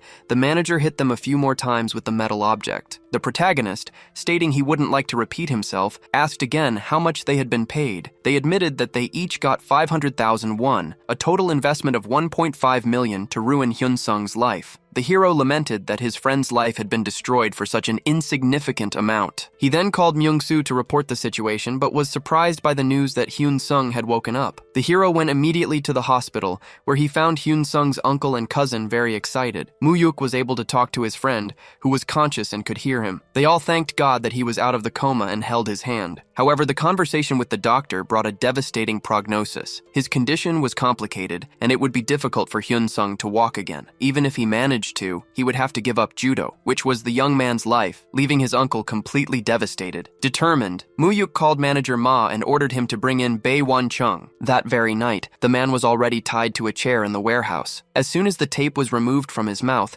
he started spewing curses, questioning if they knew who they were dealing with, and claiming to be from the Polar gang of Cheongju. The hero, however, already knew he was from Polar Constructions, and realized he was an experienced gangster, different from the previous day's thugs, with a determined determined look in his eyes. Bae Won-chung continued to insult him, but the protagonist warned him to use his head and have some shame, as his identity didn't matter at that moment. Faced with another curse, Manager Ma kicked him, and Hyung grabbed him by the shirt, forcing him back into the chair. The hero then directly asked who had ordered Park Hyun-sung's hit and run. Upon hearing the victim's name, Bae Won-chung was visibly shocked. The protagonist commented that he had guts, but no common sense, and suggested he put his loyalty aside. To make it easier, he laid out his theory. Jo Hyung-uk had given the order because Park Hyun-sung refused to throw a match, and then Bae Won-chung had hired the attackers. The hero asked him to just nod if the assumption was correct, and the theory was confirmed. With the truth revealed, he ordered the thugs to be crippled and sent to a salt mine on an island. He then left the place, leaving Manager Ma in charge of finishing the job. A while later, Manager Ma reported that he had followed the instructions. Moo-yuk then gave him a new task, to find out everything about Polar Constructions, including its projects, financial situation, and shareholders, an order that was promptly carried out. Next, the hero met with Park Dong-soo and Kim Moo-moo. Park Dong-soo thanked them for coming and asked if the job in Busan was finished. The man confirmed, saying he didn't want to look bad in front of the protagonist. With that settled, he wanted to know what the next step would be, as the expansion plan for Seoul was being moved up. Moo-yuk asked Park Dong-soo if he knew Jo Hyung-gu, the director of Polar Constructions. His friend said he did, describing him as a thug from Cheongju who used to run nightclubs and bars and was now playing CEO. The hero then revealed his plan. He intended to crush him and wanted Park Dong-soo to take control of Polar Constructions. The proposal left his partner in shock. He expressed uncertainty, explaining that the man had strong connections not only in Cheongju, but also with public officials and politicians in Seoul. Moo-yuk assured him he would take care of the connections and asked again if his friend could win a direct confrontation. He replied that he would only be sure once he was face to face with the gangster. The protagonist insisted, asking him to take over Polar Constructions to establish a base in Cheongju, from where they would make their big push into the capital. His partner realized Moo-yuk was starting a war and, liking the audacity of the plan, asked if they would start immediately. The hero said not yet and gave him another task first. Jo Hyung-woo had a son named Jo Chan-yeol, and he wanted the young man to be left unable to walk for the rest of his life, as revenge for his friend. His colleague protested, stating that wasn't how they did things. However, Moo-yuk was adamant. Moo-yuk, faced with his insistence, the friend asked why, knowing he wouldn't make such a request without a good reason. After hearing the whole story of what had happened to Hyun-sung, he finally understood. The friend assured Moo-yuk he would handle the request by the next day, as he considered Moo-yuk's brothers his own. In his world, anyone who messed with family didn't walk away unscathed. Meanwhile, the investigation into the target, Jo Hyung-gu, revealed details about his company, Polar Constructions. As it was a privately held company, most of the shares belonged to Jo Hyung-gu, his family, and a few mid-level executives. An associate reported that Assemblyman Kim Se-young, a childhood friend of the company's president and a member of the ruling party, had been financing his political activities. The company's influence was notable, as it was responsible for nearly all public construction projects in Cheongju. Moo-yuk explained that if they could secure the transfer of shares, they would take control of Polar Constructions. His bodyguards confirmed that the target was riddled with corruption, with a simple search revealing all his dirty secrets. The situation was so serious that if the public prosecutor's office took the case seriously, his arrest would be inevitable. Moo-yuk's friend asked if he would need help from people like him, offering to find the right men for the job. Moo-yuk, however, replied that in a war, you use weapons suited to the enemy, and that the more resources they had, the better. A manager, overhearing the conversation, asked if he was preparing for a war, and Moo-yuk confirmed it was a conflict that couldn't be avoided. In a meeting with the chief prosecutor, one of the attendees found it strange that Chairman Chiang was targeting a relatively small company like Polar Constructions. Moo-yuk clarified that the order hadn't come from the chairman, as this was a personal matter, and that he intended to take down Jo Hyung-gu on his own. The chief prosecutor hesitated, aware of the difficulty of the request. He explained that to dismantle Jo Hyung-gu's operation, he would need help from the central prosecutor's office, as Assemblyman Kim Se-young likely had the support of public officials in Seoul. The case had the potential to become a major political scandal. Moo-yuk pointed out that if the operation were handled well, the chief prosecutor himself would benefit. At the prospect of exposing a high-level corruption scheme, the prosecutor agreed to issue an arrest warrant and promised to put those involved behind bars within a week. Before the warrant was issued, Moo-yuk asked the prosecutor to to leak information about the investigation to Assemblyman Kim. When asked why, he simply insisted, saying he didn't want it all to end with a simple arrest. That same night, Jo Hyung-goo's son, Jo Chan-yeol, was drinking at a nightclub with an escort. She reminded him that he had an important match for the national team the next day, but he arrogantly replied that with his talent, he'd make the team with his eyes closed. He boasted that the outcome was already decided, since the man who had rebelled against them was completely finished, and concluded that those who don't know their place in the world are the ones who suffer. As Jo Chan-yeol was heading to his car, he was approached by 3 gangster-like men in suits, who ordered him to follow them quietly. He tried to react with a judo throw when one of them touched him, but the man held his ground and remarked that for a national team candidate, he was pretty weak. The assailant warned that his initial intention was to do this the easy way, but that was no longer an option. Then they took out a sledgehammer and began to beat him. Shortly after, a call was made to Moo-yuk to confirm that the job was done. With the first part of his revenge complete, Moo-yuk would now focus on taking down Jo Hyung-goo and seizing control of Seoul. Jo Hyung-goo found his son crying and desperately asked what had happened to his leg and who was responsible. The young man, however, had no answers. His father pressed him, asking if he remembered any of the attackers' faces, but the young man said he had never seen them before. The head of Polar Constructions then realized that one of his men, Won Chung, had also disappeared. He began to connect the dots, realizing the attack was revenge for what had happened to the other young man. Jo Hyung-goo's corruption network was so vast, including connections to several disappearance cases, that it was surprising he hadn't been caught yet. One of his subordinates advised him to forget about Assemblyman Kim Se-young, as not even the chairman could save him. His arrest was inevitable once he was caught. Moo-yuk then called a man known as Chairman Park, informing him that prosecutors would be raiding Polar Constructions the next day, and that Jo Hyung-goo would likely try to flee that night. He asked for help to locate the businessman's hideout before he escaped. When a colleague learned that Moo-yuk was going to the capture himself, he asked if it was due to a lack of trust in the team. Moo-yuk replied that he actually wanted to witness the man's downfall with his own eyes. A short time later, Jo Hyung-goo's phone rang. On the other end of the line, a voice warned him that all was lost. The prosecutors had raided his office, and an arrest warrant had been issued in his name. On the way, Moo-yuk ordered the driver to change course, and the scene shifted to a mansion in Taeyeon, Cheongnam. Upon arriving, he noticed about 10 people inside and instructed his companion to deal with all of them. The man put out his cigarette and told Moo-yuk to enter only after 10 minutes, then headed into the mansion with his henchmen. Meanwhile, inside the residence, the chairman of Polar Constructions, Jo Hyung-goo, was furious. On a call, he confronted Prosecutor Park, reminding him of all the money he had paid him over the years. Feeling betrayed, he threw his phone against the wall. Desperate, he asked his men if they had managed to contact Assemblyman Kim, but was informed that there had been no response from either the Assemblyman or his regional office. Hyung-goo's frustration grew, as he remembered how the politician used to accept his money without hesitation in the past. The conversation was interrupted by loud bangs on the door. When it opened, Park Dong-soo appeared with a sledgehammer, a figure Jo Hyung-goo hadn't seen in a long time. Dong-soo ironically remarked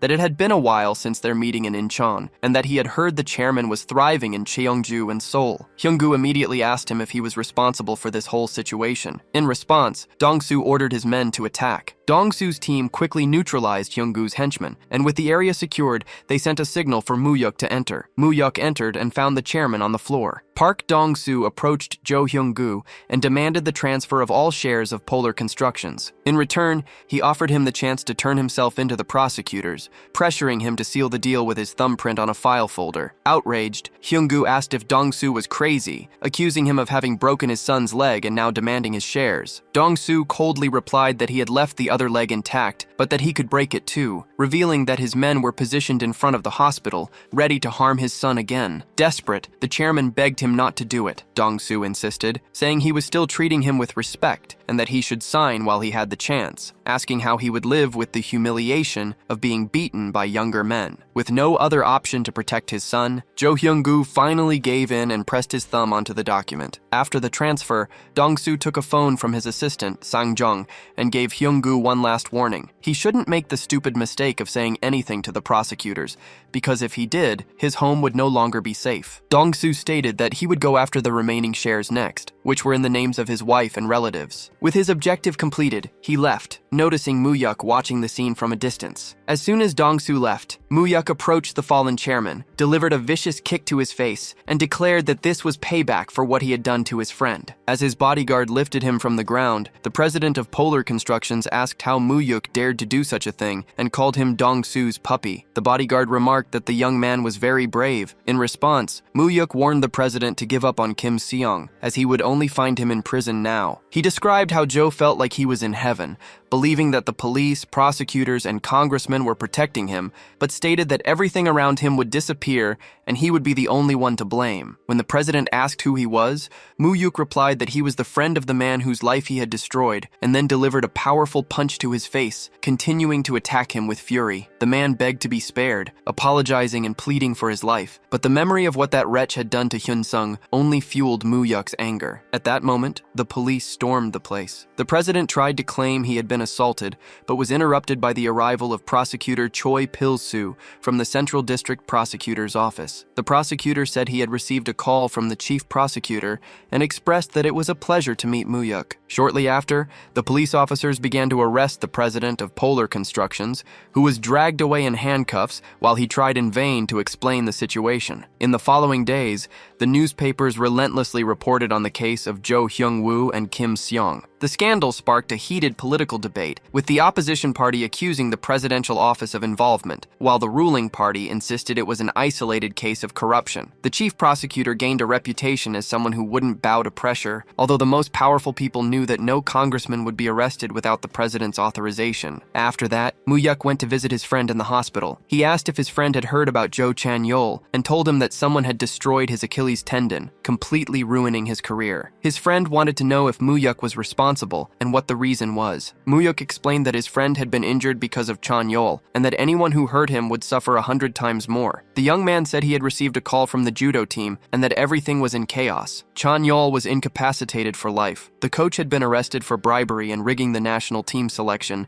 and the assistants were resigning. His friend expressed that he thought Muyuk had gone too far, but he retorted that a gentle conversation wouldn't erase what they had done. Faced with this, his friend confessed that he was afraid of him. Muyuk asked if he was afraid he would do the same to him if they ever fought, but his friend denied it, explaining that he just felt that Muyuk had changed a lot. Muyuk stated that they lived in a world where you were either the hunter or the prey. His friend couldn't understand why he had started to think that way. Realizing the young man was still too young, Muyuk concluded that he might need more time before he could stand by his side. He stood up, told his friend to rest until he was discharged, and left the room, while the young man kept calling his name. Meanwhile, the old chairman was commenting that Muyuk had used the opportunity given by Yoon Chang-go to take down a small construction company and arrest dangerous men. Even so, his grandfather considered him too soft, thinking he should have finished them off. An assistant reported that he had kept everyone involved locked in a room, ensuring no one could escape. The old man replied that they deserved a fate worse than death, as taking their company and destroying their son wasn't enough revenge. The assistant suggested that times had changed, but the old man insisted that one thing never changes: an enemy will always remain a threat. Therefore, it was necessary to instill true fear, a lesson Muyuk had not yet fully understood. In prison, the president of Polar Constructions was talking to his lawyer, who explained that the political climate was terrible and it would be difficult to resolve the situation quickly, perhaps only managing to get a pardon next year. He also reported that Chan-yeol had been discharged but would never walk again. The president swore he would never forgive Park Dong-soo and his gang. It was then that the lawyer revealed the result of his investigation into Kim Muyuk. He was the grandson of the king of loan sharks. The man was in complete shock to discover that Muyuk was the grandson of Chairman Cheol Tae-san of Myeongdong. He finally realized he had messed with the wrong person. It all started because he attacked a simple judo kid, never imagining it would connect him to such a powerful figure. It was this mistake that destroyed his life and put him behind bars. Even so, he vowed that when he got out of prison, he would eliminate all of them. The promise of revenge extended to everyone, including the king of loan sharks. Suddenly, a police officer stopped in front of the cell, and right after, an inmate approached the president. Without any warning, the inmate began to beat him brutally, causing him to lose a lot of blood until he collapsed on the floor. It became clear that the attack had been orchestrated by the grandson. Satisfied, Cheon Tae-san laughed and commented that his grandson had acted very well. His assistant, however, expressed concern, questioning if the young master wasn't getting too deeply involved. The grandfather replied that Muyuk needed to become even more ruthless, years, to the point of spreading terror to everyone around him, as that was the only way to survive in the Azure Wind Society. The king of loan sharks observed that Cheon's grandson was now indebted to someone, and admitted that he was learning a lot from watching Muyuk, as the boy made him imagine possibilities he had never considered. He then asked if Cheon had come just to brag about his grandson, or if there was another reason. Cheon admitted that he did, in fact, want to brag a little. His old friend found it strange that a heartless man like him would act that way in his old age, and recalled the first time they met. At the time, he didn't know if Cheon was the CEO of a construction company or just a street thug. Desperate to finish the construction of a factory,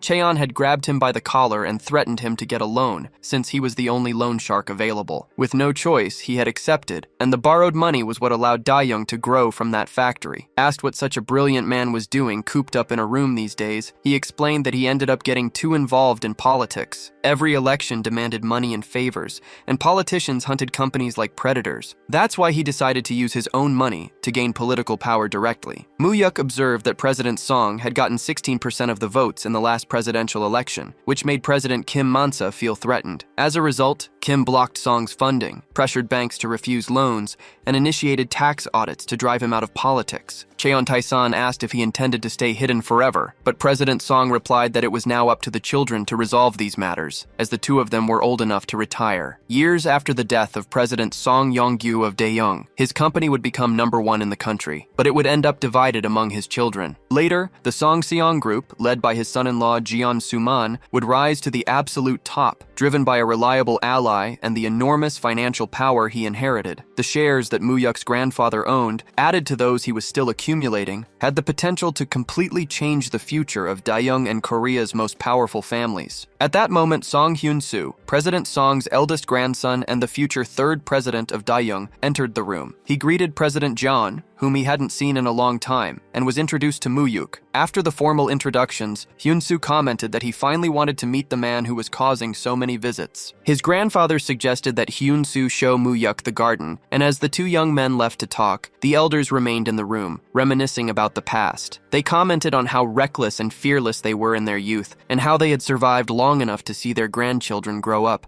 noting that time had passed quickly. Song then pressed Cheon, asking why he was hesitating, since he had always been direct. Cheon admitted he couldn't hide anything from him and revealed his plan to hand over all his shares to his grandson soon, including those in almost all of Daeyoung's affiliates. Song realized that the rumors from Myeongdong were true and that Cheon was really preparing Muyuk to be his heir. However, he questioned whether Suman and Suam, Cheon's sons, would accept it easily, warning that going over their heads could cause a bloody war in the family, especially since Muyuk was his daughter's son, not a direct grandson through the male line. Cheon explained that as long as he was alive, he just wanted the boy to have a life similar to his own, leaving the dirty business of loan sharking to his sons and teaching Muyuk to live an upright life. Despite the explanation, Song thought it was too soon to hand everything over to someone who was only 20 years old. Cheon, however, stated that Muyuk was no ordinary child. He described his grandson as someone capable of seeing things no one else saw, who absorbed his teachings quickly and made decisions with absolute confidence. He pointed out that, in all these years, Muyuk had never broken a promise and had always exceeded expectations,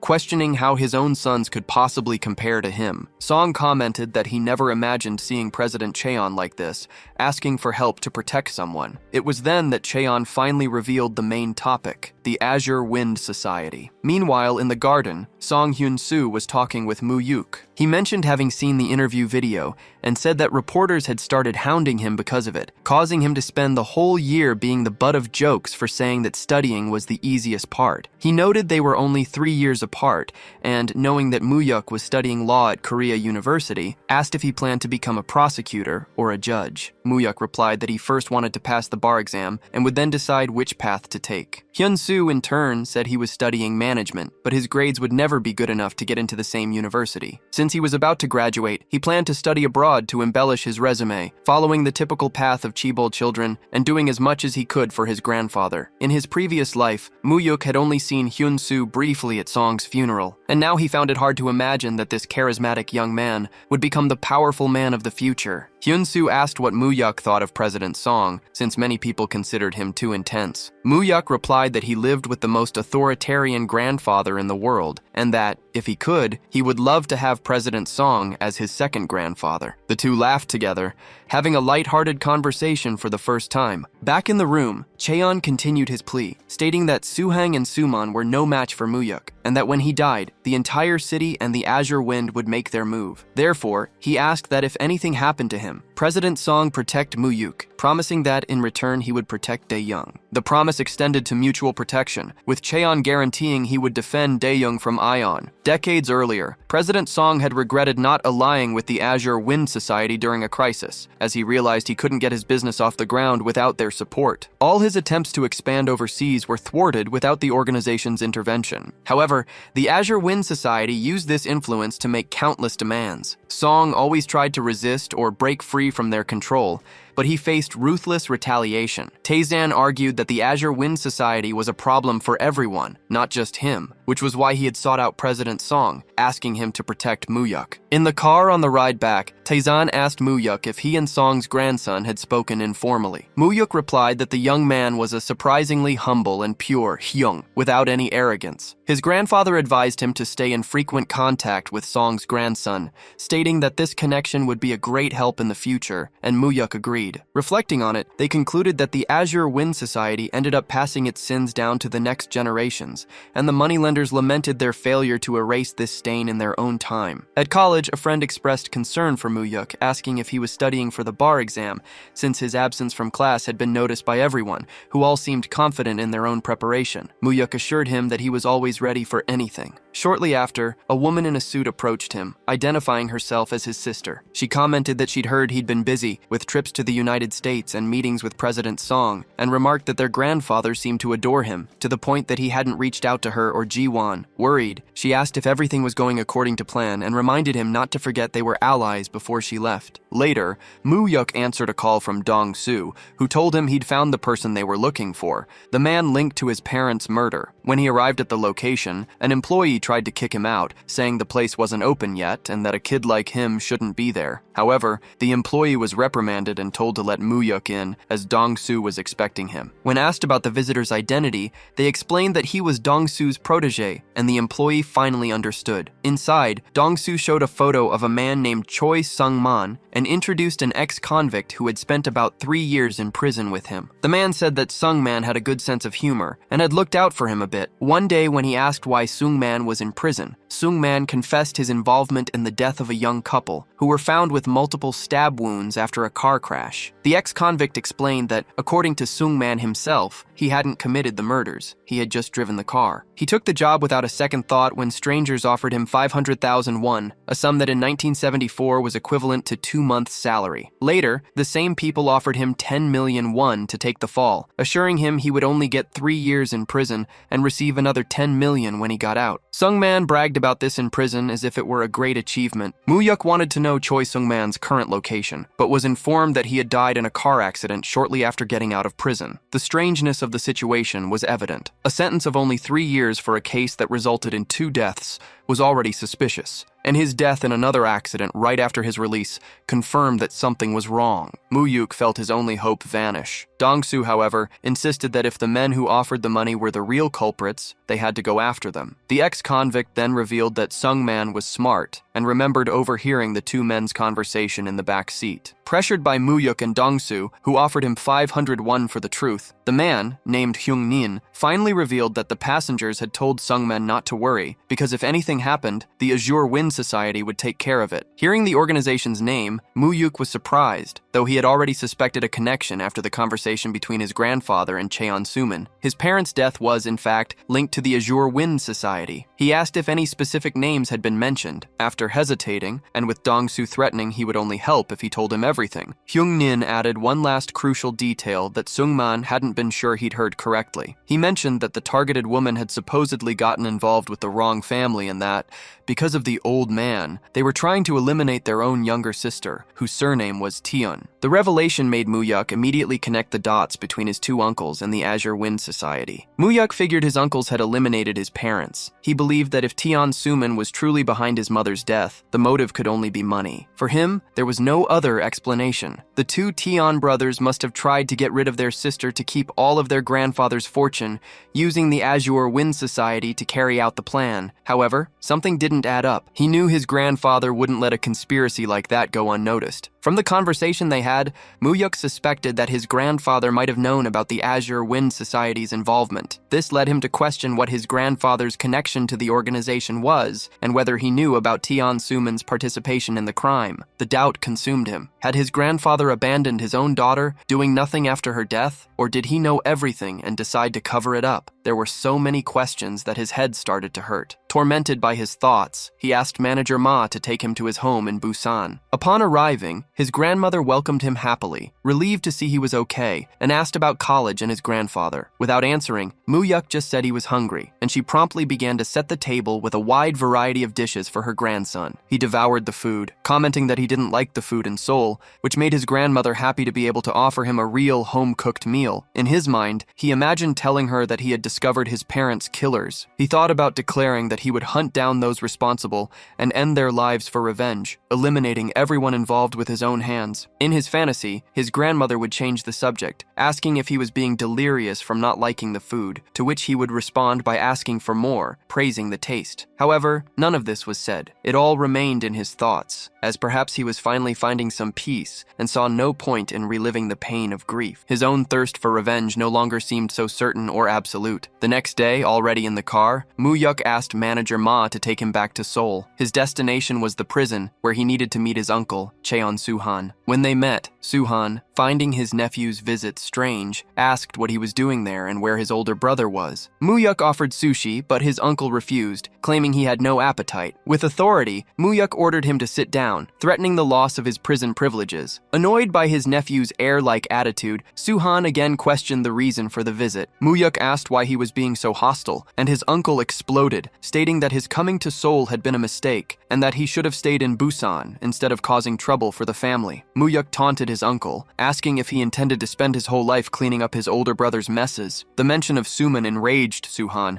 who demanded to know what his nephew wanted. Before the situation could escalate, Manager Ma intervened, telling Suhan to sit down and be quiet. Obeying, the uncle asked if Muyuk had come all this way just to annoy him. Muyuk replied that, actually, he had a few questions to ask. He explained that he had heard something strange about his parents' death, and because he found the circumstances suspicious, he had done his own investigation. Muyuk argued that it was inconceivable that someone of his grandfather's status wouldn't have tried to catch the real killer. Suhan retorted, stating that his grandfather knew the culprit had already been arrested. Muyuk, however, countered that the man arrested wasn't the real one responsible, revealing that his mother's body had stab wounds. He added that he easily found out through the police that the supposed culprit had been released after only 3 years. Given this, it was certain that his grandfather would also know everything, unless someone had prevented him from hearing the truth or lied to him. Realizing his uncle knew something, Muyuk pressed him, asking if he didn't think that Chairman Cheon Taesun would find all of that suspicious. Suhan deflected, saying it had been many years, and asked what his nephew intended to do about it. Muyuk admitted it would be hard to find clues after so much time, but revealed that he had met someone who knew who the culprit was. The revelation left Suhan visibly anxious, and he demanded to know who this person was. Muyuk noticed that his uncle's reaction wasn't that of a brother concerned about who killed his sister. He then laid out what he knew. His mother had been the target, and 2 men had killed her. His source had revealed that the order came from someone with the surname Tian to eliminate the younger sister, and that the Azure Wind Society was responsible for the cleanup. Muyuk stated that if his grandfather knew about this, he would never let it slide, which was why he intended to tell him everything. He concluded that if his grandfather indeed didn't know, the person who hid the information could only be someone very close to him. Desperate, the uncle began to deny it, but Muyuk demanded that he tell him what he knew to prove he wasn't involved. Suhan then stood up and confessed. He swore he didn't know about the plan, and that when he found out, his sister was already dead. He claimed that if he had known beforehand, he would have done anything to stop it, confirming that his older brother and the Azure Wind Society had killed her. He insisted he only found out about everything after it happened, and had even fought with his brother over it. Muyuk, however, condemned him, saying that he should have, at the very least, told their grandfather the truth. As her brother, it was his duty to have spoken to their father. He finished by saying that not even animals kill their own family, and that his uncles were worse than beasts. Shaken by the words, Suhan sat down again in silence. Muyuk was beginning to be certain that his uncles were responsible for his mother's death, likely for his own death in his past life. After all, if they were capable of eliminating their own sister, they wouldn't have hesitated to do the same to their nephew. He hoped his uncle was telling the truth, as he would find out what really happened sooner or later. And if Suhan had lied to him again, Muyuk swore to himself that he would kill him. As he left the prison, he wondered if his grandfather knew everything. Perhaps the old loan shark hadn't been able to abandon his own sons even after discovering the crime they had committed. Or perhaps, knowing everything, he would ask Muyuk to forgive them in the future. Amidst these thoughts, Muyuk wondered what he would do if he chose revenge against his grandfather's will, and in that moment of uncertainty, he asked manager Ma what he should do. The bodyguard replied that he should do whatever he wanted without fear, even if it meant going against the chairman. Ma asked if the young master's fear was of his grandfather or of losing everything by confronting him. He suggested that perhaps the real fear was of being abandoned again, and Muyuk knew that was it. However, he had already died once and returned to life, so there should be nothing left to fear. Ma assured him that, regardless of his choice, he would follow the young master, even if it meant parting ways with the chairman. Apologizing for meddling, the manager stated that the boy needed to follow his own path. In response, Muyuk asked the bodyguard to stop him whenever he made a wrong choice. With that settled, they left, and Muyuk decided he would go see his grandfather. When he arrived home, his grandfather commented that he thought he would have arrived sooner, as it was already very late. Muyuk replied that he had been busy visiting his uncle, Cheon Suman. Chairman Cheon wanted to know the reason for the visit, and his grandson explained that he needed to confirm something. He then asked his grandfather directly if he knew that his parents had been killed in a staged accident, and that his uncles, Cheon Suman and Suhan, were involved. He asked if his grandfather had known all along, and had said nothing to him. Consumed by fury, Muyuk exploded, asking why his grandfather had made him call his mother's murderers uncle for so long. The discovery of the truth left him deeply resentful. He finally understood why, in his past life,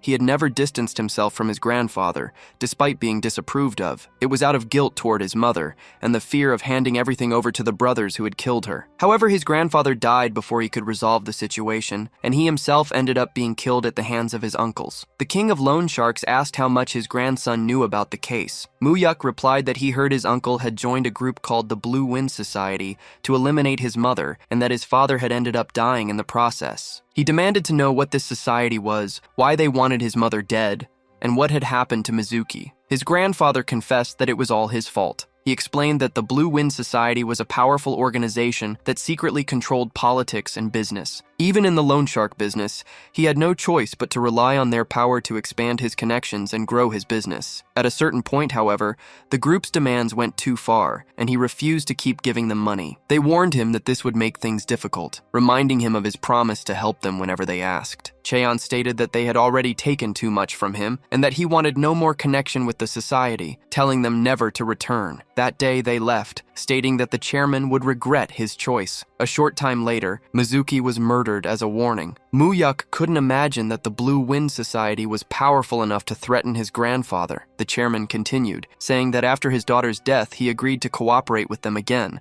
on the condition that they would never harm his family again. He also revealed that, under pressure from the society, Suman had revealed Mizuki's whereabouts after she cut ties with the family, concluding that his son was merely a pawn in their plan. Muyuk, however, disagreed, stating that his uncle was not just a pawn, but was behind everything, as he knew his grandfather was aware of his son's greed. He confronted the chairman, saying that while his grandfather might believe that version, he did not. Even if the Blue Wind Society was behind the plan, the ones who gained the most from his mother's death were his uncles. Therefore, he declared that he would never forgive them. The statement enraged his grandfather, but Muyuk was firm, saying that in his revenge, he would leave nothing behind. The chairman protested, reminding him that they were his sons and shared the same blood, and asked if his grandson really wanted to go that far. Muyuk then demanded that his grandfather deal with them, asking him to do it in his place and warning that if he didn't act now, they would one day come after his life. At that moment, his grandfather was no longer an imposing figure,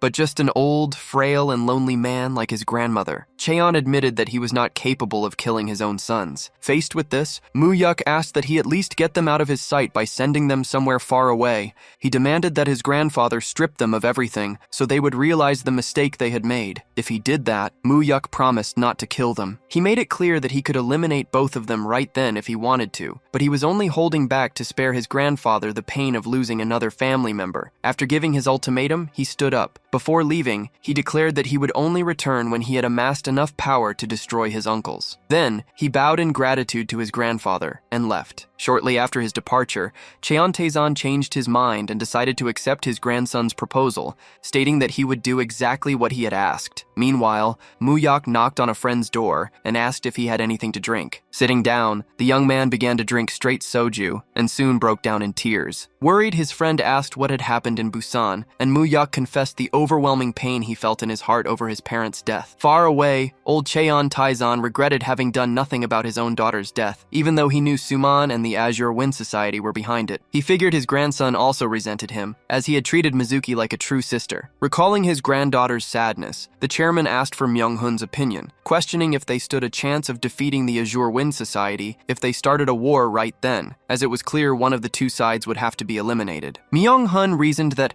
as the chairman already knew, the Azure Wind was not a single organization. If they eliminated one faction, others would rise to take its place. The old man considered using the ledgers with records of all the favors and money he had distributed to politicians, officials, and soldiers connected to the society. Myung-hun warned that even with this weapon, their chances of victory would be only 50%. Furthermore, the moment he used the ledgers, he would lose all the power he had built over the years. Even if he won, he would be risking his family, his money, and possibly his own life. Myung-hun further revealed that the Azure Wind Society was just waiting for the chairman to die, as it would be much easier to control Cheon Su-man and Cheon Su-han. As soon as he died, his sons would inherit everything and fully cooperate with the secret organization. Faced with this, Taezan told Myung-hun they needed to take back everything his sons had taken from him. Then he called the chairman of the Samsung Group and got straight to the point about the divorce. Taesan stated there was no major issue, that it was just a family matter, and that he had nothing against his son's father-in-law. He said he didn't want to complicate things and would ensure a fair division of assets. Caught by surprise, the man from Samsung asked what would happen to the children. Taesan explained that Suman would go abroad,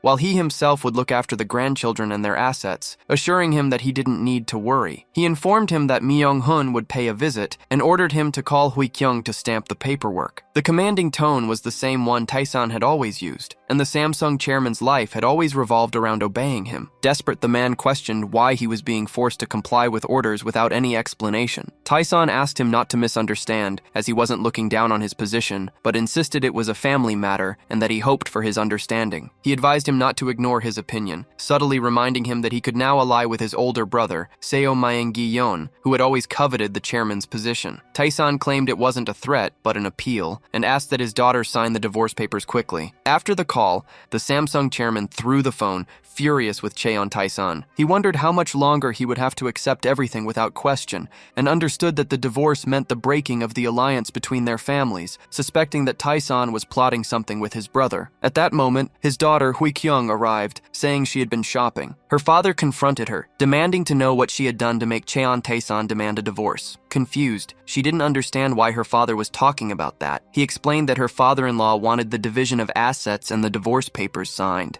and that director Ha Myung-hun was already on his way with the documents. He asked if she had noticed anything strange with Suman, and she admitted that although they had met recently, he barely spoke to her, and the atmosphere between them had been tense. Shortly after, Director Myung-hun arrived at the building. He bowed before the chairman and Hui-kyung, handing them the papers. Her father asked the reason for this decision, but Myung-hun replied that he could not disclose it. Hui-kyung hesitated, saying she didn't want to get divorced at her age because of the children, and asked them to try to convince her father-in-law. Her father, however, stated that it was impossible and pressured her to sign. With her father overflowing with anger at Cheon Taesan, she stamped the documents and handed them over. Elsewhere, finally, the divorce paperwork reached Suhan's hands, who also reacted with irritation. Upon receiving the papers, Suman furiously questioned why his father had filed for divorce, divorce, throwing the documents aside. Director Myung-ho picked them up and explained that it was a direct order from the chairman, adding that even if he refused to sign, Cheon Tae-san would handle the matter personally. Suman's anger grew, as the divorce meant the end of a 20-year relationship with the Samsung Group, a bond his father had meticulously planned. The marriage had been arranged so that his children, Juwon and Jisoo, would work at Samsung, and through their inheritance, the Cheon family would take control of the group. The director instructed him to wrap up his tasks and prepare to leave the country. At that moment, Suman understood that the decision was connected to his nephew, Moo-yok. The thought of being sent abroad enraged him, feeling betrayed as the eldest son who had given up everything for his younger nephew. He accused his father of going senile, but the director warned him to watch his words. Suman couldn't accept that his own father was making him disappear like that. Myung-ho revealed that the chairman already knew about his connection to the Jeonwin Society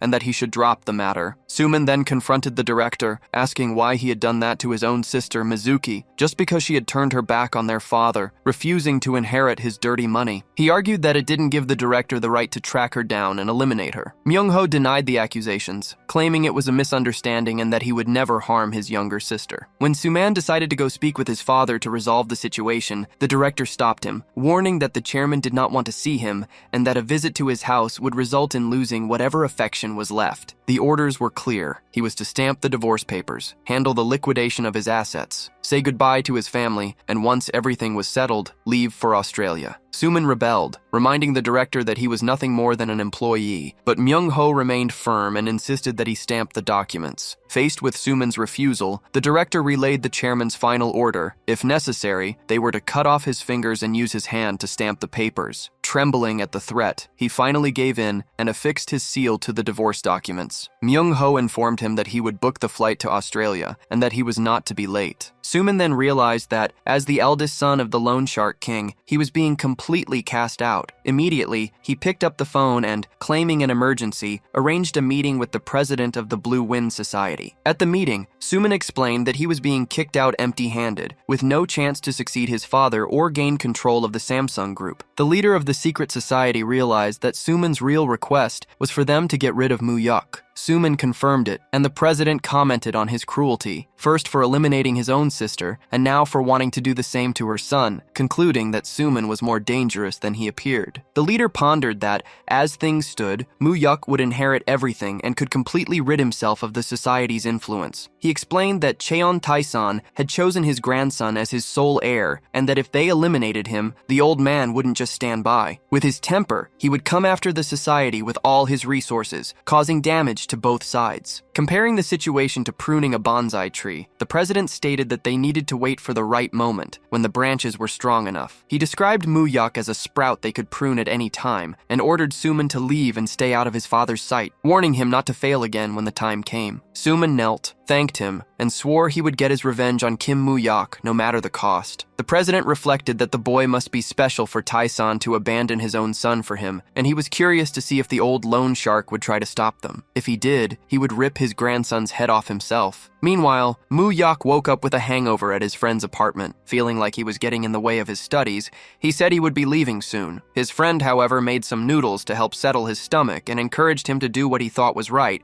assuring him he would help in any way he could and telling him to cheer up. Moo-yok thanked him for the support and tried to lift his spirits. At the same time, director Myung-ho was informing Tae-san that his son, Suman, had left for Australia without much resistance. However, he recommended they keep an eye on him, as knowing his personality, he wasn't the type to accept the situation easily. He also reported that the other son, Suhan, would be transferred to Yeongdungpo prison, losing his privileges. The chairman asked the director to ensure that Suman's family was provided for. Just then, Moo-yok arrived to speak with his grandfather. He announced that, after some time to think, he had decided to accept the offer to represent him. He explained that the fear of losing the rest of his family had motivated him to accept the responsibility. Kim Moo-yok stated that he would do his best, and that his grandfather shouldn't feel the absence of his uncles. Tae-san thanked him for his concern and said he would take care of him. Moo-yok declared that he would start working properly at once, asking to review all the loan documents in his grandfather's name. He needed to understand the exact state of the business to decide what to shut down and what to continue. He mentioned that with the new financial system, the world was changing, and they would ride that wave. His ultimate goal was, upon inheriting everything, to have built a golden, unshakable empire that no one could challenge. The grandfather called for Mayong-hun and asked him to bring the loan documents for Mu-yuk to analyze. After confirming there was nothing else, the grandson finally got what he wanted, leaving his grandfather curious to see the changes in the world he had mentioned. Mu-yuk, in turn, promised he would not disappoint him, but took the opportunity to make another request. He wanted to know everything about the Blue Wind Society. He questioned who the members of the organization were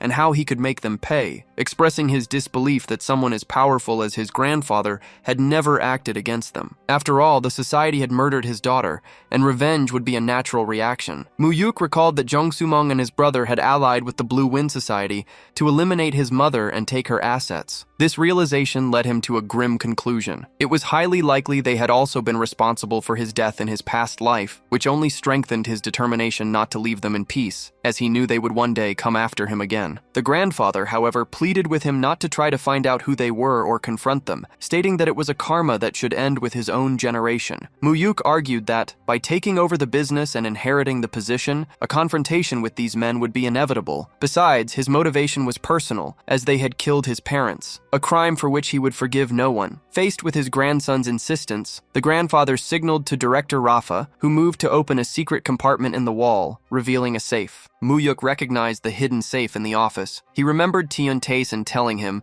after his grandfather's death in the other timeline, that they had found it completely empty. This time, however, the director took out folders from inside and placed them on the table. The grandfather explained that those files contained spreadsheets with the names of all the Blue Wind Society members to whom he had lent money. The list was a true dossier of power in the country, including opposition politicians, military officers, judges, and even university professors. According to him, it was a group spread everywhere, capable of moving the country according to their will. Mu-yuk asked who the head of the organization was, but his grandfather admitted he didn't know, as he had never met him personally. He described the Blue Wind Society not as a cohesive group, but as a countless network of individuals and units. His strategy had been to feign cooperation when they asked for money, while secretly tracking who received the funds and how they were used. The record book was, therefore, a complete dossier of its members and activities. Mu-yuk thanked him, recognizing that he held a powerful weapon to destroy his enemies. His initial plan was to expose them for accepting dirty money from a loan shark, but his grandfather warned him that it was not yet time. Even with that information, he estimated the chances of victory at only 50%. At that moment, the grandson realized that his grandfather had never given up on revenge for his daughter. He was just waiting for the right moment. Respectfully, Mu-yuk asked his grandfather to lend him the book, but the request was denied. The grandfather explained that this power was immense,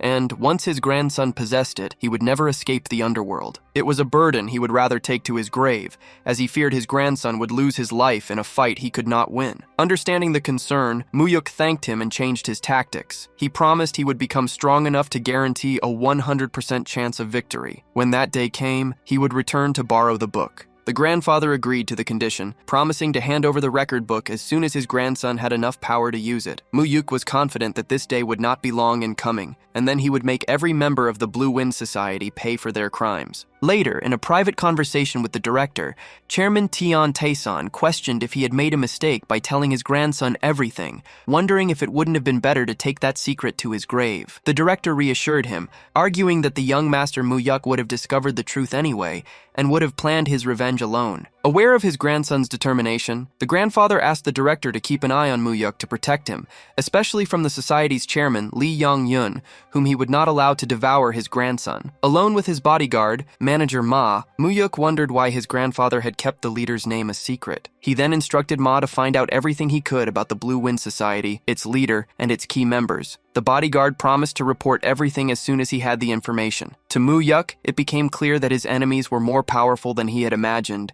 which motivated him to become even stronger to avenge his parents and himself. Next, he contacted Kim Moo to ask about the company's management. Moo informed him that Sang was taking care of everything and thanked him for the opportunity to preside over the construction company, stating that the transition was going smoothly. He did, however, raise a concern. With the end of Ju Hyung's project in Cheongju, it would be difficult to get new contracts in the region, as most were obtained through corruption. Mu-yuk reassured him, telling him not to worry, as he would secure subcontracts through Daehun. The strategy would be to focus first on polar construction and then on Daehun, which was not illegal. He gave new orders to start taking over the territory of Yeongdongpo, an area with no major gangs, and instructed them not to worry about money, just taking what they could. Finally, he asked if they had already captured any of Jo Hyun-gu's men. Mumu replied that he had retired the older members and recruited the younger ones, resolving the situation through conversation. He stated that if they needed money, they could call him, as he would give them as much as necessary. One of his men asked if it wasn't too soon, reminding him that they had just expanded into Seoul. Ignoring the concern, he instructed a subordinate to speed up the process as a war was approaching. In another part of the city, a group of friends was toasting in a bar. The results of the first phase of the bar exam had come out, and the list of those who passed contained the names of all 5 of them. Everyone was overjoyed, as they all felt their hard work and dedication had been rewarded. One of the friends commented, amazed,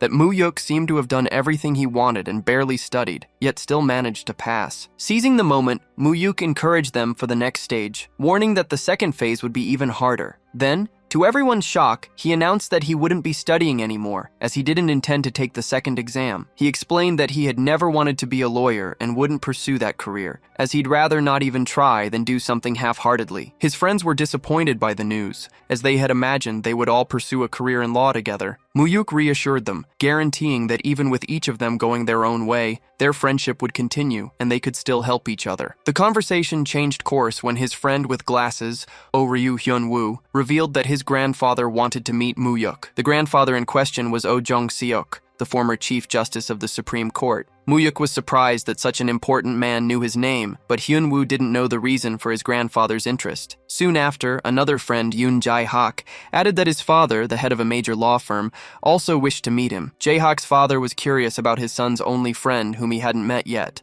and despite knowing that Muyuk had abandoned a legal career, insisted on the meeting. Muyuk knew that rumors about him had spread in legal circles, which wasn't good news, but it was also one of the reasons he had formed that group of friends. Hyunwoo's and Jae-hak's families dominated the legal world, and his own grandfather had already tried to get close to them using money, without success. That's why he planned to meet with Hyunwoo's grandfather first, and then schedule a meeting with Jae-hak's father. His friends found it all very strange, as their families had never shown interest in their social circles before, and they wondered who Kim Muyuk really was. To change the subject, Muyuk asked if they intended to pursue careers as prosecutors. Hyun-woo explained that although his family wanted him to become a judge to follow in his grandfather's footsteps, he wanted to be a prosecutor and reach the top on his own merit. He didn't want people to say that he only achieved things because of his family's name. Seeing that his father and brothers were already judges, he felt less and less inclined to follow the same path. Muyuk supported him, saying that he would do well either way, whether as a judge or a prosecutor. At that moment, one of his friends, Han Ming-young, asked Muyuk to get some fresh air, complaining of a headache. Outside, she congratulated him on passing and said she was in his debt, promising to repay him in the future. He reassured her, stating that she would easily pass the second phase and should just focus on the exam. She thanked him for the advice. When he suggested they go back inside, she held him back and asked if they were just friends, wanting to know what he thought of her as a woman. He replied that he considered her beautiful both as a friend and as a woman, and that any man would be lucky to have her by his side. However, he was direct in stating that he wasn't in a place for relationships and had never thought about getting involved with her. In his thoughts, he knew that getting involved now would be a mistake. It could nullify the favor she owed him, and besides, he had already had enough women in his past life. Embarrassed, she blamed her words on the alcohol and asked him to forget what she had said. Right after, another friend showed up calling them back to drink, since this would be the group's last get-together before the second phase. That night, Muyuk seemed to get very drunk. The next morning, he went to his grandfather's mansion. He informed his grandfather that Oh Jun-seok, the former Chief Justice of the Supreme Court, and his friend's grandfather wanted to meet him. Muyuk supposed that the man already knew he was the grandson of the King of Loan Sharks, since whoever had found out about Sumong being sent abroad probably knew this as well. His plan was to win Jun-seok's goodwill. His grandfather warned him it would be difficult, as the former Chief Justice was at the pinnacle of the justice system, and not someone who was easily swayed. Even so, Muyuk was determined to face the challenge. After all, Jun-seok himself had suggested the meeting. His grandfather advised him not to try using money, and he understood. A week later, the meeting took place. Muyuk introduced himself at Oh Junseok's house as Hyunwoo's friend. The host, a man respected for having maintained his firmness and sense of justice even during the coup regime that had appointed him, welcomed the young man. After introducing himself, he asked his grandson to go find his grandmother, leaving them alone in the living room. Without beating around the bush, Junseok revealed that he knew he was the grandson of Chairman Jong from Pyeongchang-dong. The young man explained that Cheon Taeson was his grandfather on his mother's side and informed him that he was doing well, news that seemed to pique the host's curiosity. He realized the former judge was beating around the bush, testing him and making him a little tense. Finally, the older man asked what his intentions were with his grandson, Hyunwoo. At that moment, it became clear that the invitation hadn't been motivated by mere curiosity. Junseok suspected he had approached his grandson with ulterior motives. He replied that his friendship with Ryu Hyunwoo had started by chance, as they were taking the same course. Junseok pressed him, questioning if there wasn't some hidden interest. The young man defended himself, stating that his intentions were purely friendly and that while many sought connections for personal gain after college, he preferred to keep the genuine bonds that formed spontaneously. Still skeptical, Junseok asked if their meeting hadn't been calculated. The young man retorted, arguing that Hyunwoo's future, and that of anyone else in the study club, was not guaranteed, and he was too busy to invest his time in someone's uncertain future. Oh Junseok then revealed that he was aware of his recent activities, mentioning how he had pushed his own uncles out of the business without hesitation. He commented that he found it interesting how a 20-year-old grandson of Chairman Cheon, the head of the country's loan sharking business, had suddenly appeared and taken control. The young man noted, surprised, that the former Chief Justice of the Supreme Court was well informed about the financial underworld, concluding that he was no ordinary judge, and that this integrity likely explained why he had never yielded to his grandfather's financial influence in the past. Junseok changed the subject, mentioning that Hyunwoo didn't intend to pass the bar exam. The young man agreed internally, thinking that the judge's grandson indeed wouldn't make it past the second round, as taking the exam without any intention of practicing law was disrespectful to those who took it seriously. Seizing the opportunity, the host asked about his plans and if he intended to become the new king of the underground economy, like his grandfather. The young man found the title pompous, but imagined his grandfather would love it, briefly wondering if the family's businesses would have survived without him. The former judge clarified that he wasn't disparaging Chairman Cheon. As someone from that era, he understood the hardships he had faced, but he stressed that his methods had been excessively violent. The young man challenged him, asking if he knew anyone who hadn't been violent in those times, arguing that aggression was the norm in both politics and business. He stated that everything that existed today was what had survived that brutal era, and that everyone chose their own position in society. He expressed his belief that the new era would be different, to which Junseok observed that he seemed to be following in his grandfather's footsteps. The young man confirmed that was his goal, but with a fundamental difference. He didn't intend to remain in the underground. He explained that times had changed, and his goal was to evolve and bring the businesses into the light, without, however, completely abandoning the shadows, as even the legitimate world could become unstable without them. The judge stated that all he wanted was a safe friendship for his kind-hearted grandson, but admitted he found the young man more interesting than he had expected. The young man promised to visit him more often to hear his ideas, but Junseok deflected, claiming to be just a powerless old man. However, the young man realized that although Junseok wasn't greedy for money, he valued honor above all else, and his pride was immense. He understood that honor brought legitimacy, and that in turn generated power. He concluded that the judge was hungry for power, and with the support of many who shared his ideals, would be a powerful ally when the IMF crisis hit in 3 years and the world came crashing down. The next day, his grandfather asked about the meeting with former Chief Justice Jun Suk, wanting to know if the man had spoken ill of him. The grandson replied that, under different circumstances, they might have even been friends, a thought that sent a shiver down his grandfather's spine. The conversation shifted to business when the loan audit was ready, and the young man, Moo Yuk, tossed the folder onto the table. His grandfather, impressed by his speed, asked about the results. Muyuk reported that most of the loans were high risk, with a high chance of becoming bad debts. He declared his intention to recover every last penny,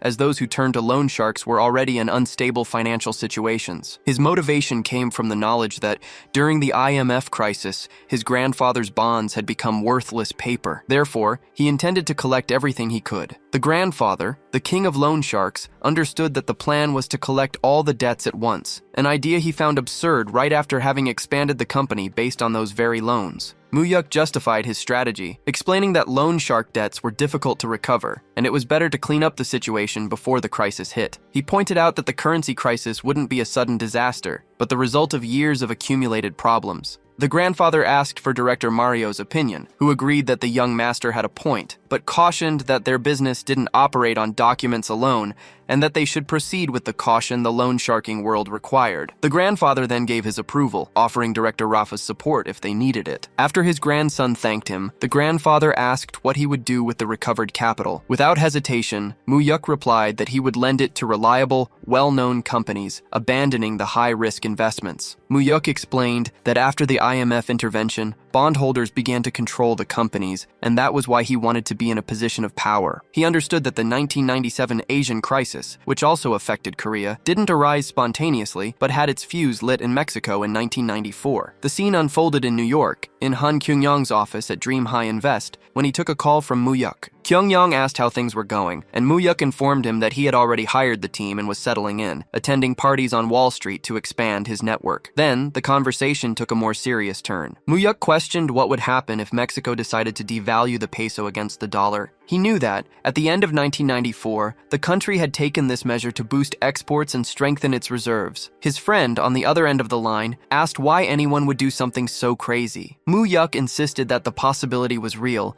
and that they needed to consider a backup plan. Kyung-yong replied that if that happened, confidence in the Mexican currency would plummet, causing a flight of foreign investors. The economy would panic, creating turmoil in emerging markets and a massive rush to the dollar. Muyuk remembered his past life, in which Mexico ended up needing a bailout from the IMF and the United States. This memory gave him an unshakable certainty. Han Kyung-yong began to understand the genius of the idea and realized he had been right to bring him into the business. Muyuk then stated that there would be 2 devaluations of the peso before Christmas that year and proposed that they leverage $300 million to the maximum to bet on this event. Kyung-yong questioned if anyone in the company would accept such a risky bet, but Muyuk was focused on building ties with major corporations. Incredulous, the man on the other end of the line declared that he was crazy and that no one would agree to the plan. However, Muyuk was concise and adamant, stating that the peso's fall would happen between December 20th and 22nd and that Kyung-yong should mobilize everyone. He made the risks clear. They could lose $300 million, but if they succeeded, they would make trillions. For them, losing was not an option,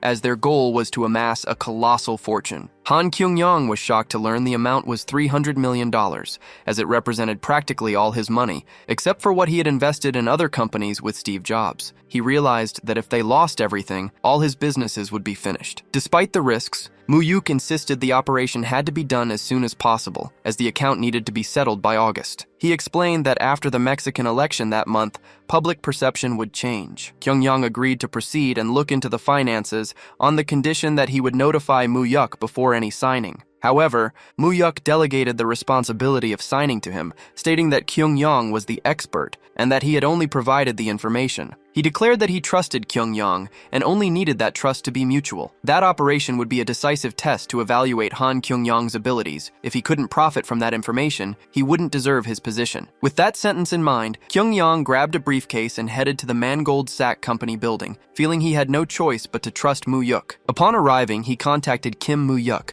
calling him a scoundrel and informing him in the middle of the night that the contract had been signed that day. He reported how the men at the company had reacted. The CEO of Mangold Sack, Tom House, had presented the contract, which consisted of a bet that the Mexican peso would appreciate from 3 to 5 per dollar by January, a deal that, in his view, only a fool would refuse. At that time, Mexico had joined NAFTA in 1994, and the market believed the country was on its way to becoming a developed nation. Foreign investment was abundant, and the economy was seen as stable and growing. Therefore, the proposal that the currency would plummet 60% in 6 months seemed absurd. Tom House even commented that it would be crazy to invest $300 million in that bet. Faced with this, Kyung-yong demanded maximum leverage, threatening to take the business to another bank. Tom House gave in, assuring him he would handle everything and that it would be a good deal for them, sealing the agreement with a handshake. The Mangold Sack team mocked them, considering them crazy. Later, Muyuk reassured Kyung-yong, telling him he had done a good job and shouldn't be shaken by the insults. He explained that the bankers were just salivating over the bonus they would get from what they considered an Asian sucker. The contract's expiration was set for the end of January. Muyuk asked if he had secured the leverage, and Kyung-yong confirmed he had obtained a 30-to-1 ratio. Muyuk praised the achievement, calling it monstrous. Han Kyung-yong had surpassed his expectations,